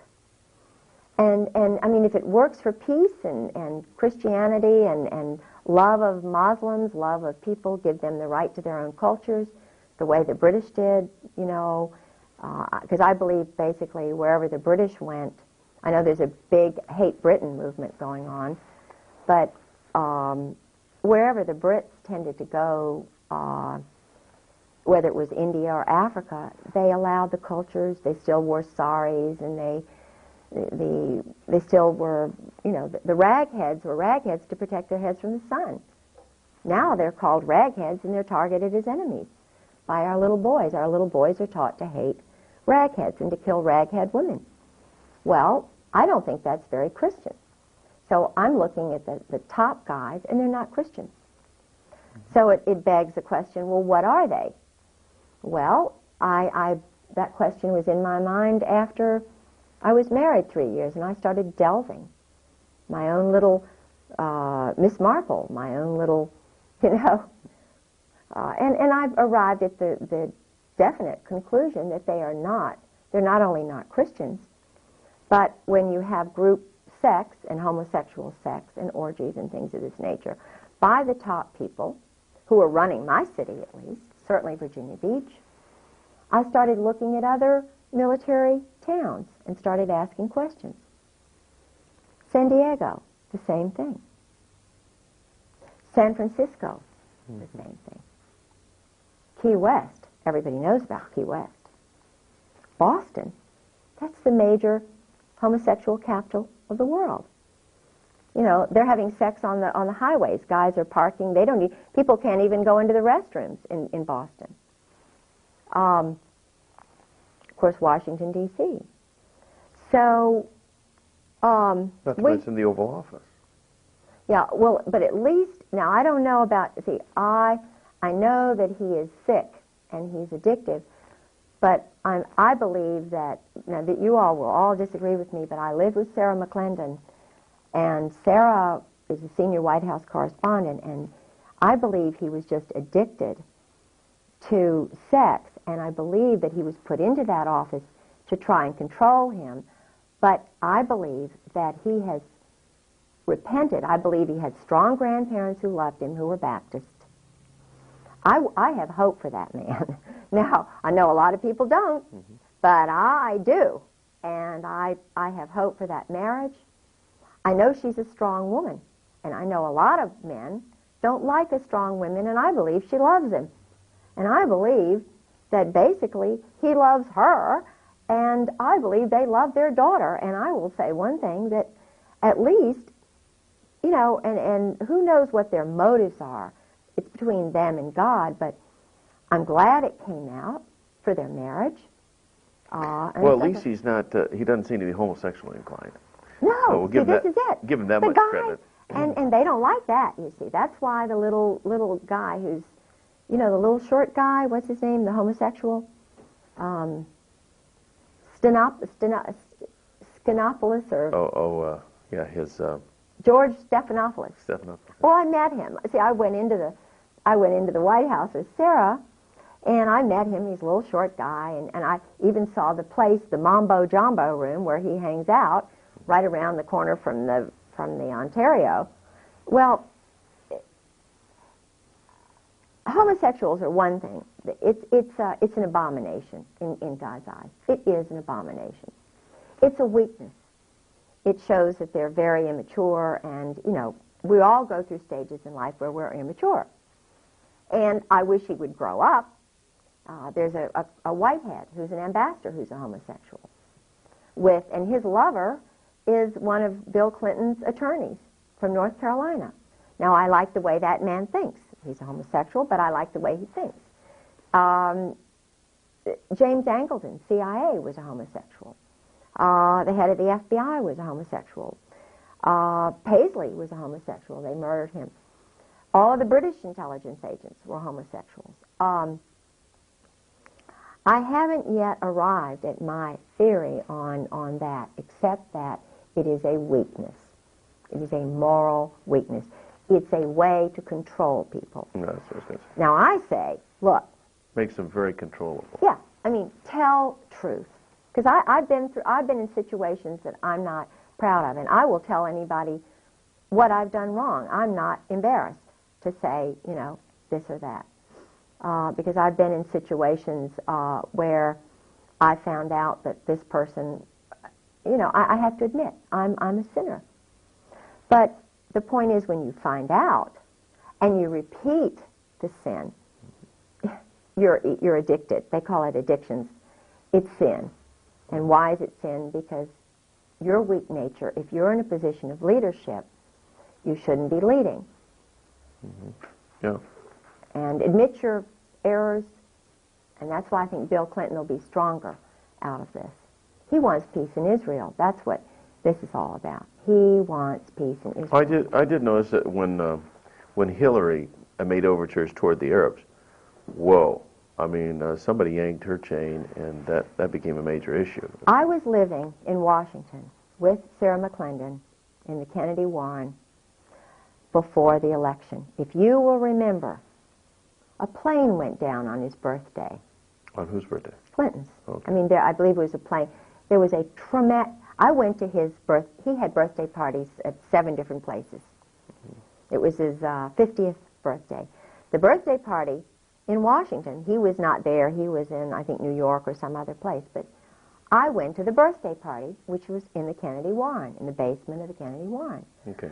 A friend of mine went into the birthday party. The point is, that night, I remember it vividly, there was a psychological terror thing for Clinton. It was either his plane that went down, something happened that night that was meant to say, don't enjoy this birthday, buddy. Remember, we told you don't run. George Shultz came all the way from wherever he was. Sarah told me this. George Shultz came all the way from, I think it was California, to meet with Clinton before the election to say, don't you dare run. You're going to get it if you run. I know it. And that's from Caspar Weinberger is the guy who's the evil one. Caspar Weinberger pulls a lot of strings. He's the one because Caspar Weinberger is involved with a lot of the weapons and drug dealers, the hit squads that are run, the motorcycle gangs that Tedson Myers runs, who was William Colby's law partner, who just happened to meet me when I was with Sarah at the Smithsonian party, Marine, 4th Marine, who they have this hit squad. motorcycle gang in Europe and everywhere. They call it a motorcycle society. But who runs it? Retired military guys. And just after they meet up at Caspar Weinberger's place up in Maine, Consuela Rice and Tedson Myers and one of the lawyers that Marianne Poore knows, the Motorcycle Society. Well, ask yourself, what do? What happens right after the Motorcycle Society meets? Now they'll probably get this and find out, well, we've got to change the time when our Lady Diana is murdered. They have, because I read all the newspapers. I go into Barnes and Nobles, and of course they're going to cut out all the news and stuff. But they had a minor war in the Netherlands or wherever. They had another attack by motorcyclists on Cyprus. In other words, they're stirring up trouble, murdering people so that they'll sell the weapons and So the you drugs. really think Diana was murdered rather than just Oh, absolutely. a reckless There's car no accident? question she was murdered. I knew and sort of went out with a guy named Richard Ord. Okay. I later found out he was married. It was when I was single. He was This is Prince be- Charles's this is bodyguard. before you married your husband? He was Prince Charles's bodyguard. It's like I also went out with a guy who was divorced, a Marine who was MacArthur's wife's bodyguard, Okay. who turns out to be an assassin, a Marine assassin, who's living in Virginia Beach, I think, now. But I didn't see the connection with Marines and information. Do you know what I'm saying? It's kind of I didn't know how organized it all was. Okay, well, you gained that knowledge after you married your husband. Yeah. And then during his drunken stupors, he just blabbed and Yeah, told everything yeah. he knew. Yeah. Actually, his alcoholism opened up the door for you to find out all this stuff. Absolutely. If he hadn't been an alcoholic, That's course, why I praise most of them God in a are. way. I don't praise God that his mind is destroyed and that he's a brutal, he hates women kind of, but I think, yeah, I praise God for everything I've gone through because every I know by his stripes we are healed because I walk in his shoes. I have to as a follower of Jesus Christ. When you're punished, when you go through hell on earth, he is giving you strength. It's not a funny sort of way. It's a very special way. I know I'm going to die. I don't know how I'm going to die, well, we're going to pray that you stay alive. but I love him. And he's just given me all the strength. I'm a weak human being, but he is the truth and the light. And when you walk in the light, you walk with him. And it's not bad, it's great. It's marvelous. Tell you what, why don't we take our first break here? Yeah, And so you might need to use the restroom. And, yeah. You're angels. Well, You're angels. Good. My hands are wet because I got water. Okay. I All right. put some water down my face. Okay. All right. Bye-bye. Bye. okay, clip on your Oh, thanks. Get that clipped on there. Is that? Here we go. Good. All right. Oh, I'm gonna tighten it. Just Oh, I know a lot about John Warner and Loretta Tate and stuff that is really kind of spooky because nobody's ever told this out loud. He married Elizabeth Taylor, Warner. Yeah. and he was Go ahead and sit back so we can get you right in the okay, frame here. Yeah, all right. And He was. There were murders around him. He was having an affair with Loretta Tate, which everybody sort of knows, who was married to a dentist, Randy Tate, okay. who is his secretary or his main person. Hang on, so I'm gonna have to make an adjustment. Randy mysteriously died. Hold a second, I gotta make an adjustment. Randy died mysteriously. What happens is when the guys find out about the mob and that their wives are involved with it, the husbands take off they go to the Eastern Shore, or the closest they can to get away from Virginia Beach. But they die. There's a homosexual clique on Virginia Beach that I know about very well, which has to do with the Coast Guard, and it's a long story. But the point is, I don't know whether they're the ones who murdered Randy, but I suspect that Randy Tate was murdered. George Heilig is another one I suspect who was murdered, who was a delegate, very powerful guy, honest. He died, very young.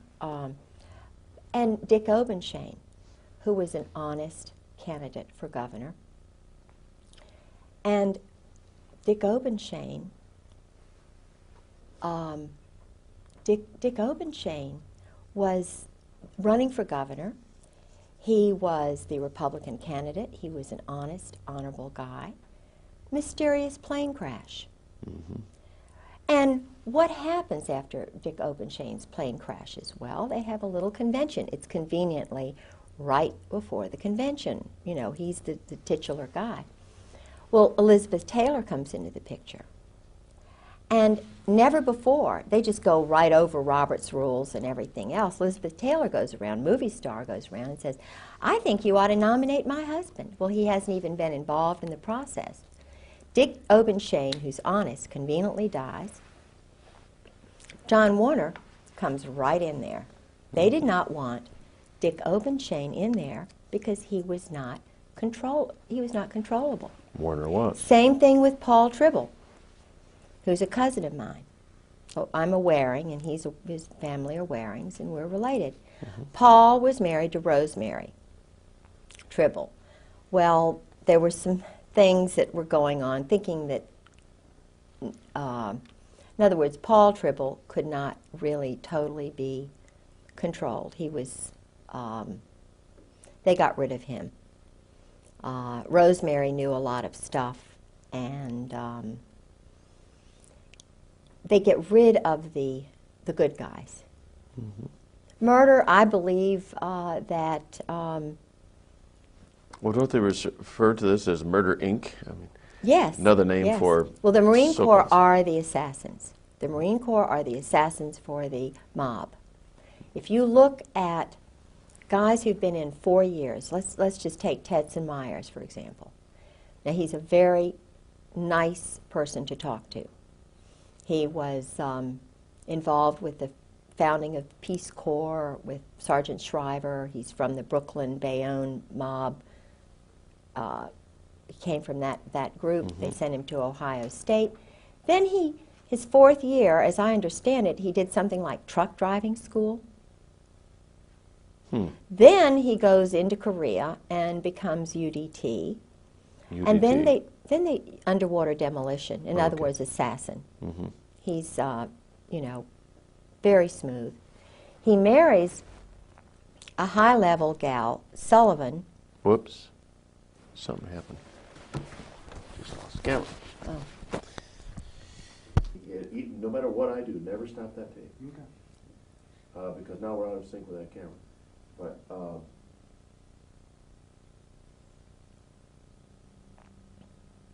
that means is that we just have to sync it again. So, I mean, it's not a big problem. But evidently, when I turned that camera on, I didn't hit. See, at a glance, That's you ever glance up there to see that red light's not on?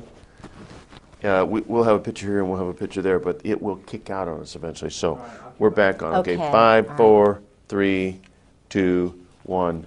We're back. But just pick up where you left off. Yeah, the mob in Virginia, Virginia Beach, is very, very strong, very well organized and connected with the military. Yeah, well, you indicated before that there's a connection everywhere between the mob and military. Absolutely. The Whether it's New military York or is San run by the Diego or- mob. The military is the mob. The Marine Corps are run, they're the assassins for the mob. They may only be in, as Tetson Myers was, for 4 years, but the individuals then go on to truck driving, truck loading school. They're always loading things and, moving things around. But then they send him to Harvard Law School.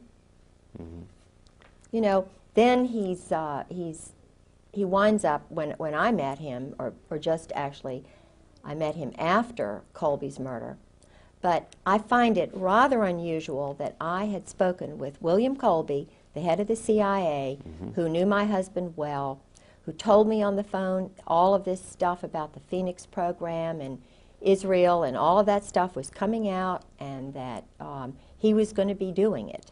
Okay, your husband told you. No, Oh, no, William Colby. Colby on the phone. And Tedson Myers was across the hall from him. Okay, so law was partner. William Colby Murdered. a good guy from the get-go, or Yes, was he, he was a good guy. one of the insiders they need to get rid of, or was he? He was an insider who was involved. He knew about my husband's involvement with Krulak, Victor Krulak, Al Gray, the Russian double agent who was, I believe, Czechoslovakian or Georgian, who was called the Commissar, who was running everything in Vietnam. He was the murders, the assassinations.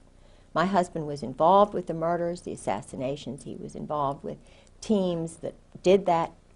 They were training boys to kill, Okay, and using again, mind control, using the whole reason for Vietnam or any of these conflicts is simply to use up a lot of arms and make money. yes, Basically, that's all there is to and it. to train more killers.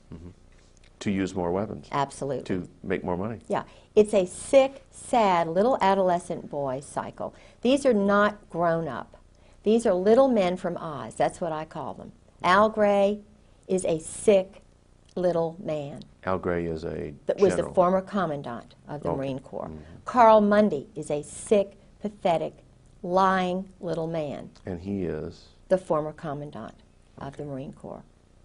Then you have Krulak, who is a son of an agent, of a double agent, Victor Krulak. Not American. These are men who the Constitution is just beneath them. People like me, their wives, and citizens like you and honorable people are just beneath them because they're special. They're elite, just like the German SS. That's exactly where this specialness came from. Germany, from Nazi. In other words, they took with them the most perverted aspect of Nazi Germany, brought it over to the United States because over 200,000 of these guys came over. And of that, there were some who were existentialist, humanist, anti-Christians. They hate Christians. You know, what happened to the Nazi, the cross of the Weimar Republic was turned this way. Hitler was homosexually recruited in a brothel. He was working in a little brothel. A Kabbalist, Zionist doctor came in and said, "Oh, you look special and great." And in other words, he was one of the many like Oswald who could be used. And they see how they grow rather than see how they go. They see how they grow, manipulate them. This is why they have so many, the Army has so many psychological operations specialists. And the one way to keep them is secrecy. And anybody who believes that Jesus Christ, I mean, everywhere you read in the Bible, he talks about openness. Truth is light. You walk tall. You don't hide behind trees and be the snake, you know, in Adam and Eve and be deceptive. Truth frees you. Truth is a liberator. It's your ally. And the power of their operant conditioning is all in secrets. Yes, that's the one way to tell if they're evil, if they're weak, if they're cowards or bullies. The one way to tell the cowards and the bullies who are now at the very top of the Army, the Marine Corps, the Navy, Gaiman, Hartzog, Abram, Krulak, especially Charlie Wilhelm, who's doing awful things with, you know, men and women. What Okay, would Charlie Wilhelm, again, he is. Charles Wilhelm I He- met in Norway. He is my husband's one of his closest friends besides Michael O'Boyle. Okay, They're and these called are all Cherry Marines. Marines. Yes. Generals. Now he's a general because they rise to the top. If they're one of Gray's boys, and I talked before I went public, I went to colonels and wives. And boy, I mean, I had conversations, and I'm not going to mention their names, but I had wives tell me when I first found out, and a wife said, it was the most cryptic conversation I've ever had in my life. I said to my blank friend, have you ever had another wife? She said, hundreds of times.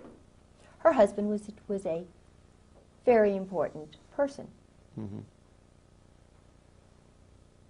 Very important. So he's working now for Al Gray. Al Gray he pulls the strings. It's all New Jersey mob. Where do you think Al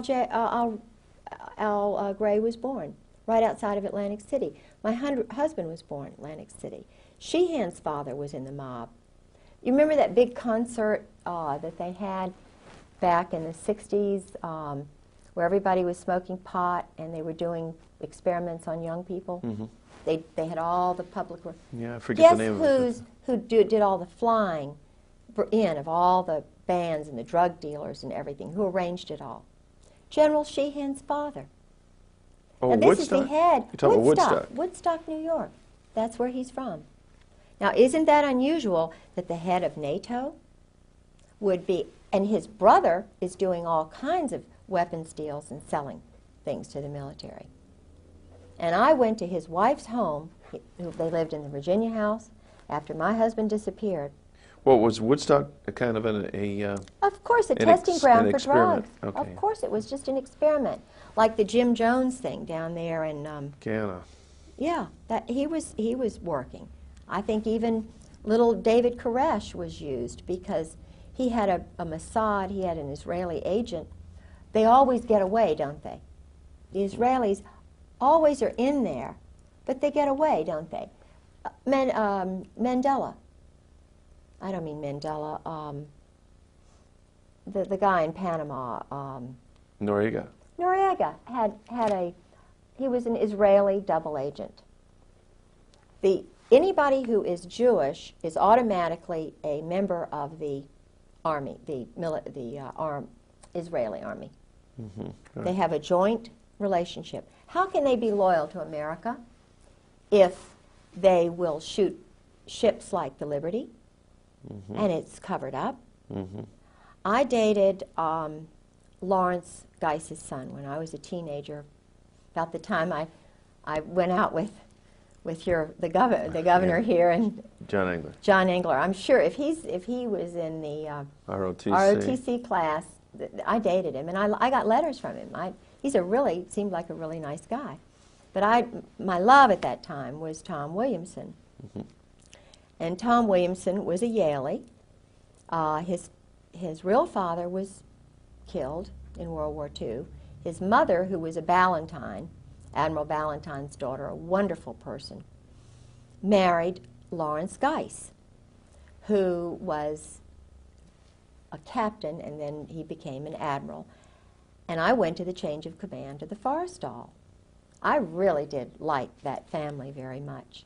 And being a Norfolk girl, old Norfolk, grandfather was in naval intelligence. He retired a captain in the reserves, military doctor, very prominent family, and I lived next door to my grandparents. I was sort of the good to date this girl, she's mm-hmm. a lot of fun and stuff. So I dated Tom, and I went to Yale to visit him and so forth, with Bob Tate and some of the guys up there. Well, Admiral Geis took over the command of the Forrestal. He was the head of the whole everything for the military when the Liberty was bombarded by the Israelis. Right. And one of my best friends, Josie Toth Lennon, you talk about a wonderful, she's been through a lot, woman. I've learned a lot of information from her. Josie's brother was on that ship. Did he survive? Of course, no, he was murdered. He was a rising star, brilliant young boy. I think about 30-some guys died on the SS Liberty, didn't Yes, he was one of them. It's now being run by a group that's holding it down. They don't They don't want it. Why don't you? Those Israelis, and yet every Jewish person who's in the military is a member of that army, whatever it is.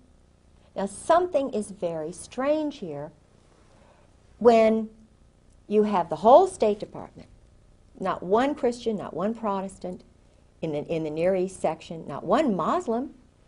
Why not? They have Jews there. We have Muslims in the Navy. Why are there no Muslims in the Near East section, State Department?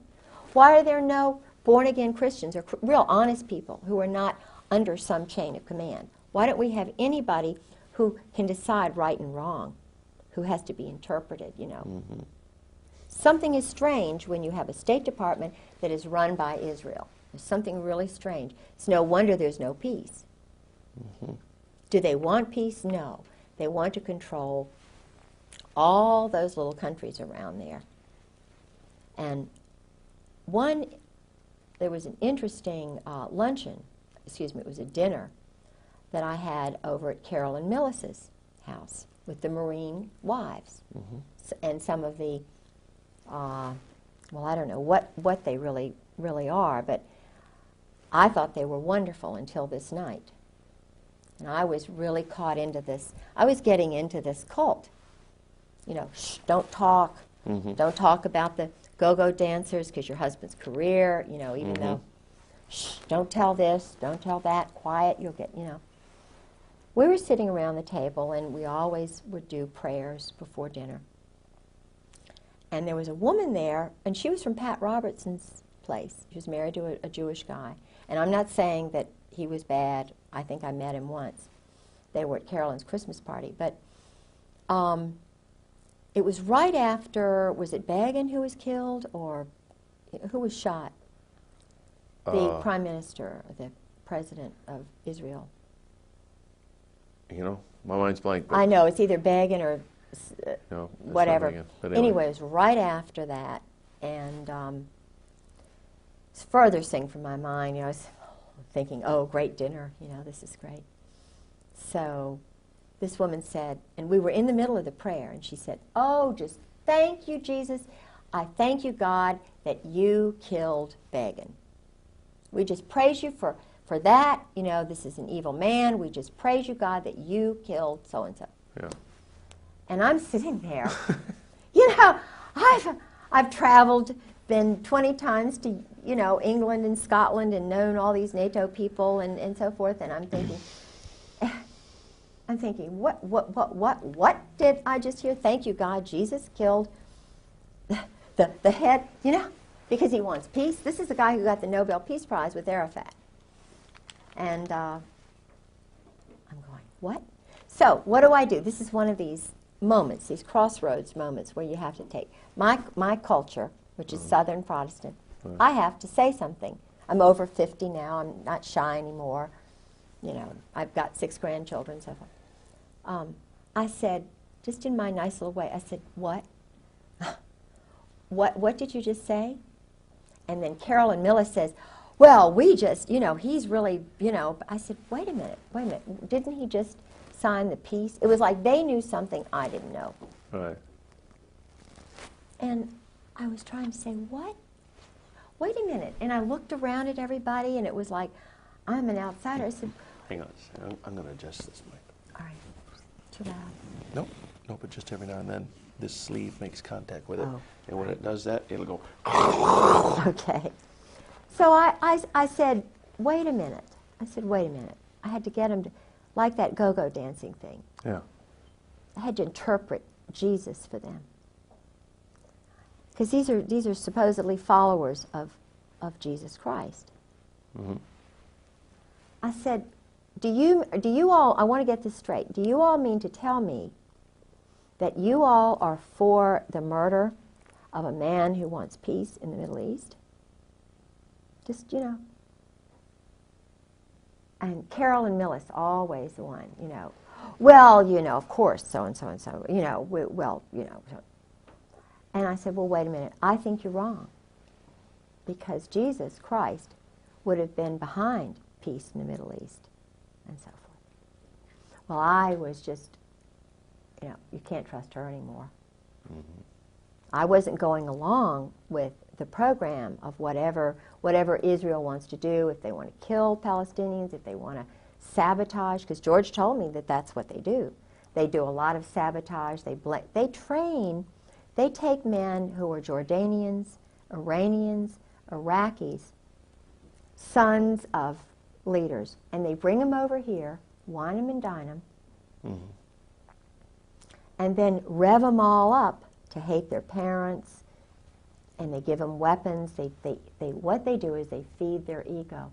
This is intentionally done, according to my husband, by the Marine Corps. I mean, they train them, they take them. Well, this is an interesting point. Things that your husband has told you specifically about the training techniques. This is, right from his mouth, this is what is done. Oh, absolutely. Absolutely. Intentionally, because the objective is to get the goal, whatever it is they want, Machiavellian or, Clausewitz.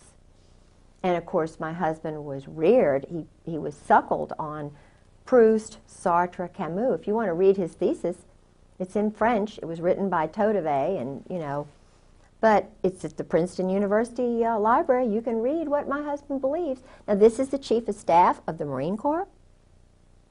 This is a guy who writes with a purple pen, which means homosexual, arrogantly so, writing with a purple pen. Al Gray, he's working under Al Gray, called Gray's Boys. This is what they call them, Gray's Boys, all homosexuals. Cherry Marines. There are books on Cherry Marines that I've got. Everybody knows about Cherry Marines. Now, if you have to be a Cherry Marine to get to the top, and then you read about Krupp and the German High Command, and you know that they're using the same word, special. You know that they changed the eagle to be the colonel and the captain. You have to get an eagle.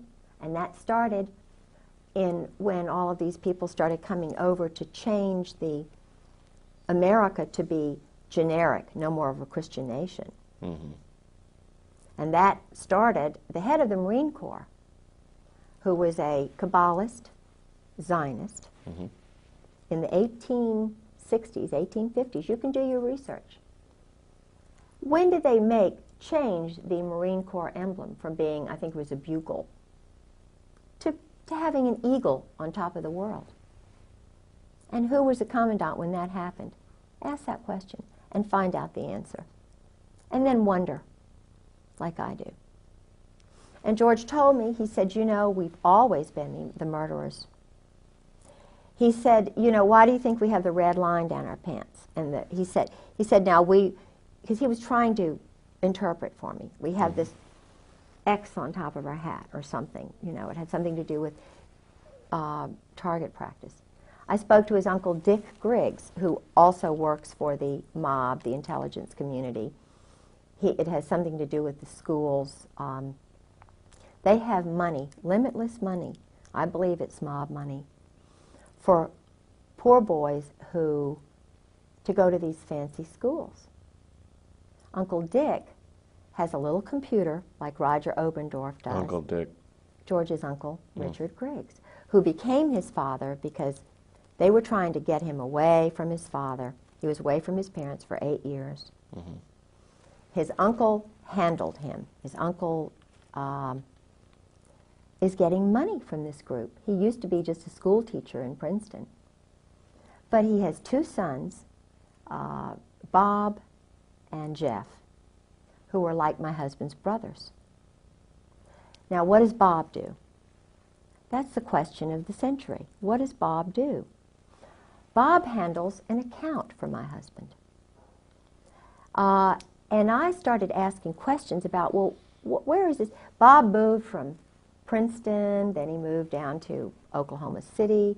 He was near that Augusta Golf Club, and now he's in Colorado, and he's handling this account that George has money in. And I see papers of my husband's after Beirut. In other words, he'd done a job. And it was a civilian job. Now, here's a colonel in the Marine Corps doing a civilian job, TAD. TAD. It's where they they go off and do a job sort Okay. of undercover. They get a Right. new, George says he's had so many different passports with different names. I'm getting mail from an Engelhard. He's got accounts now for an Engelhard. I get mail from Princeton private account, from Merrill Lynch is involved with the mob. They have rogues in there who launder cash money. They have people who launder cash money in Norfolk. I know some of the people who handle the cash. No, your husband. Drug money's in cash. Your husband is Jewish. No. Oh, okay. Oh, no. He's a German. He's the son of a German family. But his father was in Atlantic City doing very shaky things. In fact, his father's father, not his father, take that back. His father, Ray, was a weak, precious little man, and I liked him. Nobody listened to Ray. You know, the mother ran everything. The mother was strong, domineering, bossy, and I must say she was not attractive, but Ray was handsome. They married. They had 3 boys. I know she had to get married, the older brother, but in those days it was very embarrassing, you know. Well, Ray didn't have anybody. Ray was essentially an orphan as such, although he had lots of brothers. But let me tell you what Ray told me. I was in California with his mother, George's mother and father, staying at his brother Don's. And everybody, you know, the world revolved around Mother. But Ray had a lot of wisdom there, and I was anxious to know what really went on in New Jersey, why they left New Jersey, why they left Atlantic City, what happened in Lawrenceville, why George was put in this school and not seen for 8 years. What did happen? All right. It had to do with the fact that they were poor and desperate, that the sister, Rhoda's sister, George's mother's sister, married someone high up in the intelligence community who was he went to the Presbyterian school or something like that. But Ray had been in prison. George's father had been very shortly in prison in New York. And this is, you don't talk about that. Ray had seen his mother run over by his father with the girlfriend in the car who wound up being the stepmother. You don't talk about that. All right. There were 7 boys, I believe. Ray was right in the middle. All of these pictures have disappeared from my house. Supposedly my husband has never come in to the house. All of this, you know, the pictures of assassins like Rockland Williams and, you know, you can't believe the things that are slowly being taken out of my house. Why? Well, obviously, so that your credibility can be attacked if you ever tell anybody about this. Yeah. I mean, it's a miracle you got up here with the pictures that you did. Yeah. That we're including in this video. Absolutely. That you know, support your credibility. It's just a shame that this video wasn't made a year ago I know. or 18 months ago. Yes. Because pretty soon they'd have me not even married to George Griggs. Now, If they could destroy all the records, of course, and it's possible to do that. of course. Because I think it was Orwell said that he who controls the past controls the future, and he who controls the present controls the past. Absolutely. So those who control the present can modify the past any way they want. In fact, they could erase you right out of the Why do picture. you think we're in computers and everything's on computers? All they have to do is, I had tapes that I bought a little Radio Shack tape, and I taped General Gray's, the conversation with Gray's wife, Jan, who said, "Oh, we don't know where George is. We don't know." And I talked to General Gray on the phone. If they don't know where my husband is, and he's working for Charlie Wilhelm now, what does that make Al Gray? After I've been battered, and I'm calling, I've got pictures of bruises, hematomas, broken foot, putting a 45 to my head, laughing at me while he's standing over me with my arms in pain, chasing me in bathtubs. You know, so I'm hiding and saying, please don't kill me, while he's laughing. I took diaries and so forth. Why do they want my diaries? Why don't they want my evidence in the court of this? And I've got it right there for Judge John Moore, who's a commando. Why does John Moore kind of giggle at me? Why, you know, what is so funny about being battered as a wife when his first wife is dead in the grave? Well, what's funny to them is that it doesn't matter what your claims are, they're in control. That's it. The chickens can do anything they want as long as the foxes are all in cahoots. That's it. That's it.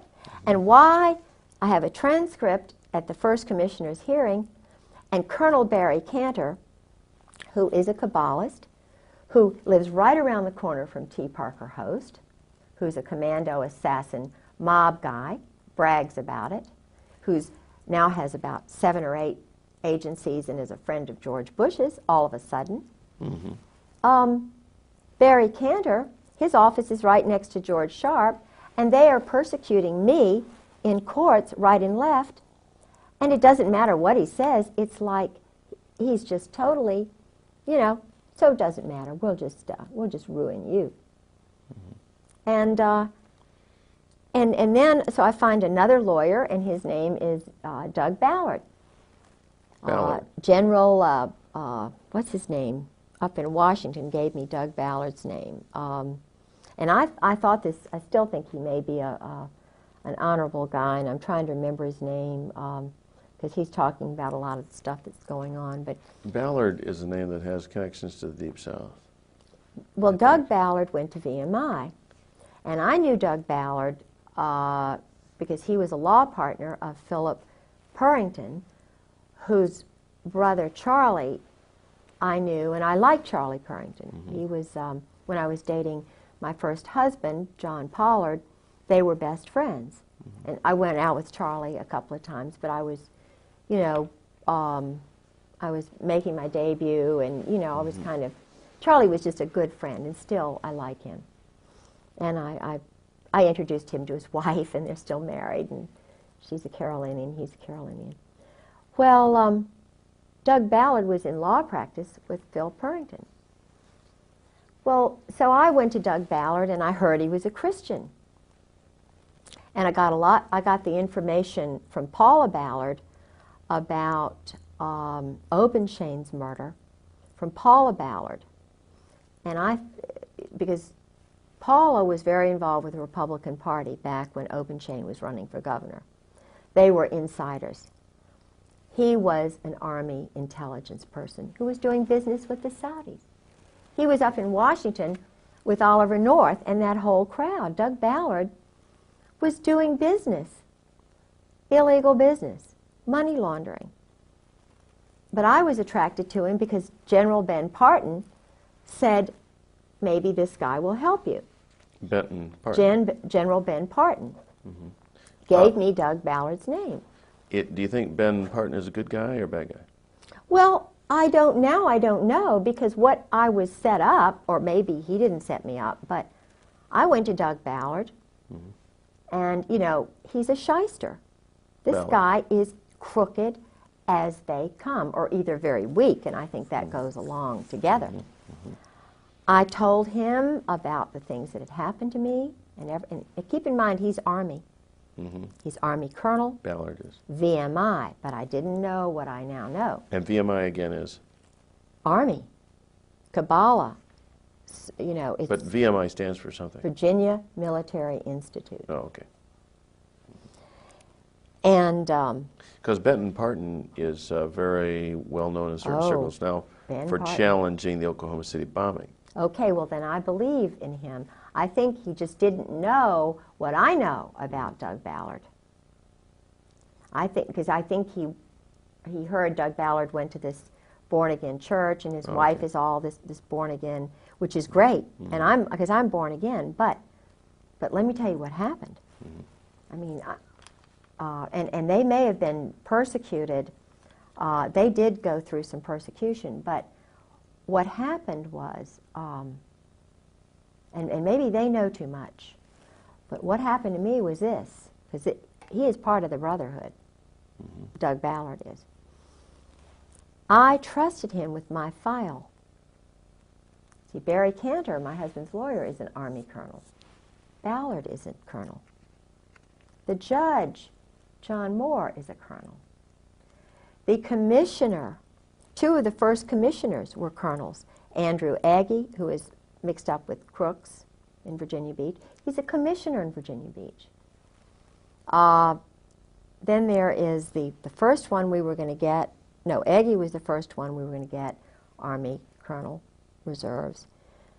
Then there is the former Commonwealth Attorney, Andrew Evans. He's in the Masons, and I just talked with his wife not long ago, and she was shaking her head like, yeah, I know all this stuff, I know all this stuff. Well, there's a brotherhood. And Andy Aggie and Andrew Evans, who was Commonwealth's attorney, they're part of this brotherhood. Now, they were going to judge the case for me. Then we get the third guy, who was in the House of Delegates, Ned Caton. He is a Coast Guard JAG intelligence guy. So finally, we choose Ned Caton to go because he had done work for us, and I don't think that's really right. But the point that I'm trying to make is that every single one of these men who were judging a battered wife, almost killed, first wife dead, do something with the husband, bring up the battering, it's handled. We go into his quiet, secret office. I think I have a lawyer giving him $1,500, and he's one of these society lawyers. And he doesn't want to mention anything about the abuse for some reason. And I'm sort of being flim-flammed, you know. Well, this is part of the divorce proceeding, or Yeah, did you bring a separate cause of battery? Or this is I all did the divorce? battery. See, I started everything. So you filed a criminal charge? I filed a criminal charge. Of battery? Battery. Okay. Because, you know, you're indoctrinated to believe that if your husband's a perpetrator, my husband is a gross perpetrator. Okay. And So you were seeking civil damages against him? no, all I did was take out a warrant to have him brought back. I see. And that's when the 20-year Marine police officer came in, the 20-year Marine FBI agent came in. When I went to the police chief of the police, Chief Wall, who's a very nice man, I have a friend who got me in to see him. He said, this is big. This is way over my head. But he assigned a wonderful man named Bill Dean to me to call any time. And I must say, this is a wonderful man. I could call Bill Dean any time. And, I mean, there are some good people, probably in the Masons, I don't know, but there are some good people. But the problem was, he can't control it. Now, why, if you're a Mason, why can't you control battering of military wives? That's a question I ask myself. Why is it that they cannot control a perpetrator who's killed his first wife, and I've nearly been murdered? Well, the answer is hierarchy. Okay, right. Taking So I orders. start saying now, in Virginia Beach, if the chief of police has no power, if Bill Deans, who's head of the CID, has no power, I'm looking and wondering, okay, I'm a battered wife, and I start meeting other high-level battered wives in the courts who are having the same treatment by Judge John Moore and Barry Cantor and Andrew Aggie and Grover Wright, who battered his first wife, Lynn. They spread the word that she's crazy. Lynn Wright is not crazy. Grover Wright was running around with Ann Wood and wound up marrying her, and Ann Wood is now a blimp. Grover Wright is a perpetrator. John Moore is a perpetrator. He's now married to a girl who's in my garden club. And, you know, he was a commando, guerrilla. His father was a general in the Coast Guard, which the mayor's husband is a colonel, a captain, whatever, captain in the Coast Guard. All of the... So there really is an elite clique that runs everything, controls Absolutely. everything. And it's not the CIA. No. Is there a name we can give this group? Well, George calls it, in his diary, he calls it members of the firm. He called it brotherhood. He mentioned the old guard, Army. It's Army. Mm-hmm. And it's White House. Mm-hmm. Did George ever talk about... but the presidents don't know about it necessarily. Okay. Did Oswald, or did your husband ever talk about Oswald Yeah. in terms of knowing anything about his handlers or how that was Yeah, all the way George talked about Oswald was the way when you communicate with an alcoholic like that when he's drinking, mm-hmm. And he's been totally battered, mind-controlled, but mm-hmm. is fed lots of money, being poor and so forth. A woman, 55% of what people say is verbal. And then you learn to read the nonverbal. Mm-hmm. George was diarrhea of the mouth, verbal.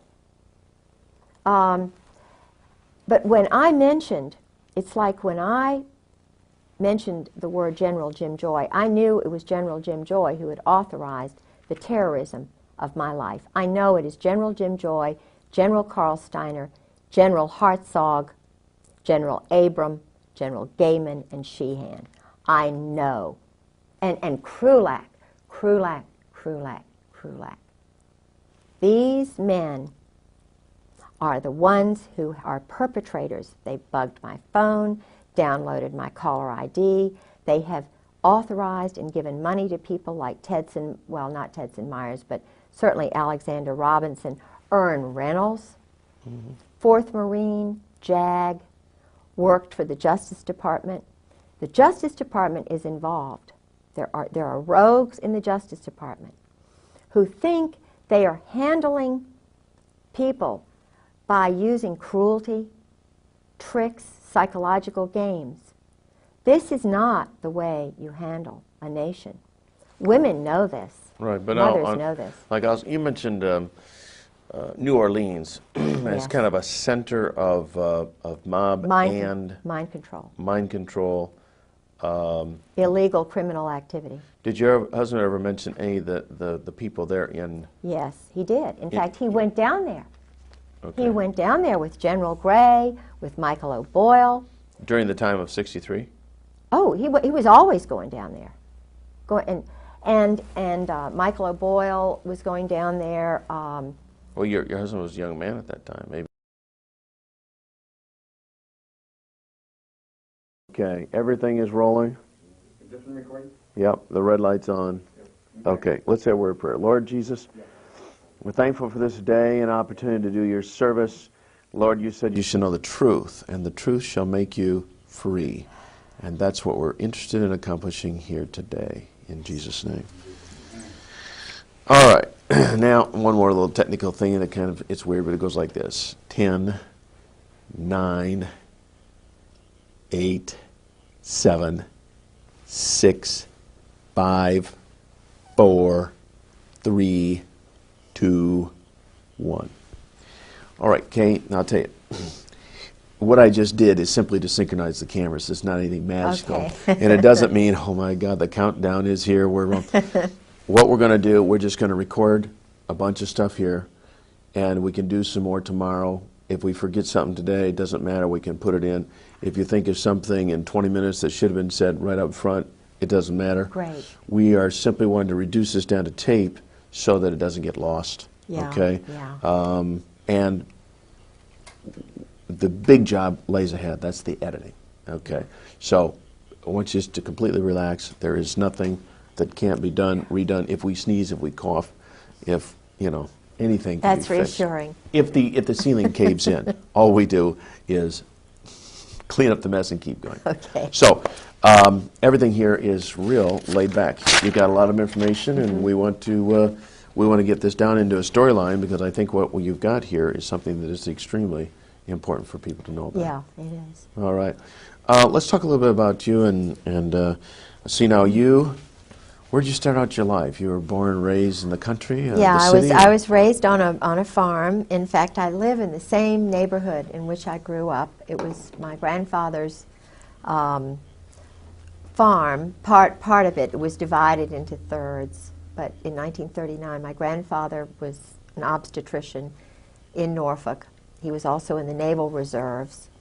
He was in charge of military intelligence in Norfolk, which is the largest military naval complex in the world. So I was born in the Naval Hospital, which was the NATO headquarters, and brought home to my grandparents' farm. My father was in the South China Seas on a naval vessel. My uncle was in the Navy. So I come from a long line of military civilian folks. They were not full time military individuals. They had jobs, and they would go into the war. They would be in reserves, and as my grandfather was, he stayed in. And retired a Navy captain. But I live in a house that was in part of my grandfather's field. And Is that right? yeah. That's very interesting. But I'm being strangled financially by this Army intelligence group, JAG group, that my husband. Now, JAG, is that JAG? JAG, Judge Advocate General. I think American citizens do not realize how many JAGs are in our court system, and they take orders. They are in the chain of command, they're active reserve, and they are in our court system everywhere you look. Not just federal, state and local? Everywhere, yeah. And they're going to meetings once a month, and if there is a case like many of the military intelligence wives like myself, and we have information that would come out in a divorce hearing or whatever, they totally control it.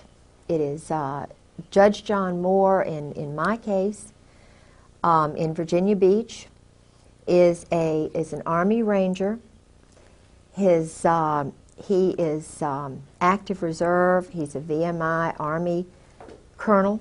He's a graduate of VMI. In Virginia Beach, in the courts, there are at least 6 judges, and I'm including commissioners in that, because in Virginia we have a system where the commissioners do a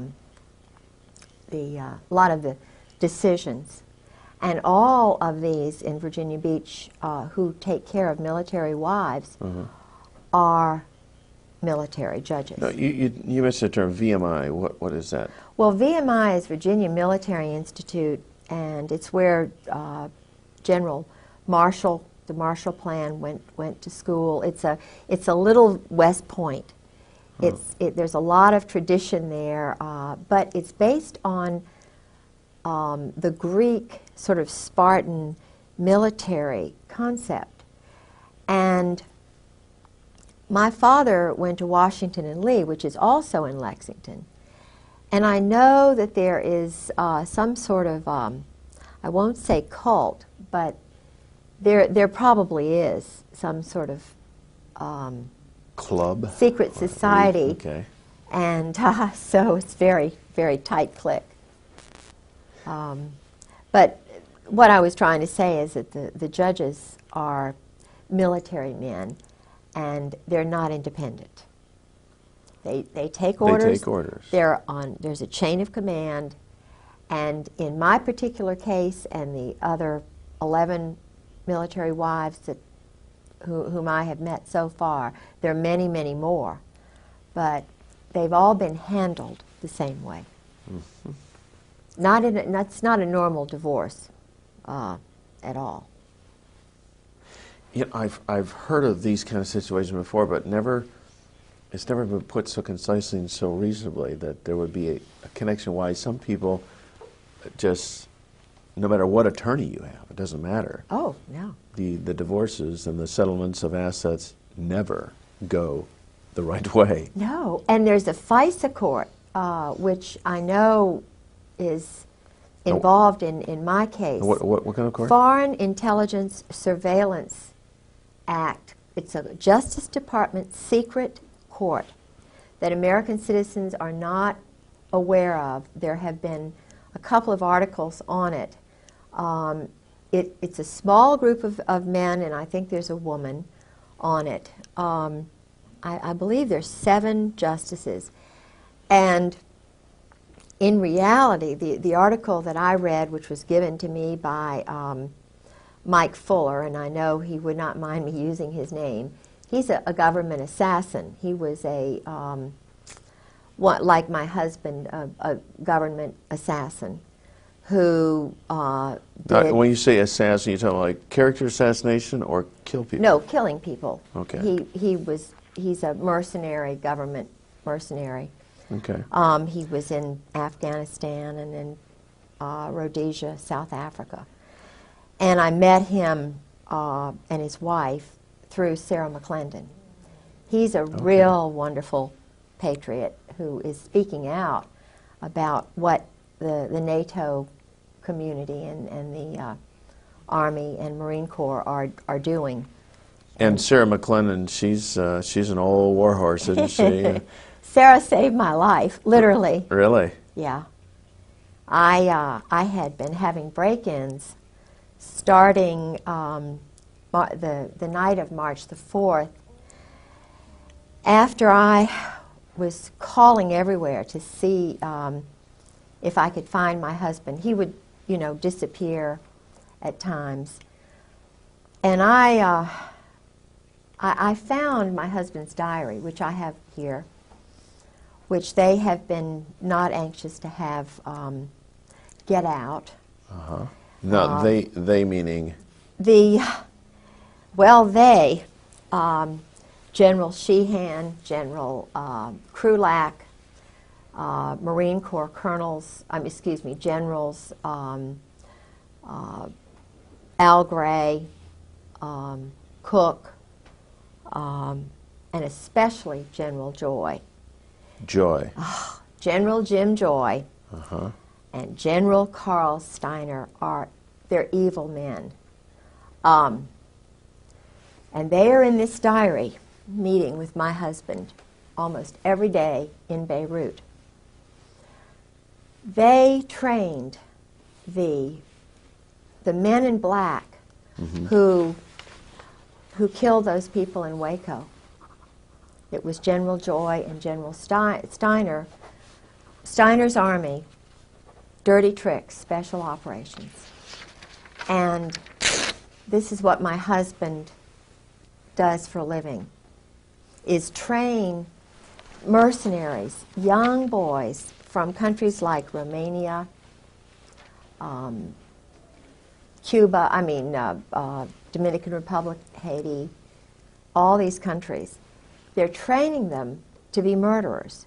And the taxpayers' dollars are paying for this. Okay, now they train them just through the normal channels of the military? These kids join the Army or the Marine Corps, and then they select these kids based on some criteria to train them? They psychologically profile them. The profile, which is similar to my husband's and Lee Harvey Oswald's and McVeigh's and some of the others who were all part of this program. Jeffrey Dahmler was profiled and hidden. What most Americans do not know is that all of these men were Jeffrey Army. Dahmer, he has a military background? Of course. They're all Army. Oh, okay. They were all picked out because they're perverted or twisted. Oh. Yeah. Sexually perverted. Sexually perverted and therefore, Yeah. Well, now I don't think McVeigh was perverted the way Dahmler was, but certainly the group that my husband is overseeing are twisted. So part of the criteria, they look for people who have got something in their history that gives them a weird bend. Yeah. Like they were molested when they were a child, Yeah. or they come from dysfunctional families, abuse, whatever. Strong mother, weak father, no father, poor.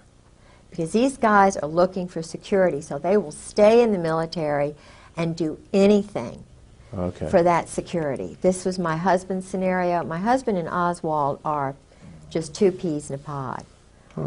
Exactly the same personality, the same type, in the same elite group, I might add, which was doing work with communists and Russians, with Czechoslovakians and with Romanians.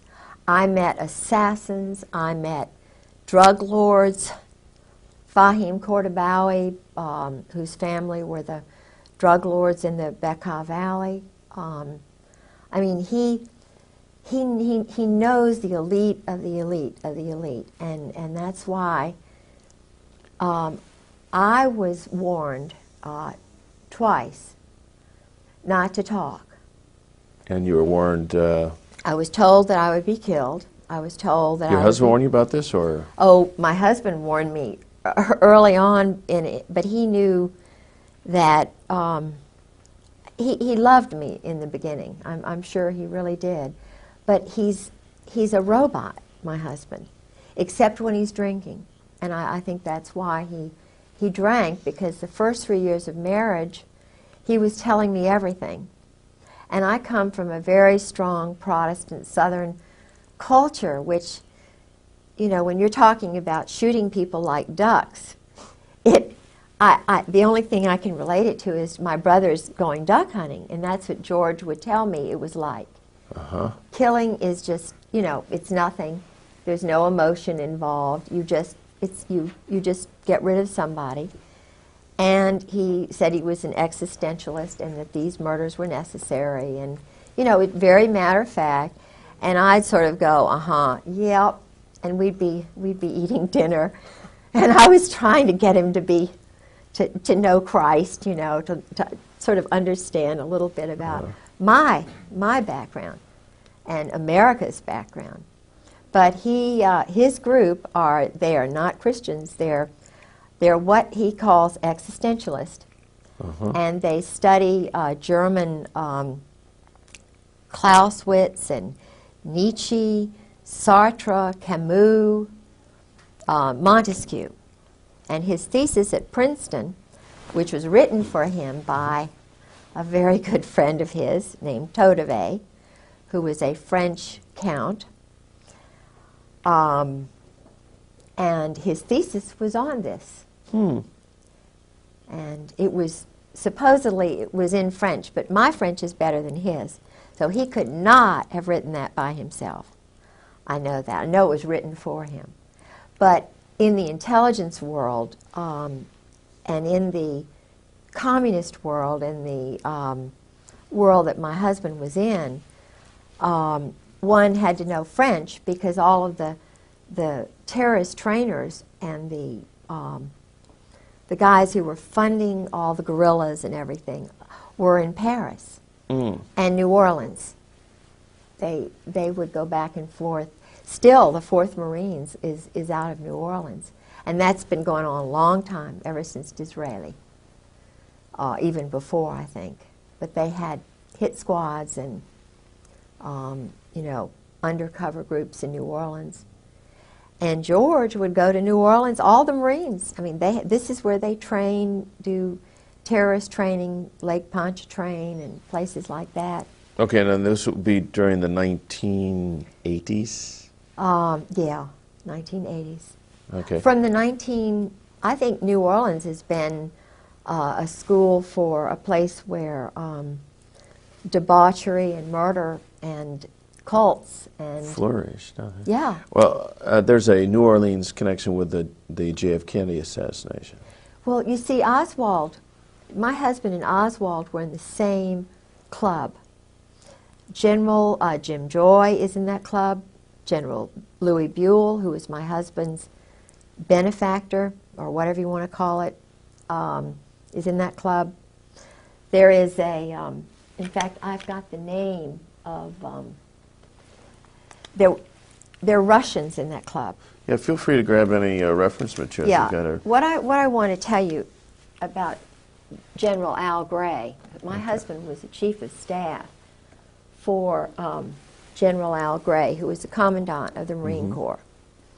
And I probably shouldn't say this on the tape, and you all can get rid of it, but he's a homosexual. Gray. Gray. Okay. He's what they call a cherry Marine. Now, I'm not anti. I'm trying to find my. I hope I've got it. Yeah, here it is.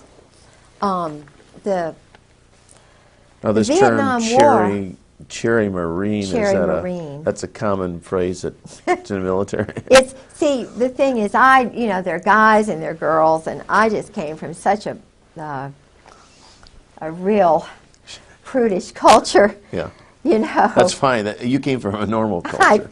And I'm not judging them, but they, the Vietnam War, I know a lot about that, about the MACSOG program and the Phoenix program, because George was involved with a very important part of that. Not important really, but he and Al Gray and Louis Buell and Michael O'Boyle and Ollie Whipple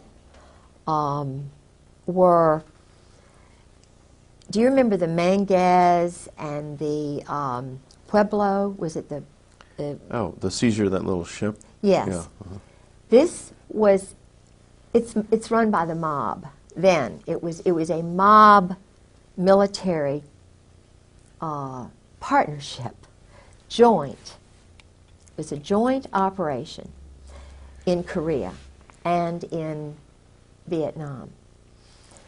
The highest levels of the Marine Corps and the Army in those special operations levels, the individuals are actually in the mob.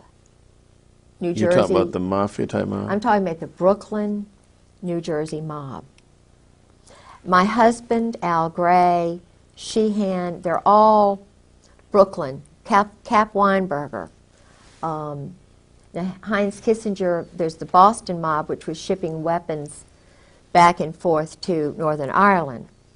And I don't want to get too deeply involved in that, but it goes, Israel, some of the Zionists who came over from Germany, according to my husband, were, see, he works with those people.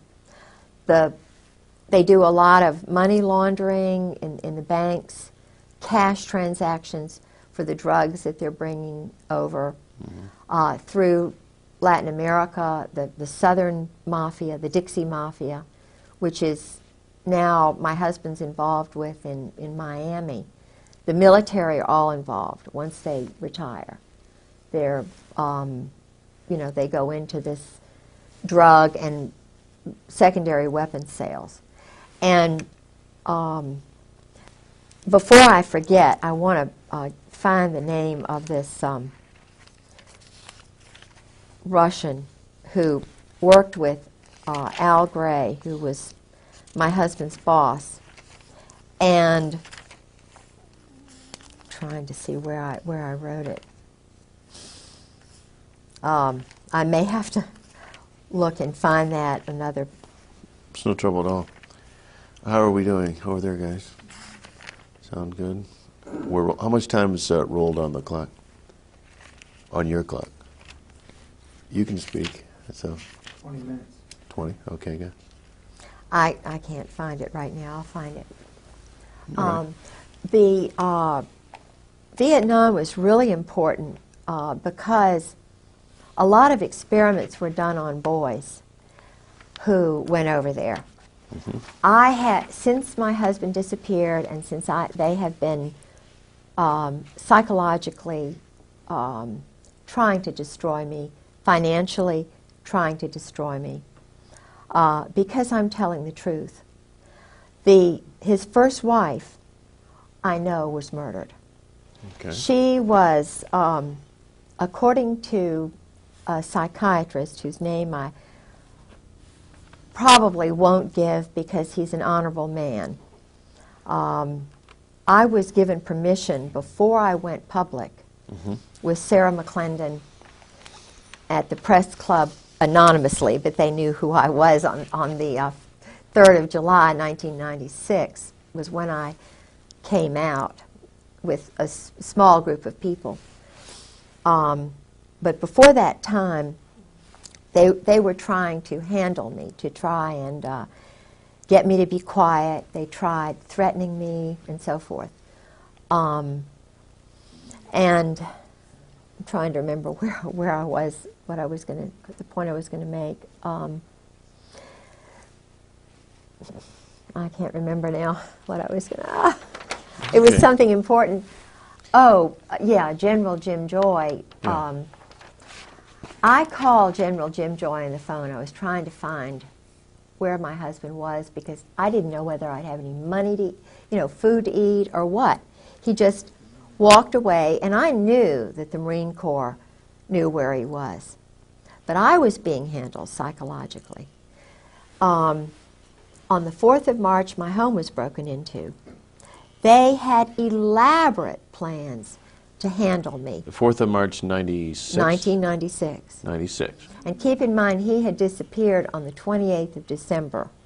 Of 96. Of 96, 95. Okay, So put yourself in my shoes. I have no idea where he is. He's done this before, and each time I was totally traumatized. So I get... What happened during this break-in? Well, they were looking for the diary, which I have here. Okay. I don't have the original copy, but this is the diary. Okay, can you lift that up so Yeah, we can... sure. Yeah, just... This is it. It's his Beirut diary. Kind of hold those. So Yeah. This is it. Okay. And it's in his handwriting. The Beirut diary tells how the intelligence community, the Army and Marine Corps assassins, snipers, are how they operate in a city during a crisis. My husband was the liaison between the White House and President Jamal. So my husband is a friend of Scrowcroft, McFarland's a Marine. All of these men are personal friends of George's. Colby, I spoke with personally on the phone. 2 weeks later, he was murdered. He went to Princeton. My husband knew him. He knew my husband. He told me, Colby told me that... Now, this is General Colby? No, this is William Colby, who was head of the CIA. Oh, okay, yes. Who was murdered in a... so-called boating accident. I know exactly how that happened because, you see, the SEAL teams, SEAL Team 6, 4, 6, and 8 are on the East Coast, and then the odd numbers are on the West Coast. And some of the people who are affiliated with the SEALs,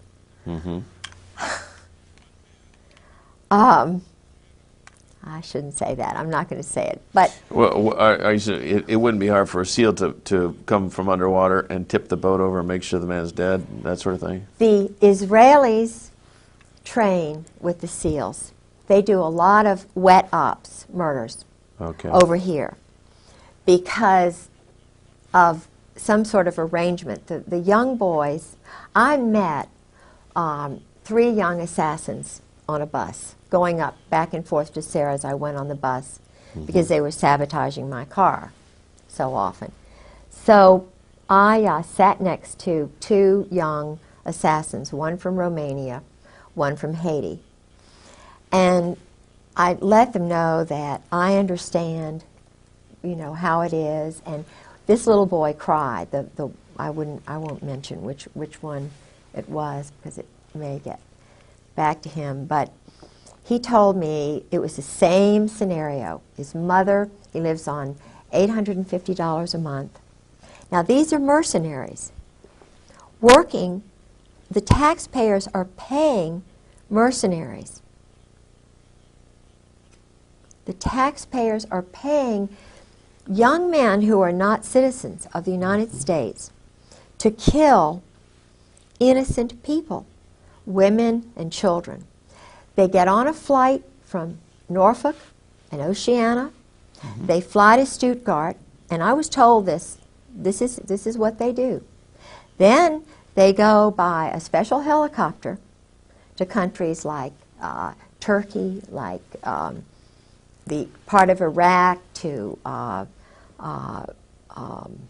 Algeria, to parts of Africa, and they do wet ops. They'll just, murder 5, 10, 20 people, and then they blame it on the Arabs, or they blame it on somebody else, but it's actually NATO rogue assassins, because there are men from Australia, South Africa, Britain, that I've been able to determine, and a lot of these other little countries that are sort of wanting to get into NATO, they have little boys that they pick out, and they call them special.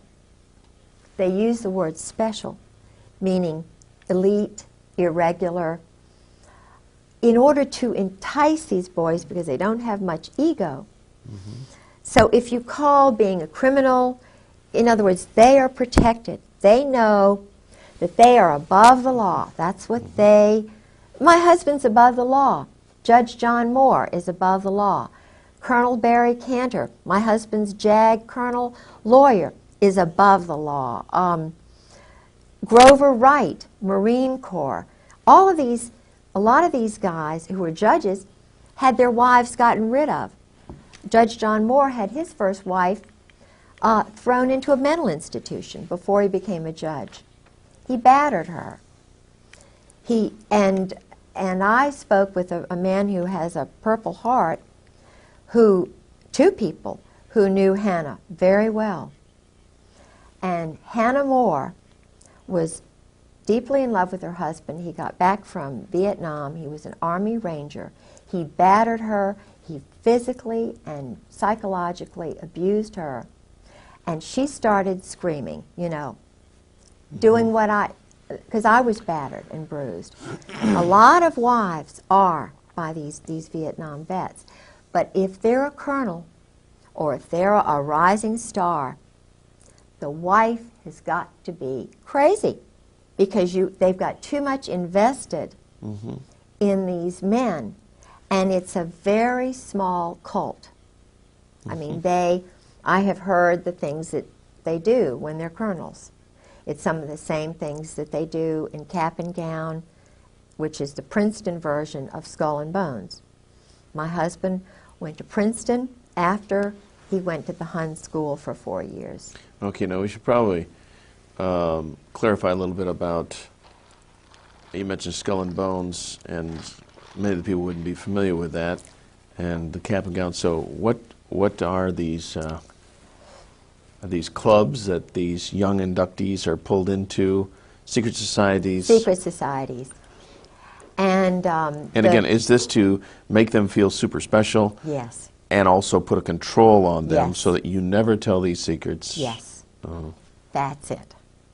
You have got it.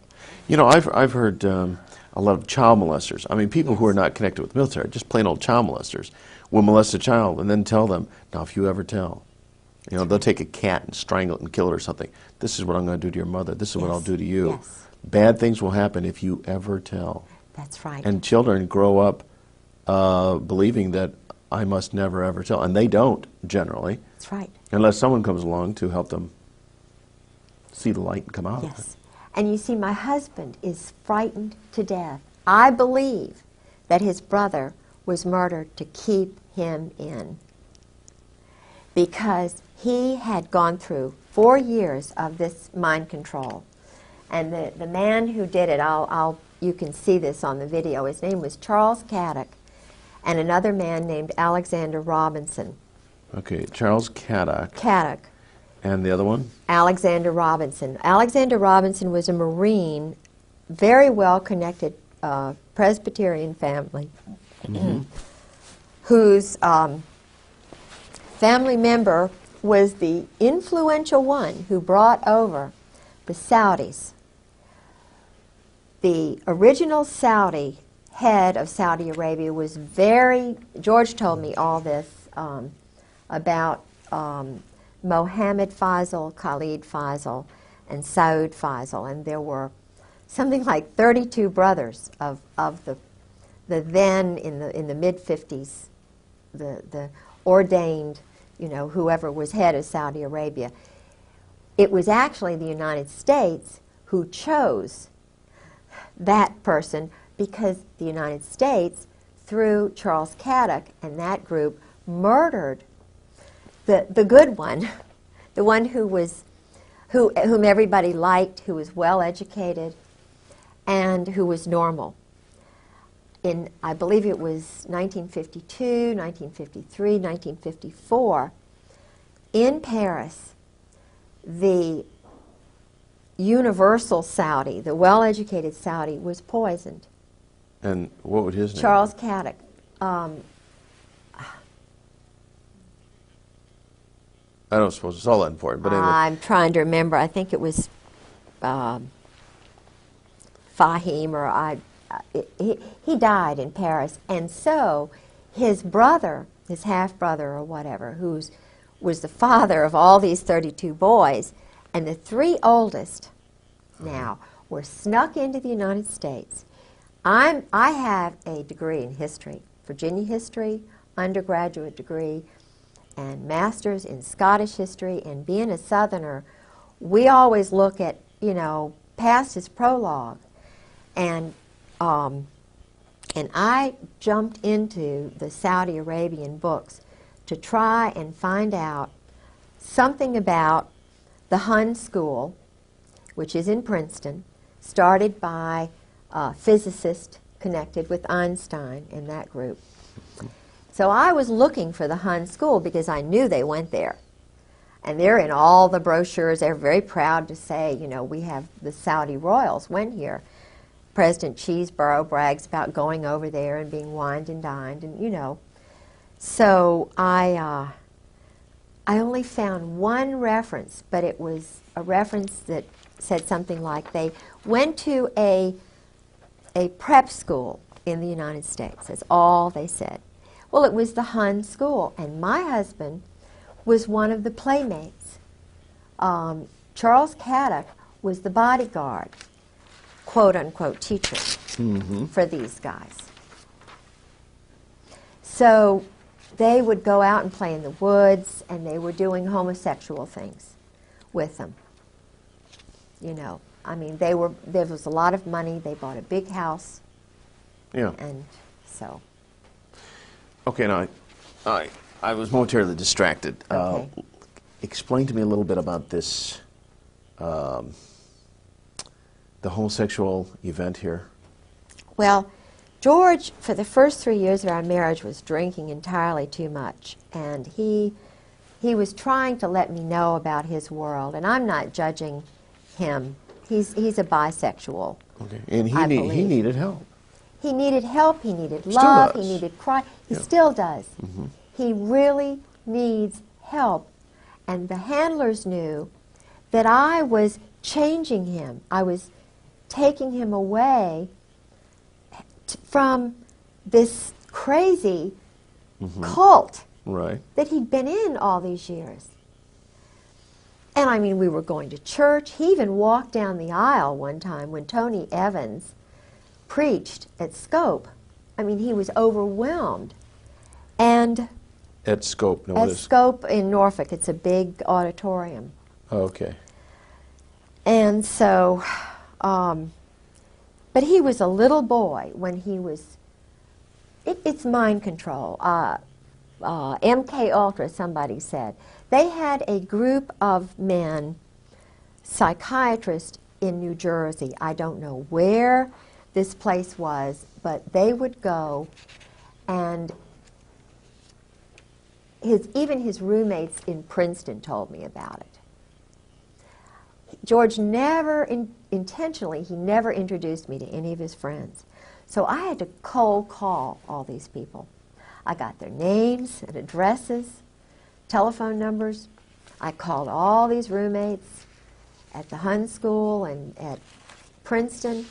They told me things about George and, holding hands with, with Caddick and other people, about being a cheerleader and going off and so forth. Now, a cheerleader, this is a kind of a trade name, right? No, he was a cheerleader for the At Princeton? At Princeton. Okay. And he traveled with the football team. Okay. And here is a guy like that. They put him in the Marine Corps. I don't think that was very nice. Do you know what I'm saying? It was hard for him.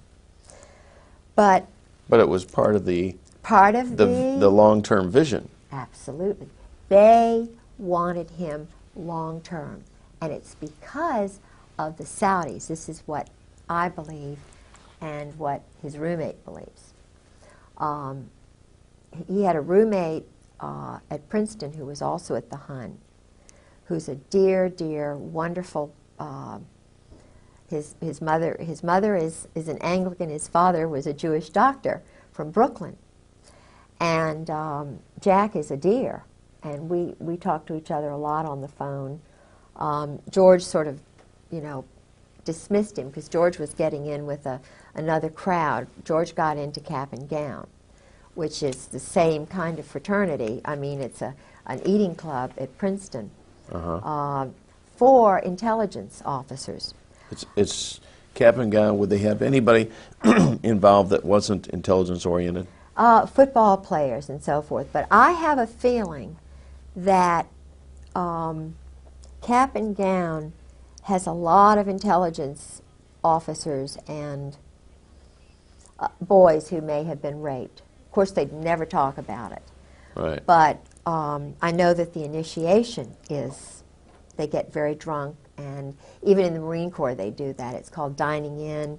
They have the shellback ceremony. They do a lot of homosexual enticement. The boys are, when they come in, when they're new recruits, they strip them nude, they violate their personal parts. There's a lot of that is going on. What about even now? Tailhook? Yeah. Is there a connection? Yeah, sure, because the cream of the crop is doing this. They're having group sex parties. And that was a Navy operation too, wasn't it? Yeah, but the Navy and the Marine Corps. Of course not. Maybe we ought to, for those That's another. that tailhook, they don't know anything about. Tailhook was refresh our memories. Well, tailhook. In fact, I when I was single in Norfolk, I know one of the people who was deeply involved with tailhook, who was the captain of the Saratoga, was very much involved with this kind of behavior. I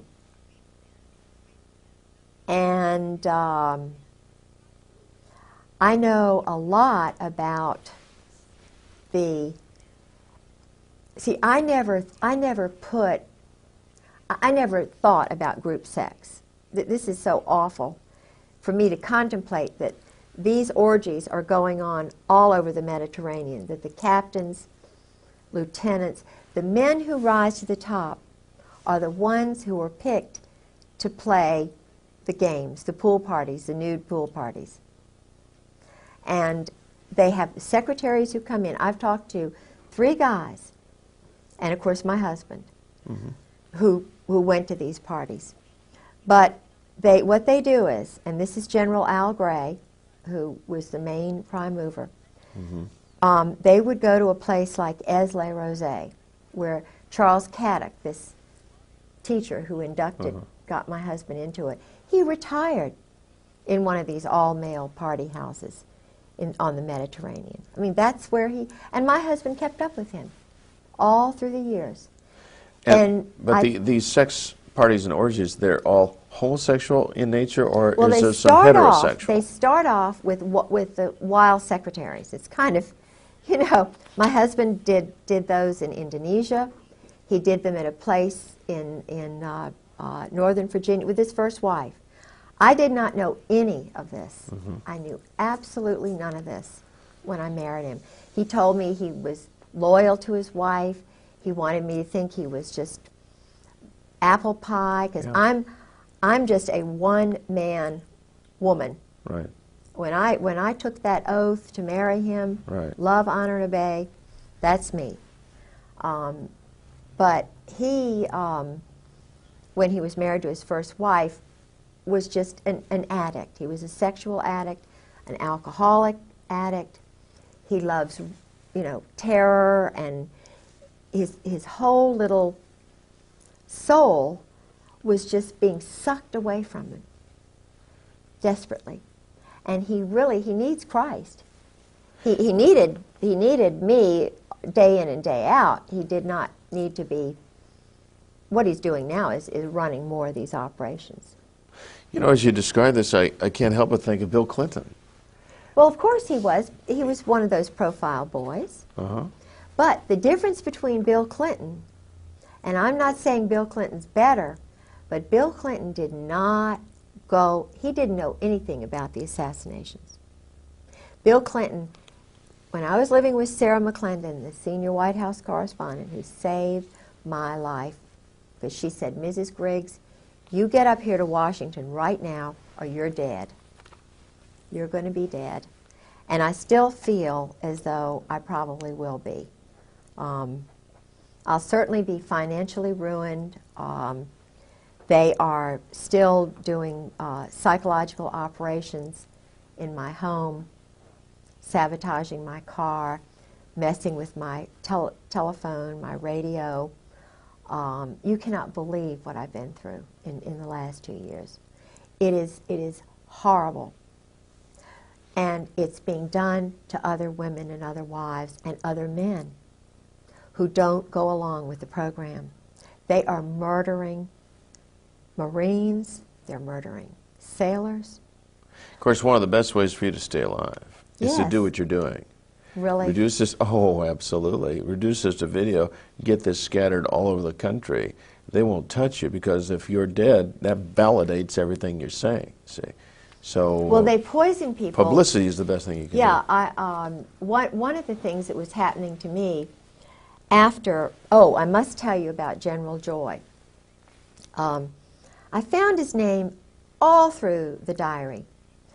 And what was really strange was that George had mentioned him early on in the marriage, but then after a certain incident at Camp Lejeune, which I think is very interesting, relating to tailhook and something that I did there. I'll tell you about that if I can remember. I called, it took a lot for me to get General Joy's phone number, because the Marine colonels were not going to tell me, because they knew I was investigating. So nobody would tell me about General Joy. I called a person in George's address book who was a general, pretending that, I was updating my Christmas card list. Yeah. And I just wanted to find Jim Joy's telephone number. He said, oh, he's up there. He's running morale, welfare, recreation for the world, a payoff job with the mob. And he's living outside of Quantico, and here's his phone number. So I call him up, and keep in mind, my husband is infamous, Princeton graduate, chief of staff for Al Gray, who runs all the dirty tricks for the Army. Linda Tripp worked for Carl Steiner, who was a partner of, Jim Joy and Carl Steiner and my husband were the triumvirate in Beirut. Okay. And Linda Tripp worked for Carl Steiner down there This would be approximately... in the 80s. She and her husband were both Delta Force duos. They send them, but then they divorced, so that broke up that. But she's a dirty tricks person, Linda. Anyway, so I call General Joy and I say, General Joy, this is Kay Griggs, And I'm George Griggs' wife, you know, Chief of Staff under Al Gray, head of half the world, dirty tricks, special operations, wet ops. And he goes, no, I don't believe I know your husband. Exactly his words. Huh. And I'm taping it, by the way, Uh-huh. because they took my tape. They started coming in and putting sticky stuff and running my, you know, just mind jagging me Putting sticky stuff. on the tapes, and they would put the tapes on different, you know, they would go to a lot of trouble. They would take things that I said on one tape and put it on another, and I mean, they were having fun with me psychologically. But I taped this conversation with General Joy, and I said, well, that's really strange, General Joy, that you don't know my husband, because I'm sitting here on my bed, and I'm looking at my husband's diary that he kept the whole time he was in Beirut. And you're in there almost on every page, you know, you're in there a lot. And you're going over to Cyprus and Rome, and you're, you know, getting money for weapons, and, you know, and then they're going to Tel Aviv, and they're doing this and that. And you know, I said, you mean you don't know my husband, George Griggs? And you're a Marine, and he's a colonel? He went, oh, that George Griggs. Because he knew I had the diary. I see. Then he said, oh, Miss Griggs, let me call you back. Let me call you back. So he had to confer with General Sheehan, General Joy, General Gaiman, General Hartzog, and his little cabal, particularly General Gray and General Krulak. So he called me back, and he was just like a little puppy dog. He said, oh, Miss Griggs, I'm going to be in Norfolk on the, let's see, the night of the 5th, 6th, and 7th. I'll be at a morale, welfare, recreation meeting at the Marriott Hotel, and I would like to meet with you when I get there. You know, I'll be getting in around 5 o'clock, and I could we could go to dinner, or you could come and have breakfast the next morning. We could eat, you know, blah, blah, blah. Or 11 o'clock, you know, now I have to speak at this luncheon engagement. You're welcome to come to that. Or we can meet at, he went through every hour of the whole time. He could not have been more insistent about meeting me if he'd been my father, you know, my birthday or something. And so you did meet. I did. But I was afraid of him because I knew this he is was General an assassin. Joy. General Jim Joy, the one who got Noriega out of Panama. He and Sheehan, the one who was behind the whole operation in Panama. This is a powerful guy. He and Carl Steiner. Mutt and Jeff.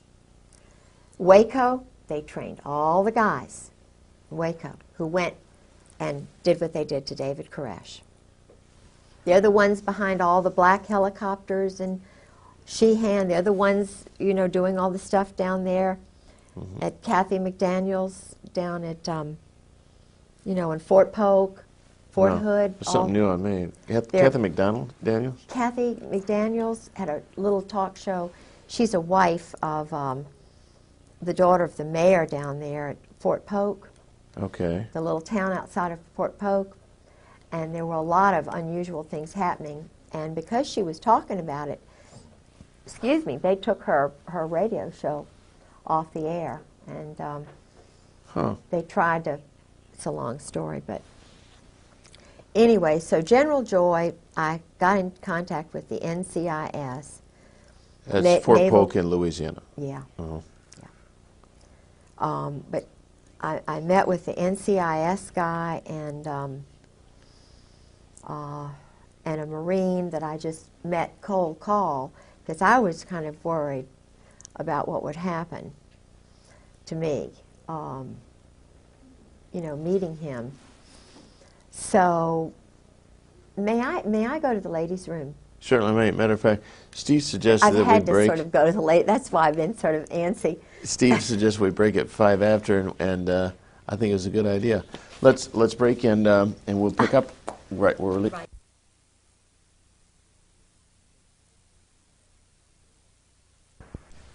Well, I think you're fine doing it, dude. We're rolling. Is this one rolling? All 3 cameras rolling right now. They are rolling. Good. Yep. Everybody check in. All right. Here we go. Okay, now Steve, come on over here and take a quick glance at the at this monitor. Notice how she's framed here. Does mine correspond about the same? Oh, okay, I see what you're saying. Oh. You gotta take a better look. Oh. So that we cut back and forth, we are. Okay, I see what you're saying. Actually, yours is like you say. Yours is a little bit tighter. Okay, just take it wide. Do you want this one in a little tighter? No, no. Okay. Mm-mm. She's just right. I tell you, I have the perfect reference. I can tell now those chairs are giving me a perfect reference. Except that I'm a little bigger than she is, so I may stand a little taller in the chair. Okay. Whoa. Whoa, whoa, whoa, yeah. Oh, the distance, maybe.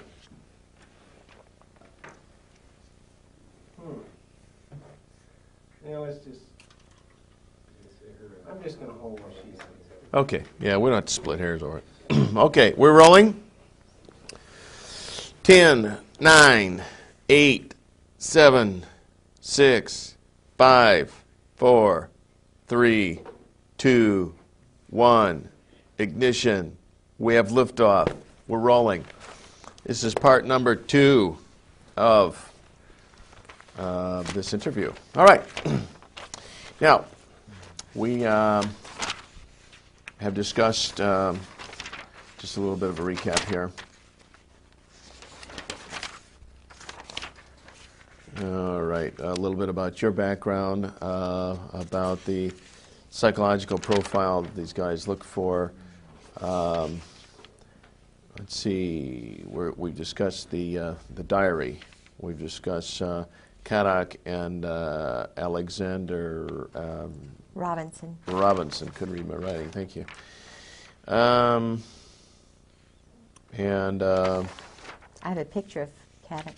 yes, I noted that. We're going to inject that. We'll inject. In fact, we should have a little session here where we just go through pictures at the tail end of this. Yeah. Picture. We discussed tail hook and. You know what tail hook means, don't you? No, what is tail hook? Uh-oh. I got a feeling. Yeah. Is it a homosexual reference? Yeah, sure. Really? Sure. Did you know that, Sure. Steve? Isn't it something? Yeah. And the average person on the street has no idea. No. You know, it's like Watergate. Well, the Watergate Hotel, that makes sense. And tail hook probably is some reference to, you know what I honestly thought it was? see, when you refuel a jet or something. It is. But you look, see, the planes look like this. Because, see, I was told this by Jerry Unruh. And Jerry Unruh was a captain when I met him. We were just partying. You know, I had a group of gals, and we were all school friends. And everybody hung around this place called Poppy's in Virginia Beach. It was the place in the mid-'80s when I was at the Virginia Center for World Trade. Well, Jerry was in there. He's an intelligence operative with Scrowcroft, Crow, you know, this whole McFarlane, Ed Wilson, who's a really good friend of my husband's, who's a really bad guy. Anyway, they're all some of them are doing this Rush River Lodge thing, you know, which Angleton was doing, where Woodward would go to these big orgy parties. And George went to a few of those. But this, you see, is the plane, and it kind of looks like that. Okay. And yeah. it refuels. Uh-huh. See, that's what the hook is for. That's called a refueling. tail hook. Yes. Uh-huh. But it has a double meaning. A double entendre, sure. Because and I went to the preceding show 2 weeks ago, and they had the tail hook booth, and I have some stuff, I don't think I have it with me, but tail hook souvenirs, because they are really trying to promote that, you know, the charitable function of that organization. Yes. Of course. Now, the fact that that cover got blown on those tailhook things, that Paula was a Coggin. major snafu, right? She had to try very hard to get that out. That was at Camp Lejeune? No, I think it was in Las Vegas. Okay. But, oh, my thing went on in Camp Lejeune before tailhook, and this is why I got flagged. Oh. Because I stopped all the go-go dancers in the officers' clubs, and they got very mad with me. Ooh. I can tell you that story. It's true. Yeah, but why, you didn't realize what you were doing at the time? No, I was just incensed, you know, that they would allow topless women, young girls, in the officers' club dining room while I was trying to eat late one night. And George says, well, you know, you just have to get used to it. If you think this is anything, you ought to see what goes on in Okinawa. Well, this was 91, 90, it was before tailhook. And the Lord is always with me. Sometimes I don't know where he is, but this particular night, it was about 9 o'clock and I was starving. And I was really mad because his reaction wasn't, I'm sorry, this is offensive, do you want to go in town to eat or something? He didn't do that. He attacked me. It was a chance to educate me the way they were educated. I see. Get used to it, bitch, you know, Yeah. excuse my French. That's right. But that's really what he was trying to do. Well, they were all young married officers. Now, I worked at the chamber, and this is taxpayer money. This looks bad. They had, you know, wedding bands on. And one of the guys, two of the guys goes out with one of the girls. So I'm going, after having said, don't you see anything wrong with this picture? And getting no background. I thought, oh, boy, I've got a camera in my pocketbook. I am going to see Marty and Oogie, my old roommate from St. Mary's, little Episcopal Junior College in Raleigh, North Carolina. And I said, whoa, little Lucille Ball comes out. And I just kind of grabbed that little camera with the flash, and I get me 3 little flashes of scattering people. So Just light. because the camera's going off? Yes. So that said to me, it proved to him, God, truth is light, light is truth. You know, hey, this isn't, I mean, God proved it. I didn't do it. I didn't argue. I just took pictures, they scattered. Then what happened? What happened to the pictures? Well, he tried to grab my camera, He, my husband. right. But there were still some men in there, you see, and 2 of the girls. And they were looking at me like, you are, the girls were probably thinking, oh, you know, but the guys, they saw older colonel, chief of staff here, wife. It was bad from the perspective of me being a wife, witnessing this, being ordered to shut up. So I took the camera when he wanted to grab it from me, and I went like this. I mean, it was real battle time, major. My brother was a championship wrestler, you know, and I don't know anything about holds, but I knew this was self-preservation time. And I just said, well, I'm going to the ladies' room, huh? Yeah. So I went to the ladies' room, and I hid the darn thing. And he wanted to know where it was. We had a major battle. But the end thing that happened was I wrote a nice letter, found out the name of the manager of the club, because I knew protocol. I knew you can't go and just really mess everybody up. And I sent a letter saying, is this normal to have it, to the club manager. But I sent copies of the pictures and the letter to the wife of the general commander of the base and the wife of the commandant. Oh, man. You wanted to get in trouble. With the pictures. No, I mean, Or you thought you were going to... helping the wives. Yeah. The wives, at this point, no doubt, are privy to all this stuff, right? Yeah. See, I thought, in the real world, this is what you do. Somebody... But what happened was I went home, and the wives were meeting there, and I told them what I had done, and Carol and Milla said, oh, no, you didn't do that, did you? George won't get promoted. you know, he was trying to make general. But Louis Buell had already died. He wouldn't have made general anyway because of Sue. I already found out about that. But I didn't know that at the time. So, but Charlotte Moore, whose family are better educated, and she's kind of the leader of the pack because she's more rational than the rest of the wives. She said, "Kay, thank you very much. We appreciate what you did for us." And then all the rest of them kind of, you know, they're like little puppets too. But then I found out from Brooks West that I was flagged. That General Gray had me marked as a troublemaker. Gotcha. So after that, no more stories while he's drinking. You know, it was a very, he was having to balance them and me.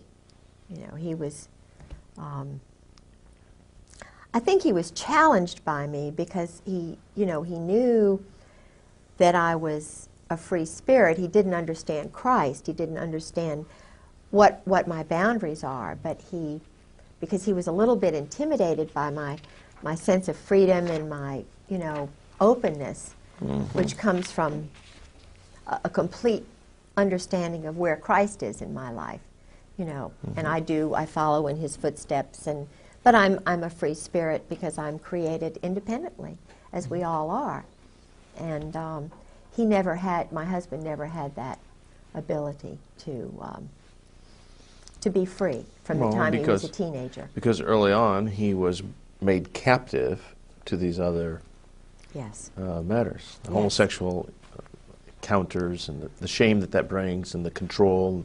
So he was a bent twig early on. Yeah, and he had the Saudis were beginning to pile into Russell House at the Hun School in Princeton, which is the school that my husband was in for 4 years on scholarship. He never saw his parents in 8 years. Now think about this. His parents were shipped to California, I believe strategically so that they could control his mind. Okay. He was too poor to fly out there. I think he did go one time when he was ROTC on a flight that took him forever and a day to get out there. But he had an uncle later on who bought a house in Princeton when he was in college. So he had a little bit of nurturing. And this uncle became his father. Okay. And this uncle's 2 sons and the next door neighbor became his wife. He knew he had to marry because of what he had gone through, and it was, I think, so shameful and so hard on him that he married right at graduation day, practically, from Princeton University, where he had 4 years in ROTC.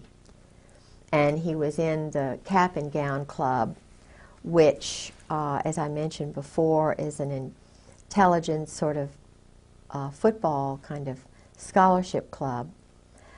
But what's interesting is my uncle, who was in intelligence, Ben Delaney, went through exactly the same hoops. I was thinking, you know, when I met my husband, this is, and it probably was God in many ways, but I thought, isn't it amazing that Uncle Ben, who was the football quarterback star for Princeton, the one year they won the whole national thing, he was, he went to the Hun School. His father and mother were both killed or something happened to them. And I think they were a fairly well-to-do, prominent family. He was handsome, wonderful, just a neat man. So he went on scholarship to the Hun. And then, and he went in, it was crew and all these other things. He was in Cap and Gown. He was, he played on the football team. He wasn't a cheerleader. My husband was a cheerleader. but they were in exactly the same pattern. ROTC scholarship.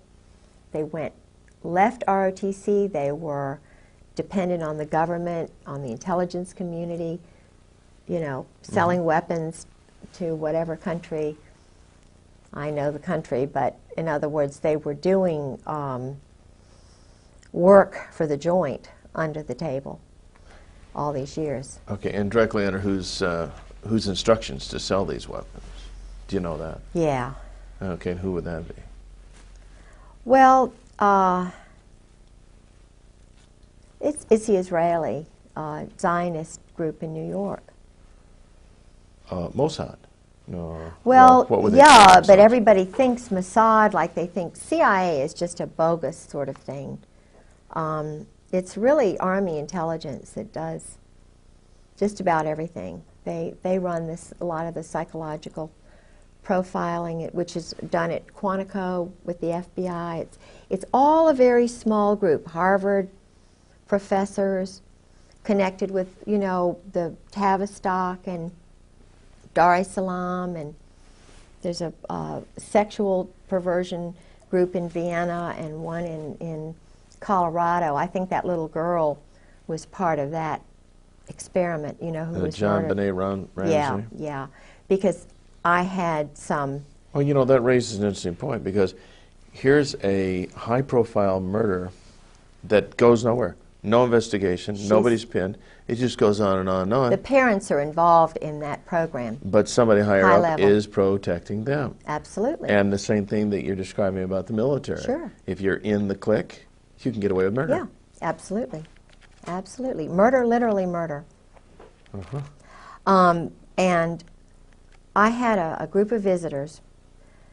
I used to be set up by the State Department, my husband, who had power in the State Department through both Caspar Weinberger and, well, his whole crowd. I mean, Caspar Weinberger, George Bush, Colby, Casey.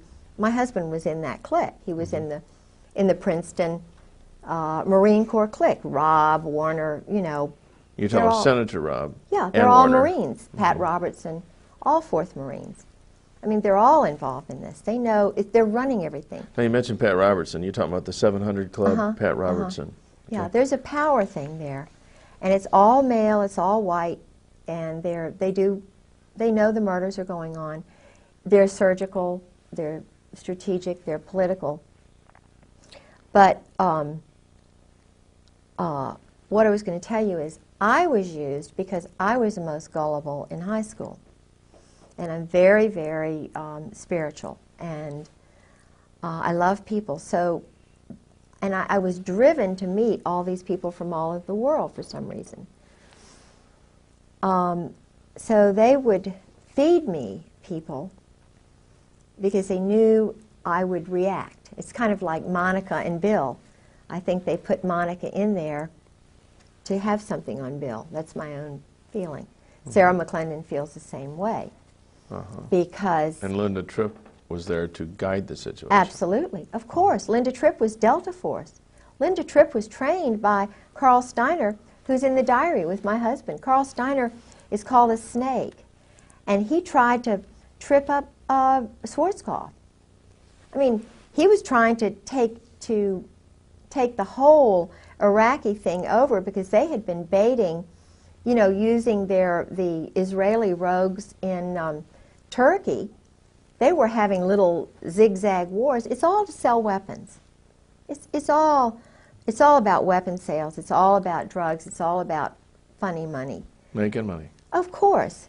And the head, Krulak, who is the Commandant of the Marine Corps, his father, Victor Krulak, worked with this Russian, Czechoslovakian double agent who was worked with Al Gray, who was enlisted at that time, rose right up to the top because they were involved with Butcher and this whole crowd that was trying to pick fights. And they were not they were Army and Navy together, joint. And George kept saying, George calls them the members of the firm. He calls them the members of the firm. I've heard the brotherhood. They're very close. And it's a small group, and it's very hierarchical. I had Caspar Weinberger's bodyguard farm me when I was at Sarah McClendon's. Now, farm you. Yeah, that's Means a term that they use. Where they cultivate? They well, not cultivate, but just want to find out kind of, they're doing profiling on me. Women are hard to profile because we're very easy. We're very easy if you understand women. And I think they need more women in human intelligence because we'd solve a lot of these problems like overpopulation or whatever it is very quickly. Because we're the ones who teach the men how to talk, how to communicate. We think on 20 levels at once. You know, we're very spiritual, we're very practical, all at the same time. And they make mistakes by pegging women as crazy when really they're very anxious to solve problems. They're just very frustrated to see a lot of wacko things going on that don't need to be going on, but the guys don't see it. So with my husband and so forth, I was used, they profiled me. They knew I loved international people because I'd already demonstrated that. And there was a group of sexual psychiatrists from Vienna who came over. I have pictures of them. I was their escort. George was already gone, and I was intrigued that they were still sending me people. Okay, now you referred to them as sexual psychologists? Yeah, there's a whole range of psychiatrists who study perversion, sexual perversion. Harvard, Yale, Johns Hopkins, and this Colorado group. Dar es Salaam, where they train the black African terrorists. They train them in interrogation. They train the JAGs in interrogation methods and so forth. And a lot of these guys got their experience in Vietnam. Intentionally, they took these little boys. That's what they're doing in Bosnia right now. They're training future leaders in perversion. They have a school. The British have a school that George was working with in Indonesia for a year. My husband was setting up there was already a program on East Timor, a little place there in the mountains, that had been set up by the Australians during World War II. It was involved, I think, with Burma and, you know, some of the killings that were going on in China and so forth. That T. Parker Host, this man who now controls my husband with Bob Edwards. T. Parker Host, this is how they got together. T. Parker Host, I knew when I was the assistant director of the Virginia Center for World Trade. I was the first woman on the board of the Foreign Commerce Club. I was very involved politically, and I was having a ball. And I met T. Parker Host through someone else. I was the chairman of a board of all these international shippers and brokers. I was just a, sort of a glorified secretary, public relations person. Now, T. Parker Host was the Finnish consul and at one time he'd been the Norwegian consul, the Icelandic consul. I thought he was a really nice guy because he was outgoing, he seemed Virginian. I didn't know that much about him. But it turns out he has one shipping agency when I meet him in '85. He knows my husband's profession instantly because he brags about being with the mobs. The mob runs the port of Norfolk. The I mean, it's terrible to say, the bankers, and then they have this is not, I can't say that. You can't say what? No.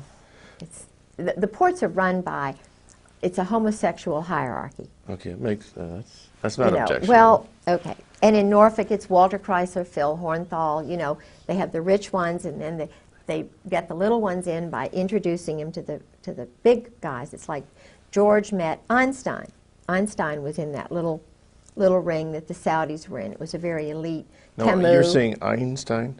Albert Einstein Okay. was in that little Princeton ring before he died.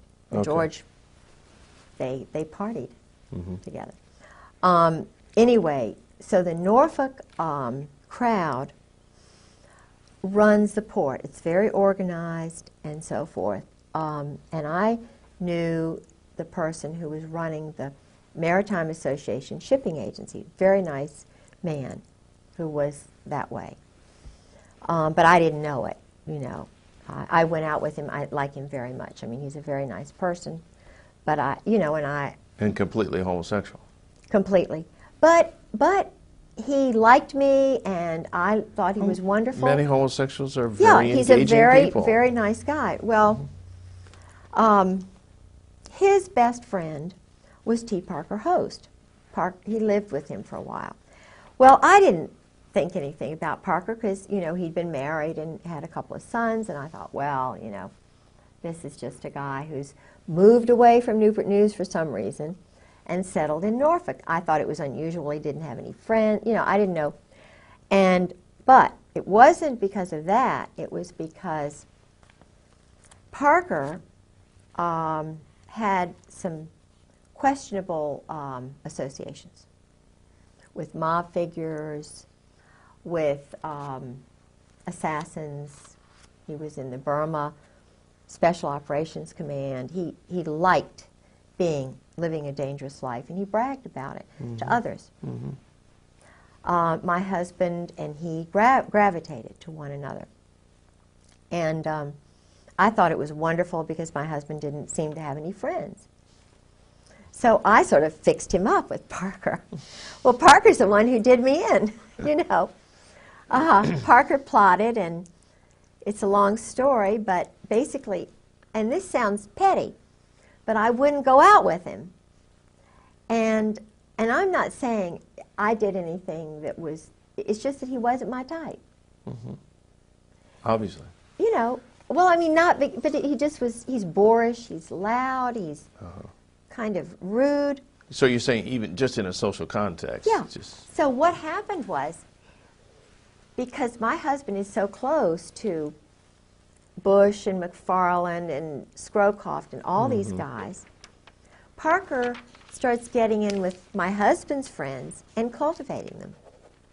And he goes from having one shipping agency to dotted all over the place. He goes from being a Democrat in petty little Virginia politics and being the Icelandic Finnish consul to having big shipping deals going through Iceland and Finland and Norway. And my husband's setting up deals in Moss, Norway, which I was the president of the Sister City Association.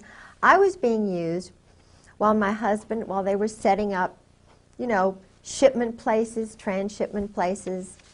I mean, I was witnessing all of this, and it all came back to me, just boom, like that. But Parker, it was so interesting. We had a hearing. I had a hearing with my husband. That very day, George Bush was in town. My husband was in town. My home was broken into while I was in court. Very strategically, I was called by a Marine colonel named Jack, who is very involved with the maritime shipping business, and he knew that I know a lot about that. He called me and invited me as a guest of his to attend the George Bush huge banquet with John Warner while my house was being robbed. My car was sabotaged that day. And guess who introduced George Bush? T. Parker Host. Now, he made it to the big time.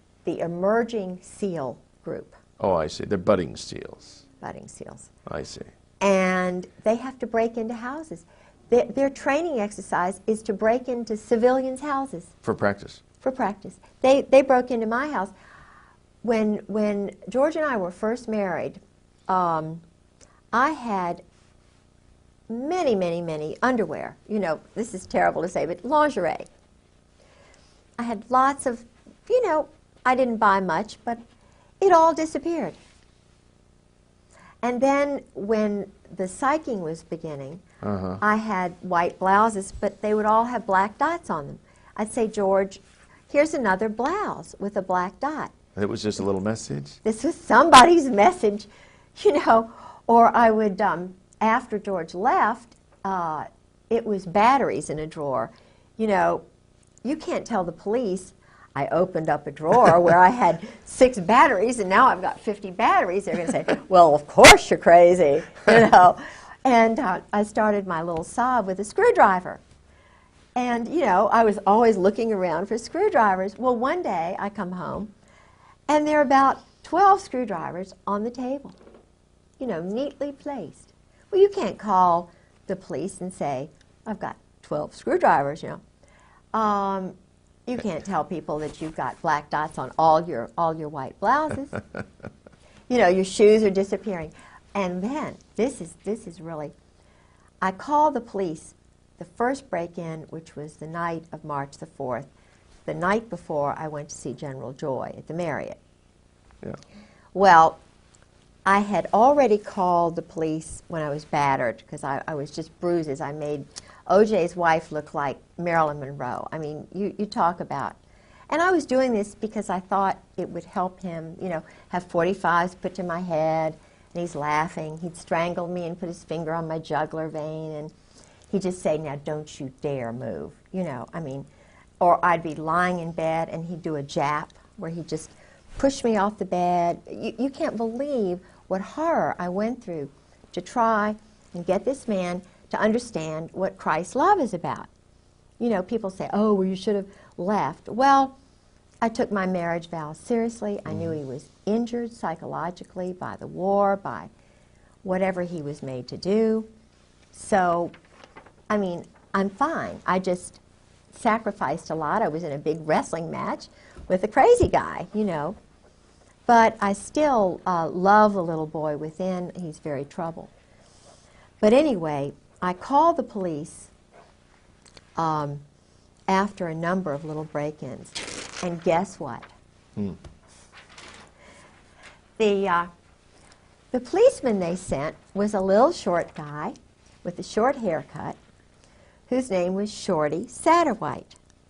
Okay. And Shorty Satterwhite was saying, oh, now, Miss Griggs, now you're just making this up. Now, you know, Miss Griggs, this is just, you're just traumatized. Your husband's gone, blah, blah, blah. I found out he was a 20-year Marine. Okay. And not only that, but there's another part of his life. But that's okay. I mean, he's a nice guy. But he was a Marine. And he takes orders. Of course he does. He's still reserve. So I think, okay, I'll call the FBI. You know, I'll let them know what's going on. I heard about the FISA court and that they, you know, because I'm talking about William Colby, maybe they think I'm a threat because I know all these international people. So I'm just going to call them and tell them what's going on.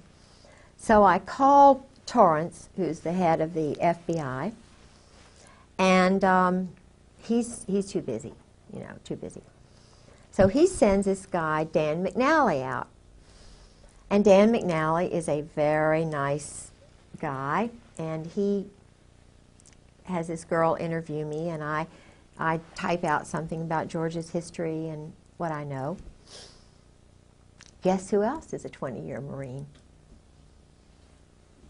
Dan McNally.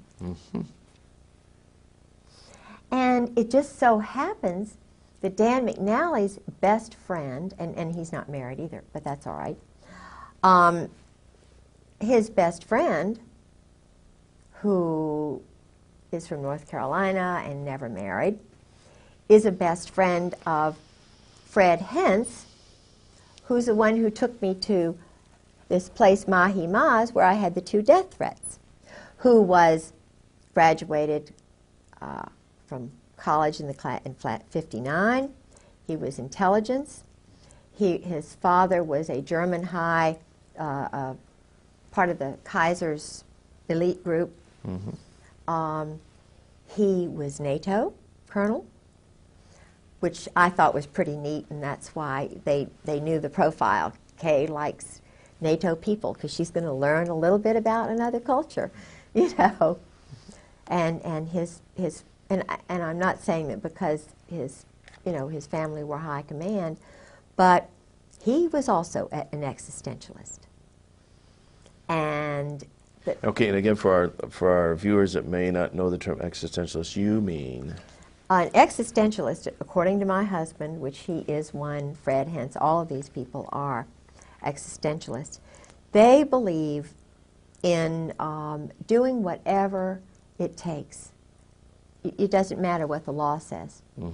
They will do anything necessary to get what they want politically and economically and whatever. In other words, killing a leader, killing 5 people, killing 20 people, according to George, is a lot better than war. This is the way they rationalize it. You didn't used to kill women and children in war when the British Army, when they were pure kind of, you didn't go out and kill. I think Dresden, they did do some of that, but that was Walt Whitman Rostow and his crowd. And he's a very dangerous man, because Walt Whitman Rostow is a communist. Okay, and in what capacity is he?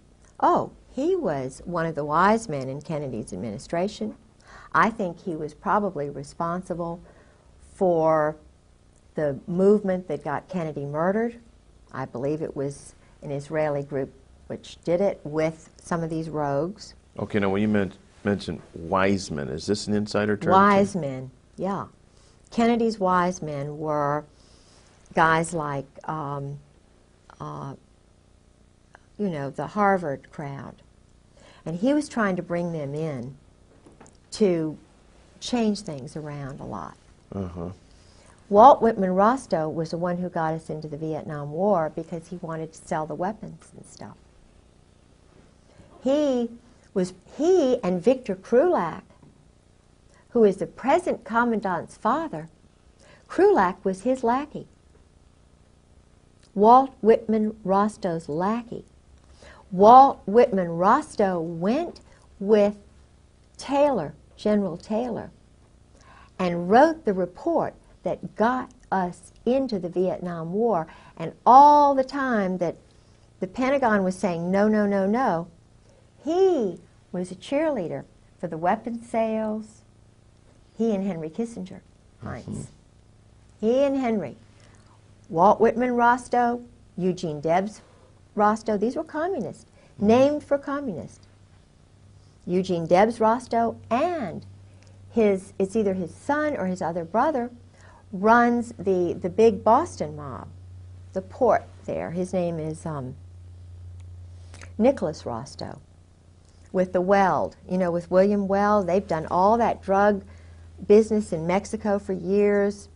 They had that Russian, the one who was murdered by the assassin, Ramon. He was a competitor, Stalin's competitor, and he escaped. Very famous Tolstoy. Okay. Tolstoy became a Christian at the end, and you can't become a Christian. That's a death warrant. So they killed Tolstoy because he was becoming too, I think. Now I don't know the whole story. There's probably a lot more to it, and maybe I see completely the wrong picture there.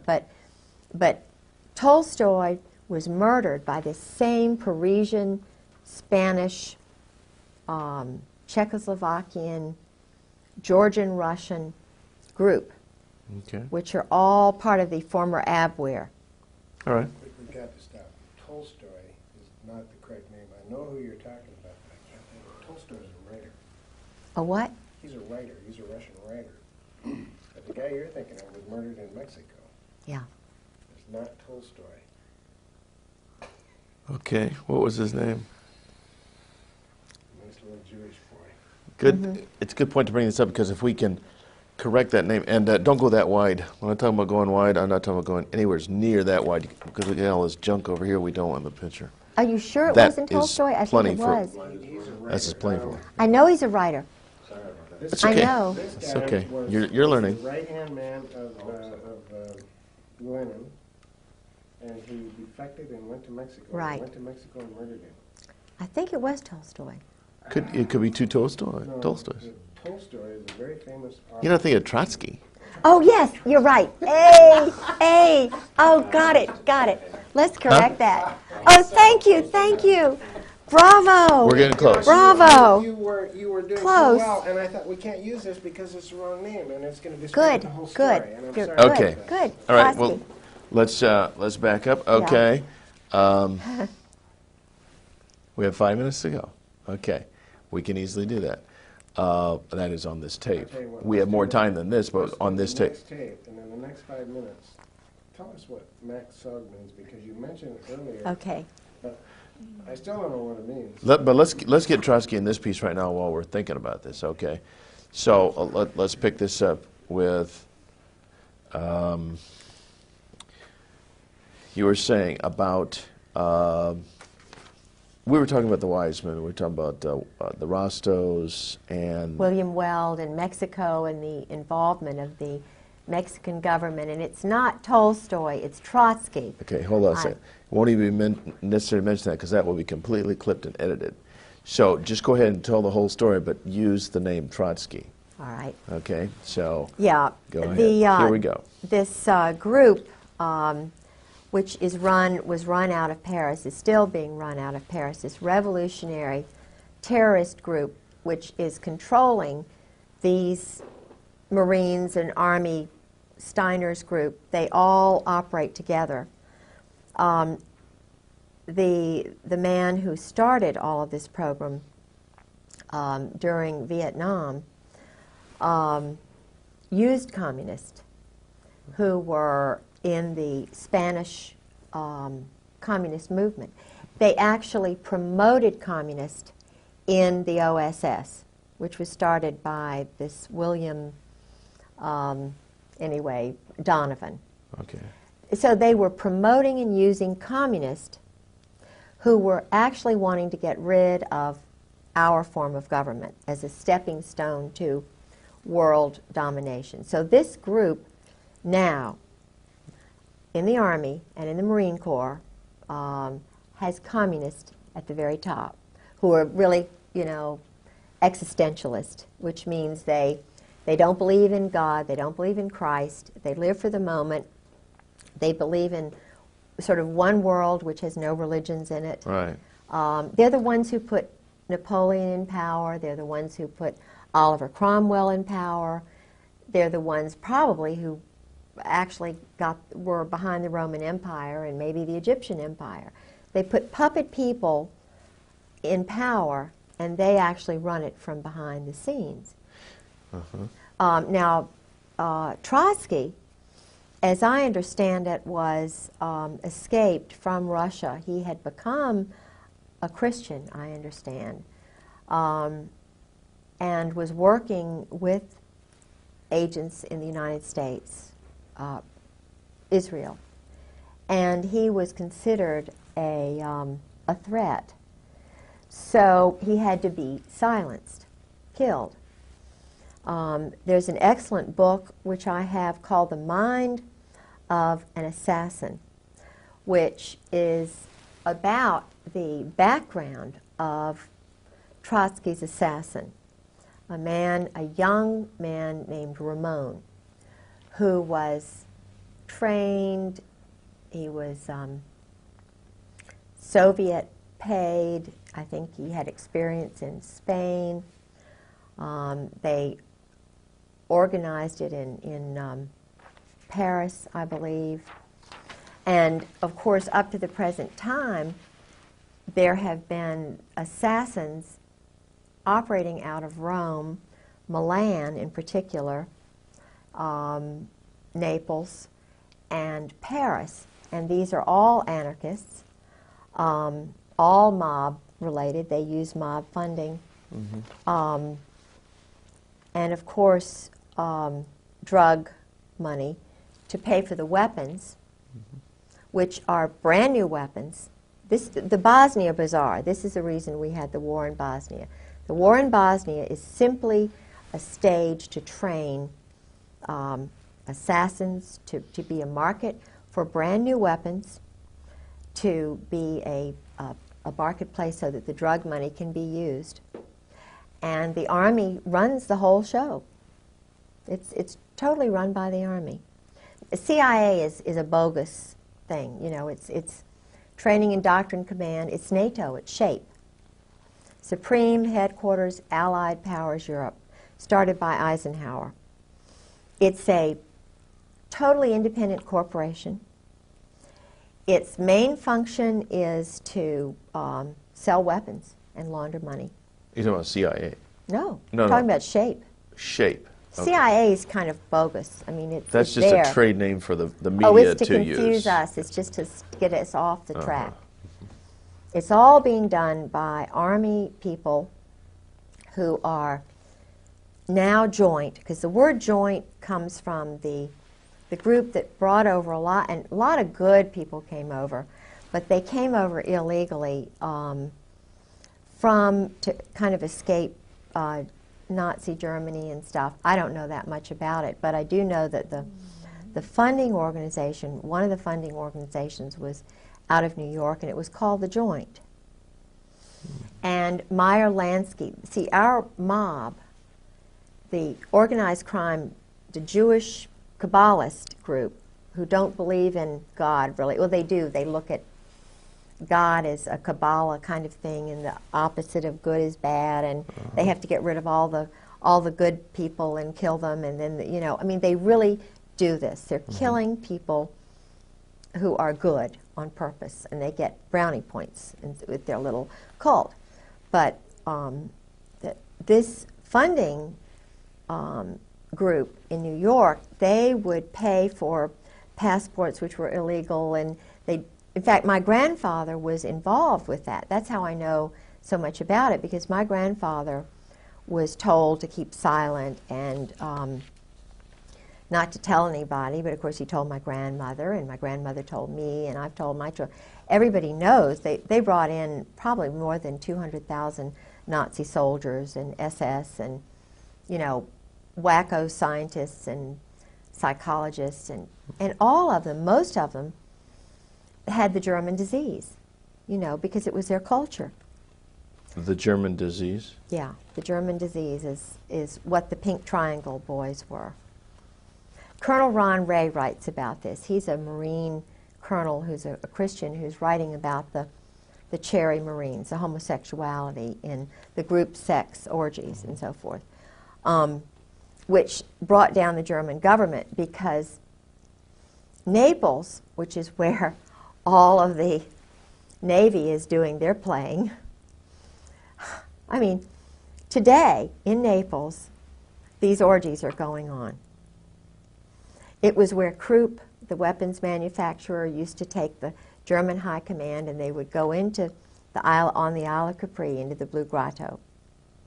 And they would have big orchestras, and they'd bring in little boys, little Italian boys, who would be raped. They'd give them trinkets. And of course, the mothers gradually found out, and just like me, it was one thing when there was just one of me. Now there are a lot more of us wives who are talking and telling truth. And it took those Italian women went to newspapers in Italy. They wouldn't listen. But when they went to the wives of these guys in Germany, it brought it all out. It brought the German government down, because they were duplicitous in it, you know. But what they were doing was pedophilia. They were raping, bringing in little boys. They involved the Catholic priests, you know, who were bringing in all, anyway. So, but what happened was this whole group came over to the United States. And they, it's an old culture, but it is the reason there are a lot of things going on with children these days. Mm-hmm. And it explains why it's all being covered up, because if you've got police officers who are playing these games and they're going in the woods like to, what is this place where, I mean, even Eisenhower played these games. Even Mike Kemp out in, it's called the Hermitage. The Hermitage. In California, where they all run, they get drunk and they run around nude in the woods and stuff. Bohemian Grove kind of That's thing. it, Bohemian Grove. Okay. And rather than Hermitage, it's the Bohemian Grove. Bohemian Grove, that's the name of it. Uh-huh. My brain's tired. That's okay. And the one in, there was a big one in Washington called Rush River Lodge, where they used to all go, and there are lots of places now. But the problem, as I see it, is that I think they're trying to destroy America and the basic Protestant Christian culture, because where you have a militaristic society, which is where the rules are only for those people, and keep in mind that Meyer Lansky and Luciano, Lucky Luciano, and the other man, they chose to go to Italy. Luciano went to Milan. He wasn't banished to Naples and Milan. The two top mob families went there because of the weapons industry. They're selling weapons. I mean, that's what the military is doing. It's totally controlled by the mob. Look at this. Weinberger was General Douglas MacArthur's. He spied on MacArthur in Korea. Who was MacArthur's nemesis? Albatross. It was none other than little old intelligence. I'm going to tell every move you make. Weinberger. Young, but he did it. He brought down MacArthur. Every move MacArthur was going to make, he broadcast it through the chaplain, his little intelligence network. And he got brownie points with the group because he brought down the big lion. When you get rid of a big lion like that, you get a big job. You've done good work. And they needed to get rid of MacArthur because he didn't want to keep the wars going. He wanted it over, and it's like General Trefay, who took over after the Vietnam War was over, and he was on C-SPAN in August of '96 with former Ambassador Whitehead and a few of the other the State Department Vietnam people. And General Trefay, he had been holding this in for years. He was on C-SPAN. This man let it all out. He said, I took over at the end of the Vietnam War. I was in control, right? Big general charge. So I say, cut off the shipment of weapons. So I tell the Pentagon, cut off the shipment of weapons. He said, I got a phone call from Henry Kissinger saying the weapons are going to continue at the wartime rate. Sure. Now, that's when all this stuff with China started. It started before then, because already the communist agents, the New York, Brooklyn, New Jersey mob, were already training Mao. Mao was trained in Paris. So was, the one in Cambodia. What's his name? I can't think of his name. The one who was Pol Pot. Yeah. They were homosexually, bless their little hearts, by priests. They were wonderful little boys sent there, turned, which is the word, you know, when they believe their mothers and then all of a sudden the world's horrible and then they have these wonderful friends who are going to make them leaders. Yeah. They're turned psychologically, and it's a pattern. And so this is why it's so important to know what they are doing to innocent little boys in the Army and the Marine Corps today. Why? Why are they having them go together in groups and strip nude when they're brand new inductees? Why do they do certain things in public, in front of the group? And Well, they why? even do that during the pre-induction physical? Yes. I mean, And they also have the doctor. that's why I didn't want to go in the Army. I knew there was something. Yeah. But they also turn around the other way after doing that. The other way, and they're upside down. And they do this anally. Now, why do they do that in public? Why are the urinals all out in public, you know, without separate stalls? Yeah. If they're not promoting this. And then why is it that the ones who are this way rise up faster than the ones who don't? Because there's someone there noticing Yeah, sure. those Sure. who are Vulnerable.